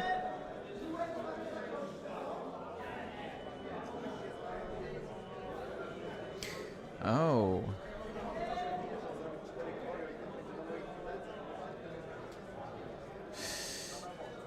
Okay. That is sexy. So he decides against tractoring ZZ. He can't because he has that turret facing the wrong way. So he'll have a 4-die shot with a predator. He tractors the bombardment drone, so it has a sure hit with that proxy. Now, crucial range check. Although Sandfag would have Zabot would have liked Sandfag to shoot first, because then he might have... Well, he won't spend the focus. So 3 dice from Poe. Could still hit. No bullseye, so no rerolls. Yeah, turret looks left. It is. I mean, you obviously would have liked ZZ to get tractored, but since you can't, tractoring the drone is fair because you wouldn't be able to do it. Sunfuck lives, doesn't have to spend the focus. Yeah, that's a sort of guarantee, I agree. That is a good chance that you want to take.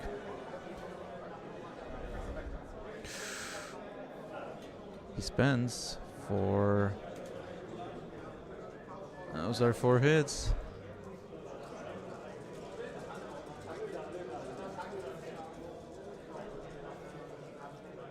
ZZ's dead. Don't need the guarantee.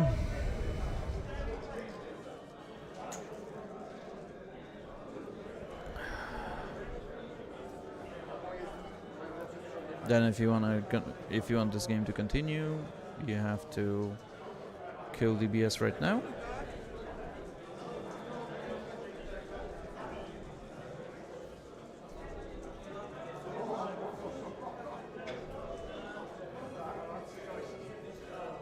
It is dead, so this helps the game.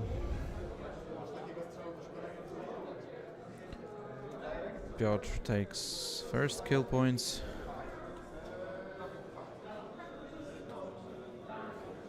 Yeah, I agree, it does. Yes! There was some cheering of happiness in the background. Some good X-Wing happening over there. Yeah, everyone is excited for good rolls. Scoring points.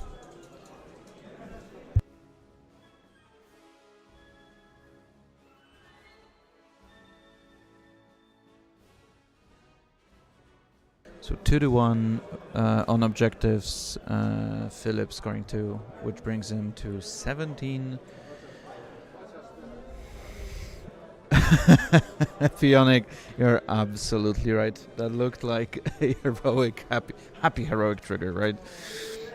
Or like a fuel leak direct, or a string of directs.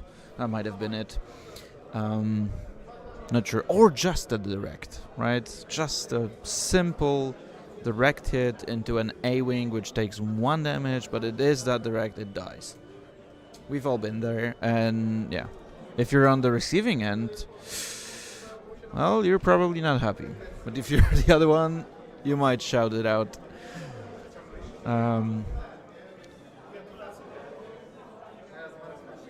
So Philip right now needs to get...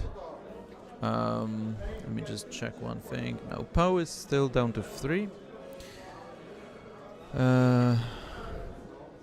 Zori is down 1 more, so she's also at 3. Yeah, it is crazy. I agree. Although, let's be honest, Philip has caught all the important bumps. He has been able to drop 3 successful proxy mines during one system phase. All of them were successful, and all of them were converted into 3 damage. I mean, apart from ZZ. ZZ took only 2. Only. That's 2 on ZZ. You know that 2 on ZZ is what you take. If someone were to offer you, you know what, I'll give you 2 damage on ZZ for free, you take that over $1 million, because you can win $1 million easily than that. So prowess of play right there, a complete prowess, and Zabot has been caught into bumps. You can't really blame this game on anything, not even the initiative. ZZ being bumped 3 rounds in a row, 2 rounds in a row, and not bumping Sunfac. Zabot being forced to split his damage, and right now there are 2 ships worth 8 points flying with 1 health, but that's still not enough to bring you back into the game. I mean, if you were able to deal any damage to those ships, sure, but you're not. So a couple of huge mistakes. Being caught is not your mistake. I would like to think about it as not your mistake, but the well thought of plan of your opponents. Philip just portraying a really good play here. He is one of the first people who are bringing bombardment drones into XWA games. He has been able to win 2 of our store level tournaments, which in our case means around 25-35 people in these tournaments. He then successfully became a father because he has a newborn of, I think, 2 months right now. So yeah, a successful year for him for sure. And he keeps on delivering results. So a great player with a great list, and for now dealing a lot of punches towards the resistance. So most likely he's going to be moving to 4-0, but well, the game is not over unless Philip can take either Poe or Zori or 3 objectives. The initiative is with Philip, so maybe you can think of a way of catching Poe. Let's see. So he's boosting forwards. You should be able to catch Poe with that, right? I'm not sure, but we'll see in a moment. So one of the rounds where you would prefer to go first is Poe. Alright, Poe is not... We'll see. Unless he's not getting caught, but not sure.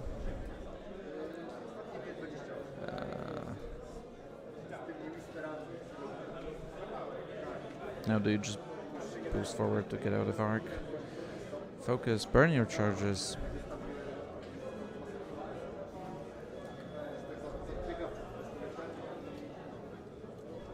And boost out of there. Yeah, that's true. That is true. They have been showing really well. Sunfuck stays tractored. He can't pass because he's not range 1. 2.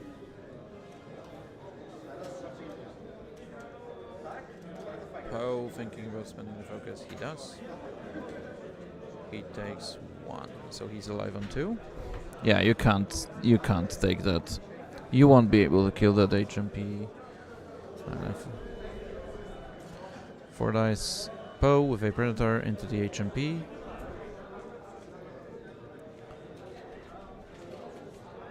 Two.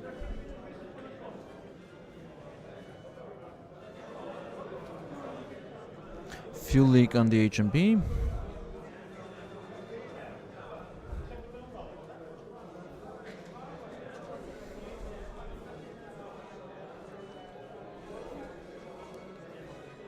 Two locks sitting on Poe, so HMP can reroll 2. Poe is taking 1.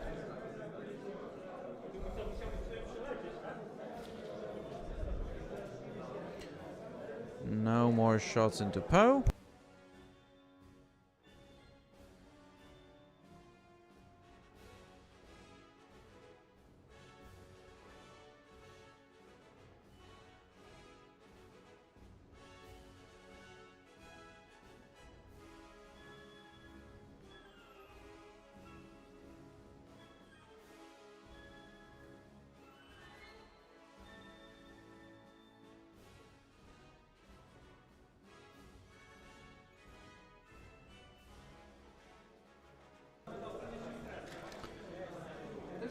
And that is, looks like game. So yeah, CIS moving to 4-0. And we have two CIS in 3-0. We had two CIS in 3-0, so we might be seeing two of them go. Sorry, I have taken some fuck for some reason. No, we have seen. We might see two of those move forward. We'll see. GG's. Like I said, a well thought out game played by Philip. So good good ideas there, good ways to maximize the damage from bombardment drones, those proxy mines working towards your common goal. Great game. Yeah, GG's. I'm gonna look if someone needs a judge, and I'll see you in, I think the time is running out pretty soon, so in 15 to 20 minutes we should see each other for round 5. I will try to get you I probably won't be getting you a 4-0 players. I'll try to get someone who is fighting for top cut, and hopefully that's gonna be First Order, because that's the only faction that we've not seen today. So hoping for that. And there are some good First Order players out here today, so we might be able to grab a game. Anyway, thanks for watching, and see you in 20 minutes.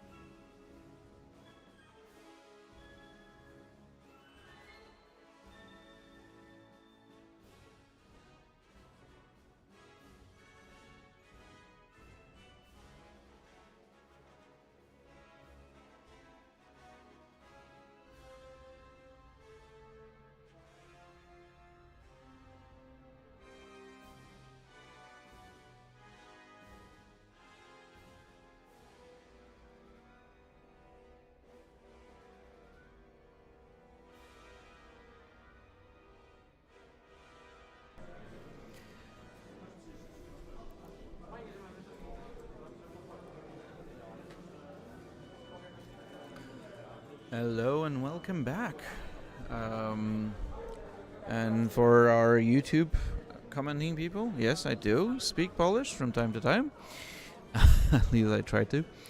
I promised you a first order game, which will matter for who enters top cut. So, yeah, we have a first order game. We have a first order against Republic. It looks like a really, really good one for us.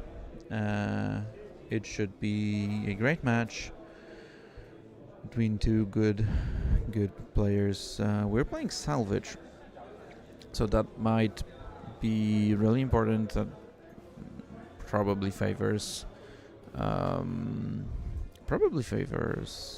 Republic. Then again, you have decent great carriers on both sides. You have good crit generation on first order side. So yeah, we'll have to see.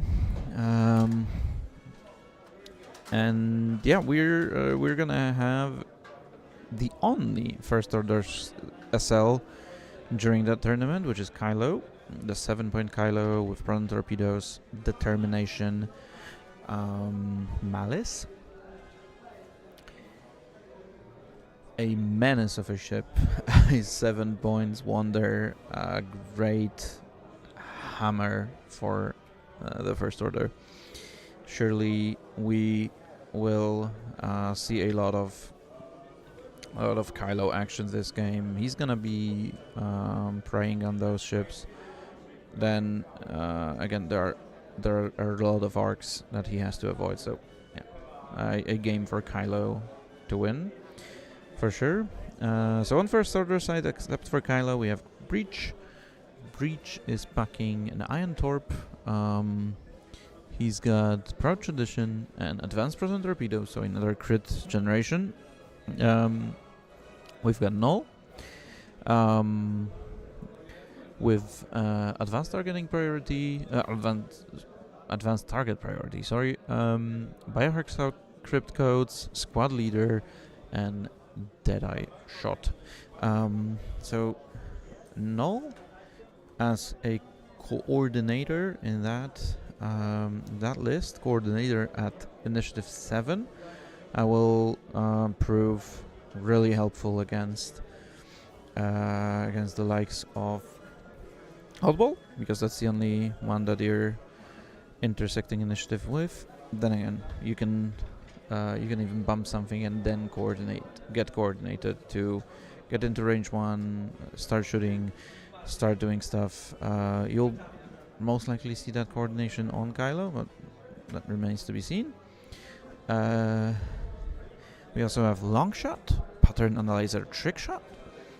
This ship could also be quite useful against those Republic arcs or torrents. And then your usual 3-pointer, which is Agent Terex. He's got Tactical Officer, also Biohexa crypt codes, and Fanatical. So second coordinating ships, 2 coordinations on 5 ships. That's going to be a lot of things that you have to anticipate before the game. Before each round, you'll have to focus on what is going on. On the Republic side, we've got Falumi, 2 arcs. One is Siege of Coruscant Jag, the other one is Wolf. Wolf having a thematic wolf pack as a crew. This will help your ships get those target locks in place to shoot some of the cool munitions. We've got 2 torrents, Tucker and an Axe, and 2 V-Wings. Axe is Siege of Coruscant, and Tucker is the custom built one because there's no other. He has barrage rockets and dedicated. Axe also has barrage rockets and Deadeye. Then we have 2 V-Wings. Tarkin, rarely seen V-Wing with concussions and bash, and Oddball viewing with Plasmas and Bash. I'll make those colors align. I've asked players to have at least some distinctions between these, so I'll take a look which one is which in a moment, but the colored one should be Wolf, so Jag is gonna be no color, and Wolf is gonna be that rainbow colored arc on the outskirts, I think. I'll check that in a moment. And then we also have Tucker with the colored one. So Tucker is red. Tucker, come on, overlay, please work with me. Tucker is red, and Axe has no color whatsoever. Tarkin and Oddball. These ones have no color distinctions, but that we will not be doing. So this one, flying next to the crate, is going to be Tarkin, and the other viewing is going to be Oddball.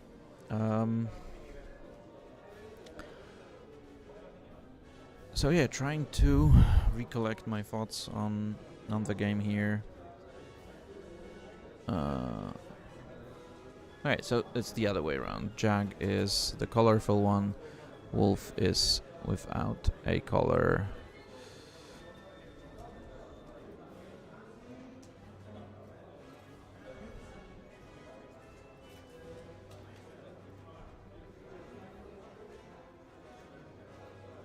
There we go.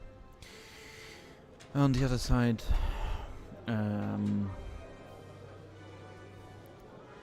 Longshot is the red one, Null has yellow colorings, and the other ships are unique, so we should be able to distinguish them one from the other. Curious to see what's gonna happen in this game. You can see Kylo quickly moving to the flank. He is going to start dishing out damage quite soon, with no problems. Although this Republican list has decent tools. For defense, you've got Axe passing those evades and focus tokens. You've got Jag passing focus tokens potentially, and Tucker with dedicated. So 3 good defensive tools that you're gonna have to use to get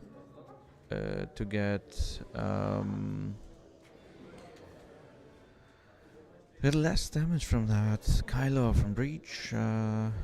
Yeah, from those cheeky shots at range 3 with long shot, with Terex. So yeah, something to consider for sure during that game.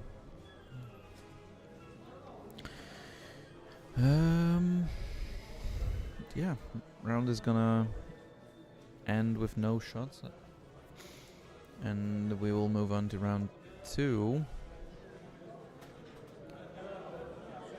And we can see Kylo already having a really good position for that round.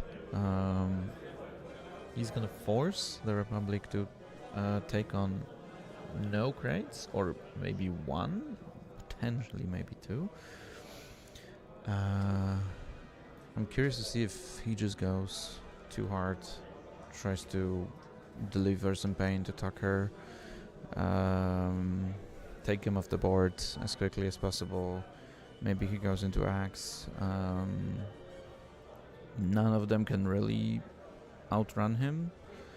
If you leave Axe on the flank, he's not going to be a lot of help. And then the other problem obviously is that right flank, which is almost in a full joust mode. The question is, can you withstand that that joust as First Order? Because Republic is going to be better at Republic is gonna be better at jousting. Usually. Obviously, we know the ultimate truth of X-Wing is that if two players are jousting, one of them is wrong. But I feel like you don't have enough tools defensively and offensively as first order to hold in that joust. So we need to avoid some arcs. And by saying arcs, I mean both ARC 170 and some of the other ships. Tarkin is going to be in your way. Oddball is going to be in your way, and you're going to have those Wolfpack target locks. And you should not suffer consequences from those. Breach, we can see doing a system phase boost.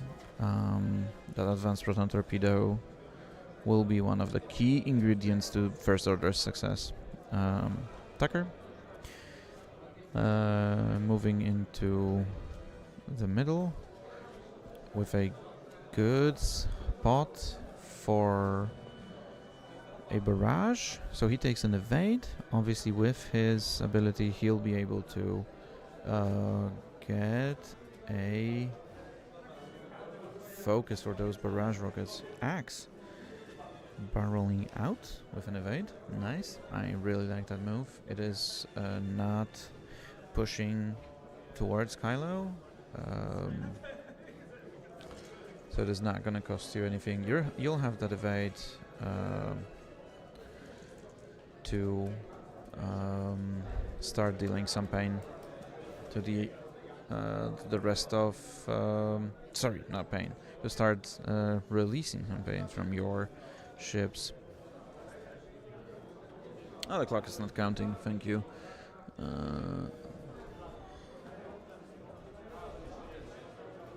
Thank you. Yeah, feel free to comment and correct my mistakes. I'll do my best to help us understand what is going on. So Jaggy Boy moving fast, Tarkin moving fast, long shot, taking an evade there. So he's gonna get shot a lot. What if you can sacrifice long shot for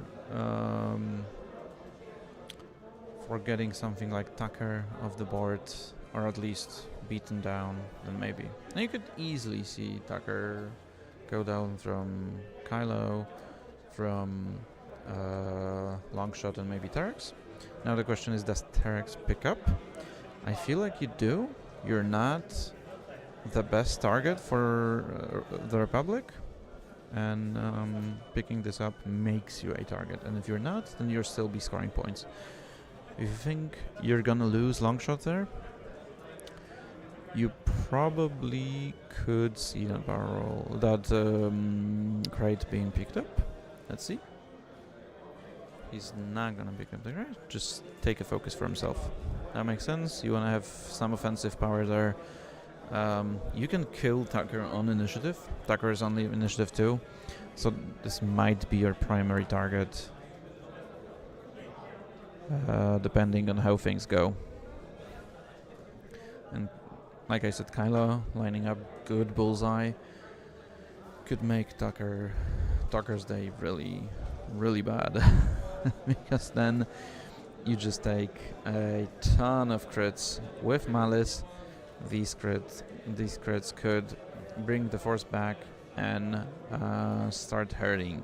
So you can see weapons failures, you can see panicked pilots when you can't take your focus, a lot of stuff. And then I believe if you can get those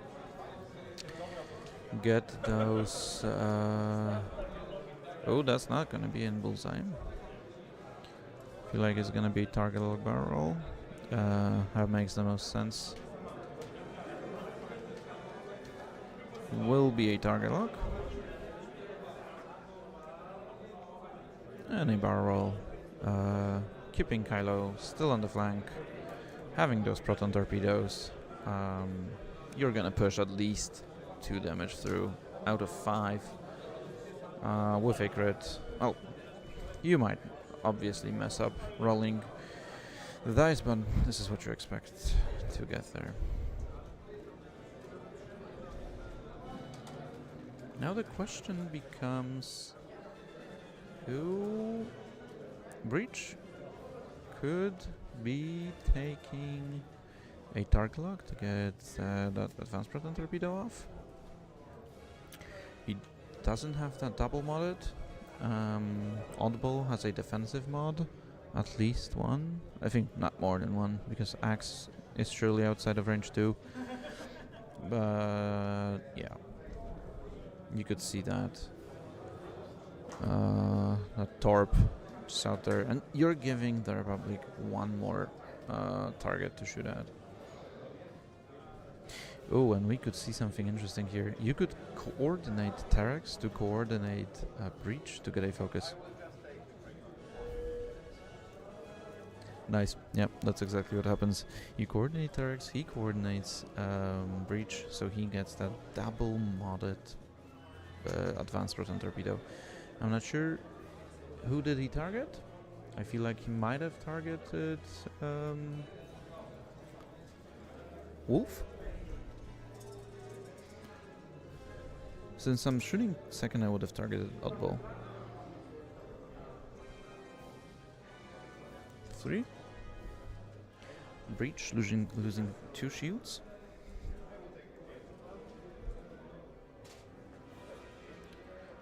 Advanced proton torpedoes.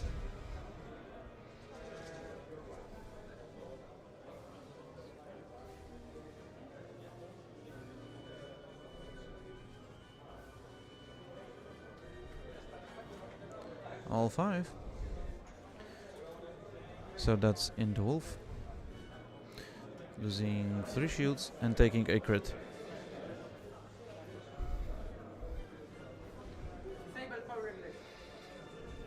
A Saber disabled power regulator on Wolf. This is not gonna trigger now. He's gonna take a strain to target lock Breach. That Breach might not be long for this world.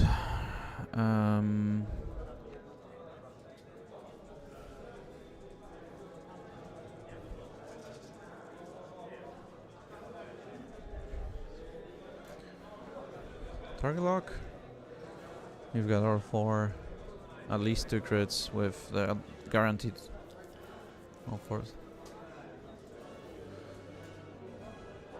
Tucker. 2 evades.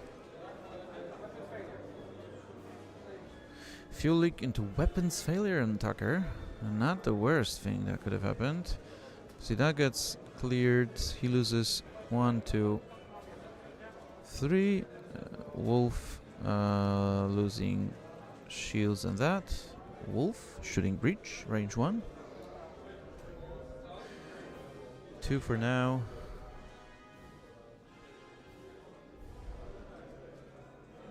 All 4, Breach. He takes 3, still alive, so you'll have to sacrifice 1 more shot into him, if you have one.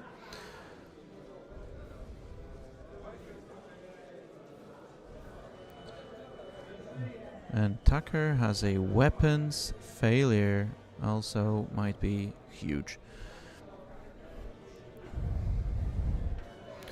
Falumi with the initiatives of his 3s are gonna shoot first. You've got Tucker on 2 with 2 evades at his disposal, and potentially a focus from Jag, so I don't see a good chance of him going down. Although, yeah, you know how it is. Could always do it. Axe shooting at long shot.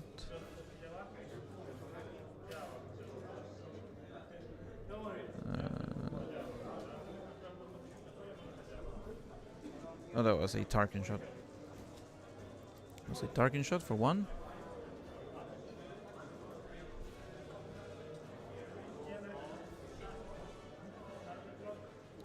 Long shot spending the evade.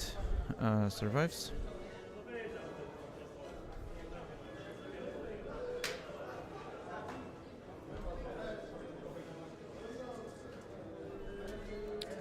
Now you've got Jag, 3 dice into long shot.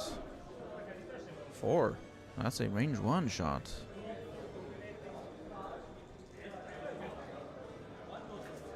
Yep, confirmed. Let's see if long shot can roll some evades.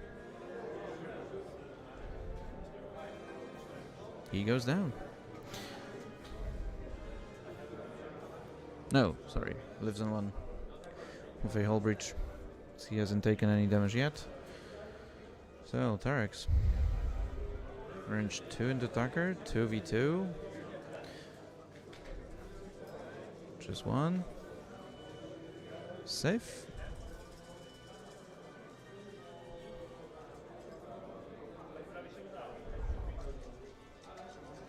I'm a bit surprised that he decided against shooting Wolf there, because I would have shot Wolf with Tarex.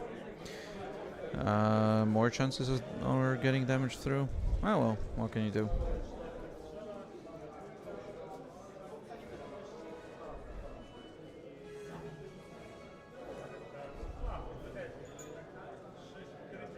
And we could still see Longshot go down, or Breach go down. If Breach survives, that's huge for Victor, for Lama. 4 dice with a trick shot into Axe, 2 successes. Spends the evade. Oh no, Longshot was down. Ooh. And this hurts.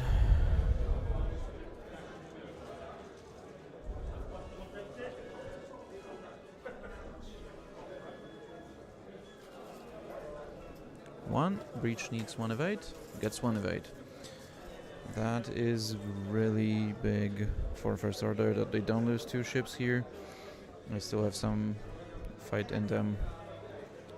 No crates being picked up, so this is a straight, good old dogfight. We're not gonna score anything on objectives right now. We might see something later. So to recap, right now we can see Wolf being down to 5, Tucker being down to 2.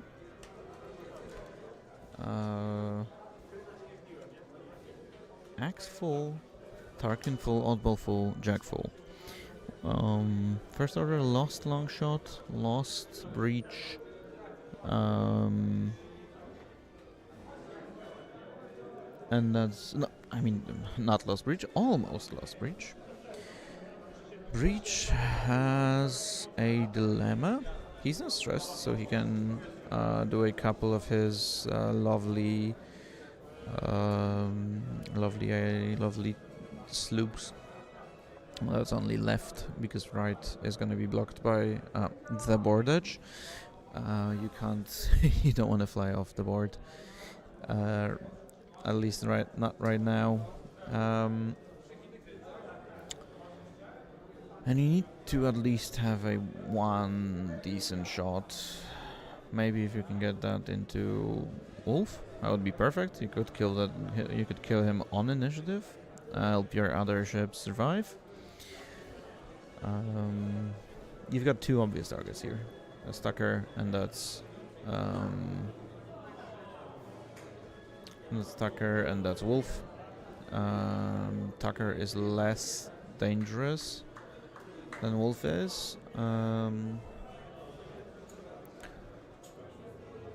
But there's 5 hull on that Wolf. It's not the easiest thing ever to get. Especially that you're not gonna be able to get the Proton torpedoes off with Kylo.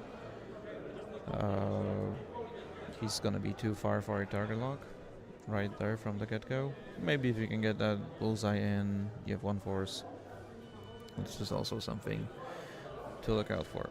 Then again, what you could do, and you still have that trick up your sleeve, you could fly Kylo to bank, boost forward, probably be in range of target lock, and then get coordinated with Null. That is something to look out for sure.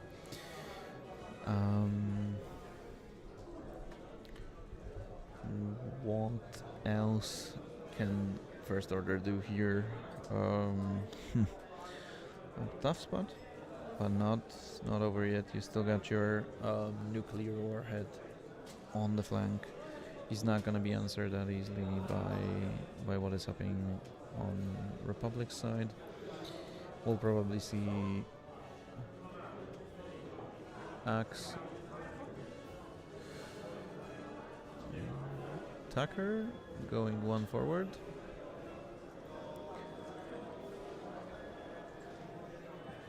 Assuming he takes a bar roll evade.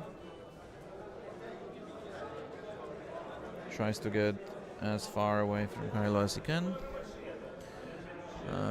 Lamas first.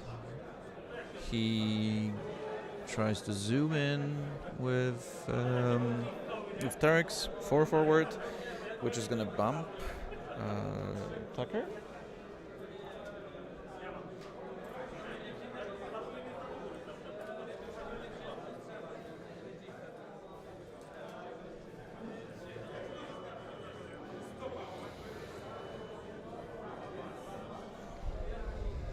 Alright, let's see.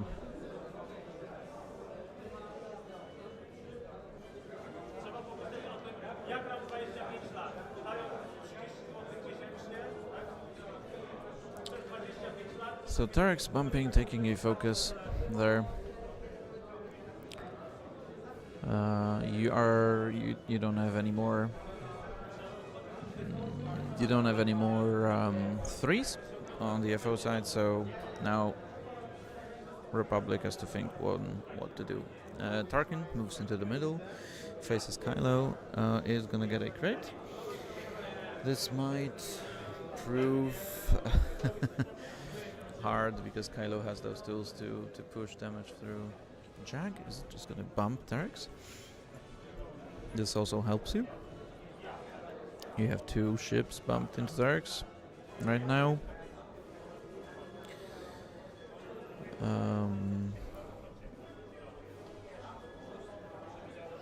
It appears that Tarkin has taken the crate. Axe turning left, picks up the crate. So 2 crates on the side of Falumi.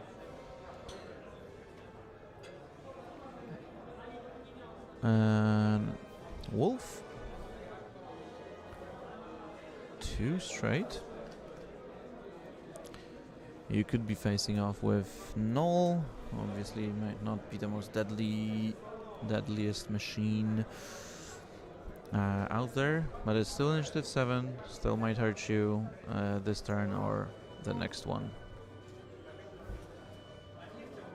With the clusterfuck happening right there, we might not know whose focus is whose.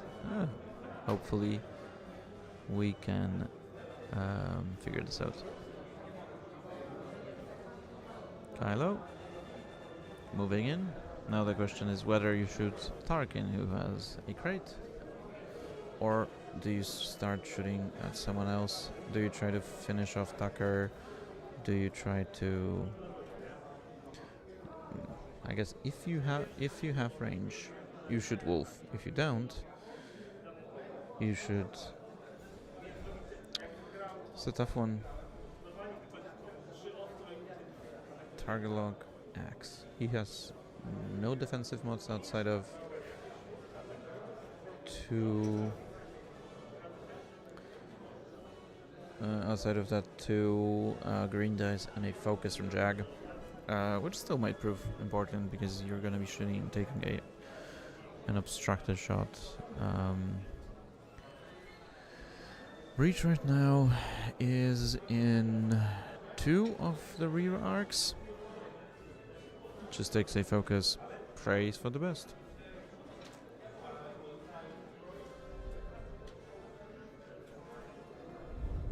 That game might be fast, we'll see. For now, a lot of things have to happen. For First Order in order to crawl back into the game. oddball, just boosting with a target lock, setting up a trap for null, who should be avoiding this. Yep, just turns in too hard, shakes the stress, and has to take a focus.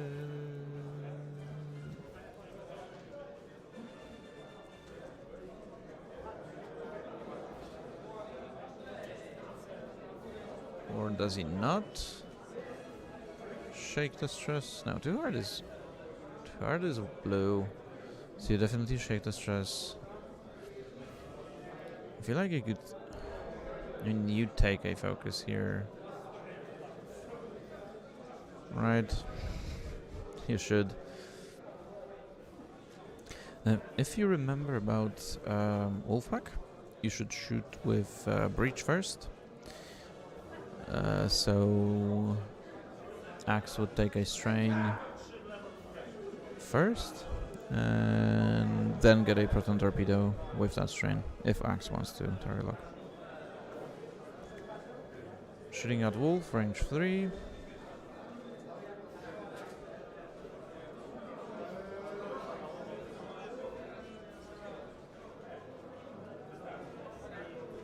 No, he tried shooting D'Qar, but he has to shoot range 1. So of ATP.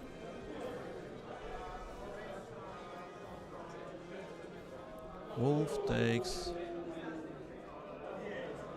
2 more.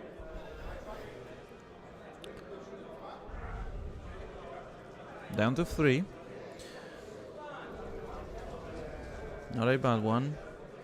Yeah, breach shooting first. Spending the focus for maximum damage.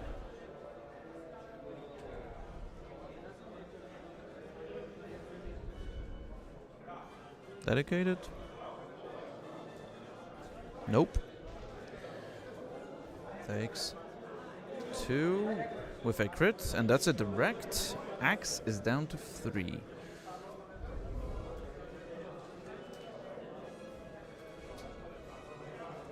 D'Qar is strained right now. Proton Torps. Target lock all of them.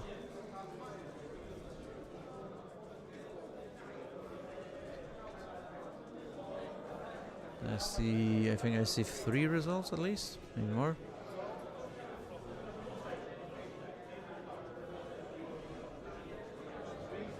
There is paint.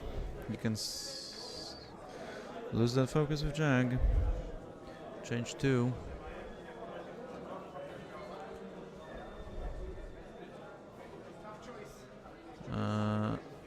Takes 1. Fuel leak. So it's live on 2. With a fuel leak.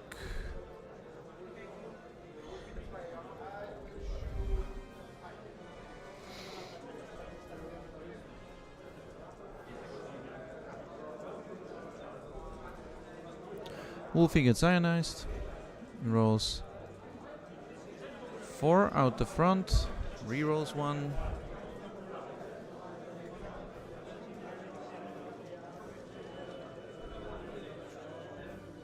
Spends a focus, takes hit crit on Null. Null is no longer an initiative 7.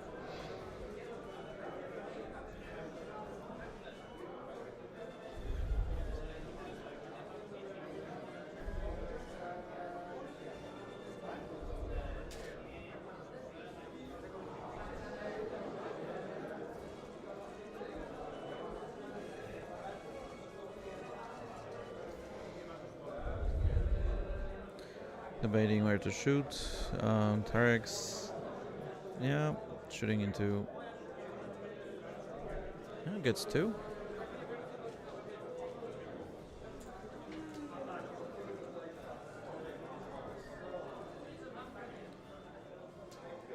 Axe appears to be dead, yeah, because that's a crit. Triggering fuel leak, killing Axe, but Axe is still having a shot.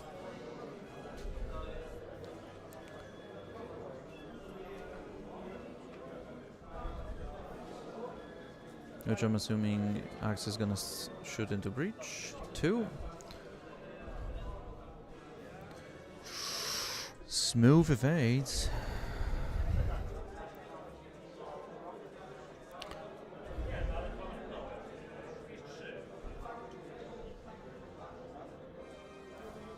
Jack shooting at null. Range 3, null defense.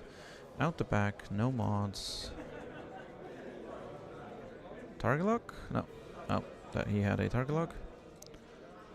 2. Goes down. It's breach down as well.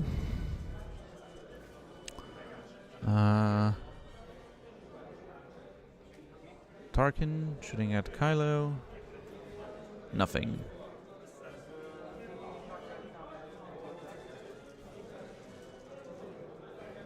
Tucker.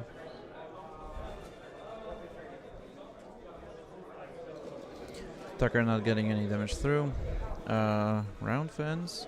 Falumi scores 1 with the crate. First Order has done some workings, but Kylo now has to pull the game on his back. Null is down to 2 hull. Terex is full, but facing not the greatest direction ever. We could see him, maybe. I would have liked him to pick up that crate, so I would have left that crate from Axe somewhere there, so that Terex could pick this up. He's not going to be able to turn, he just has to go straight, de-stress, become more reliable, or even coordinate Kylo, so that he does something interesting there.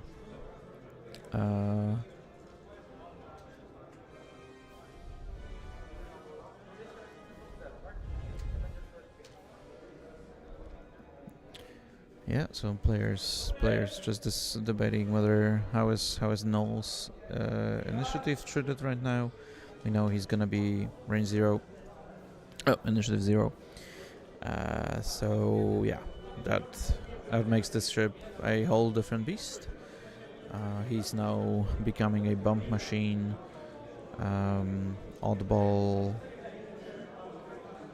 is gonna move after Null, so we can generally imagine that Oddball is doing a 2 hard for sure. So a 2 hard from Oddball, a 1 forward from Wolf, who is ionized right now, is alive on 3. So that is Kylo's next big target. Right now, 2 on Tucker, 3 on Wolf. That is 7 points that you can get, while Republic has to chase down Null. That is 3 more points. And then you have Terex, and who's full, so he's not gonna be a juicy target for them. Definitely some good ways for First Order to come back into the game.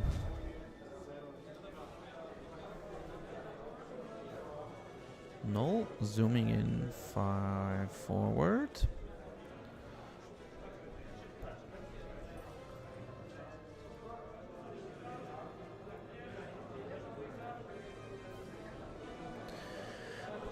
Passing by Wolf.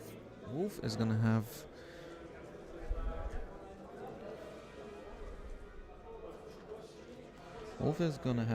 one more die out the back if he remembers to use the ability. So that is not a great place for Null to be if Wolf goes 1 forward. Tucker losing the strain, taking the stress, taking a focus, he's fine.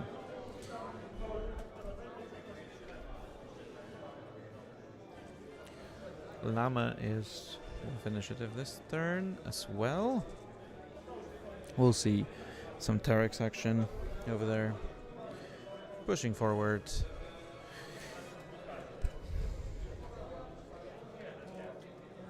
Gonna lose the stress. Coordinate and evade on null.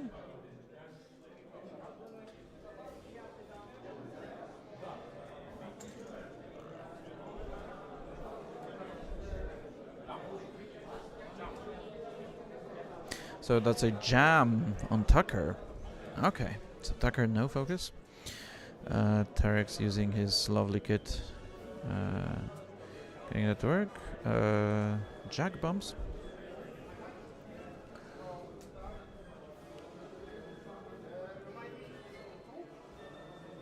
And Tarkin rolls in front of that debris to try and block Kylo.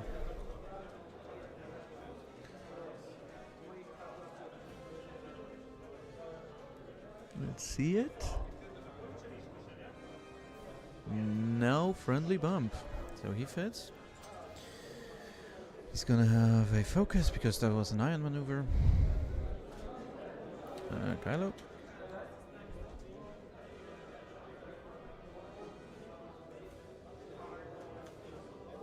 Passing through. Well, I know why I'm shooting.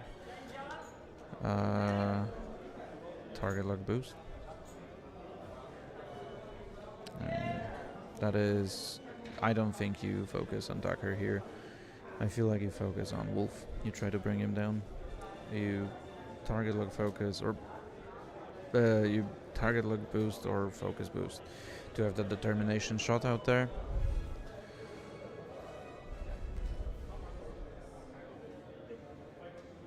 You can kill Wolf on initiative, which might help Null survive. Could be really important. You have no more proton torpedoes? Yep, you boost forward. Maybe get into range too.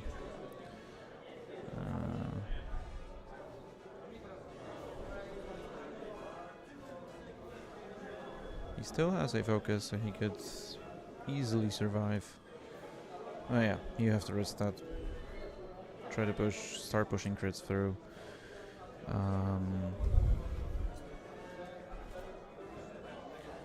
Oddball.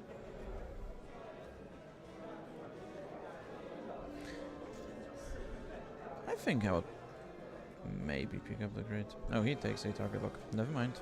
Takes a target lock on Kylo. 3 dice into Wolf, range 2. Thinking about determination. Does that. Crits for a full string. Wolf is dead. Killed on initiative. That is very, very big for this round. Lama. And Malice trigger. He recovers 2 force. Malice for that recovery, so we can see the pilot crit going through. Wow, yeah, huge for Kylo to bring Wolf down. You can maybe protect Null, because you only have 2 shots there. Plasmas, full string.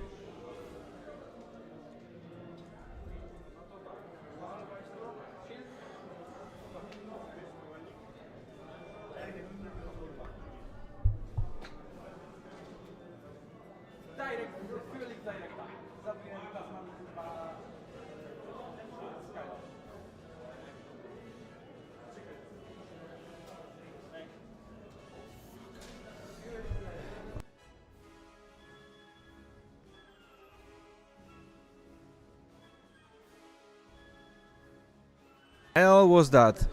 So what we've now seen was 3 crits out of hand from Oddball with plasma torpedoes. Kylo defending only 1, loses the shield and takes fuel leak into direct. So 1 plasma torpedo killing an almost full Kylo and bringing the end of the game from what could have been a lovely situation for First Order. That was...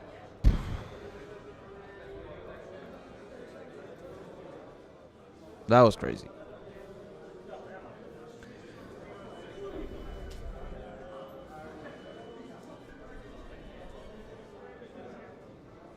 Range 0 shot. Jack takes 1, nothing.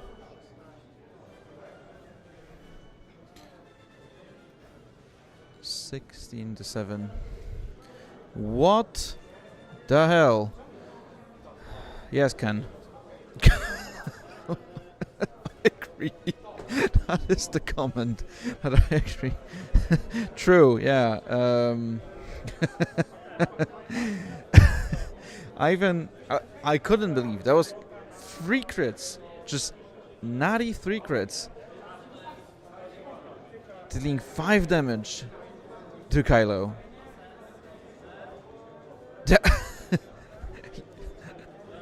Tak, jak najbardziej. To był strzał 1 na milion.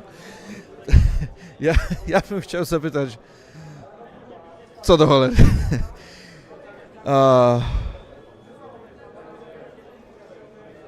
Yeah, I'm shocked. Like, yeah,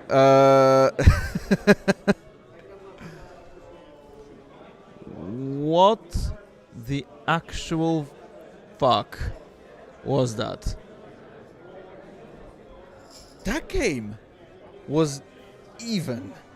Like, Kylo was easily getting that game done for Llama in 2 next turns. Kylo dealing most of the damage and could have... Wow, what the...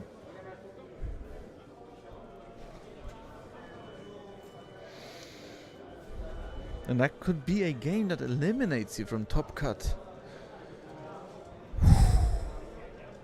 Oh wow. Oh wow. Oh wow. At least they've given us a short game, but yeah, that was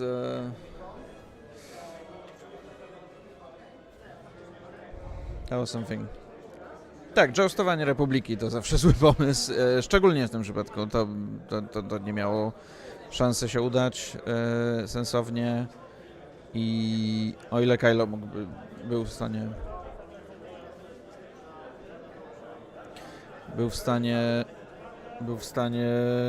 połapać Kylo dużo damage'a, ale to, co się wydarzyło, absolutnie zamknęło grę, natomiast no i tak musiał ją wygrzebywać z bardzo głębokiej dupy.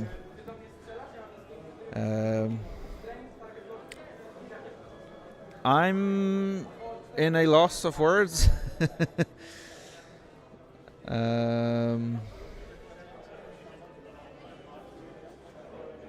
Yeah, Victor now realizing that he just shouldn't have jousted. Well,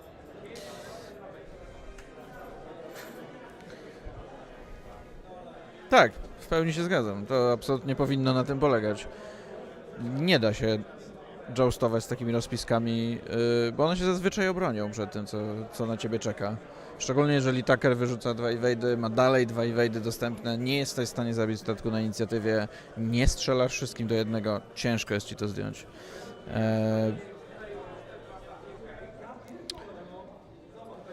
No ciężary.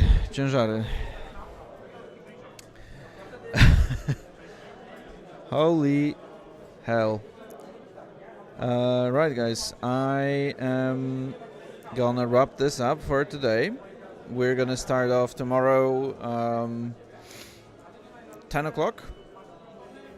10 o'clock, we're starting the top 16.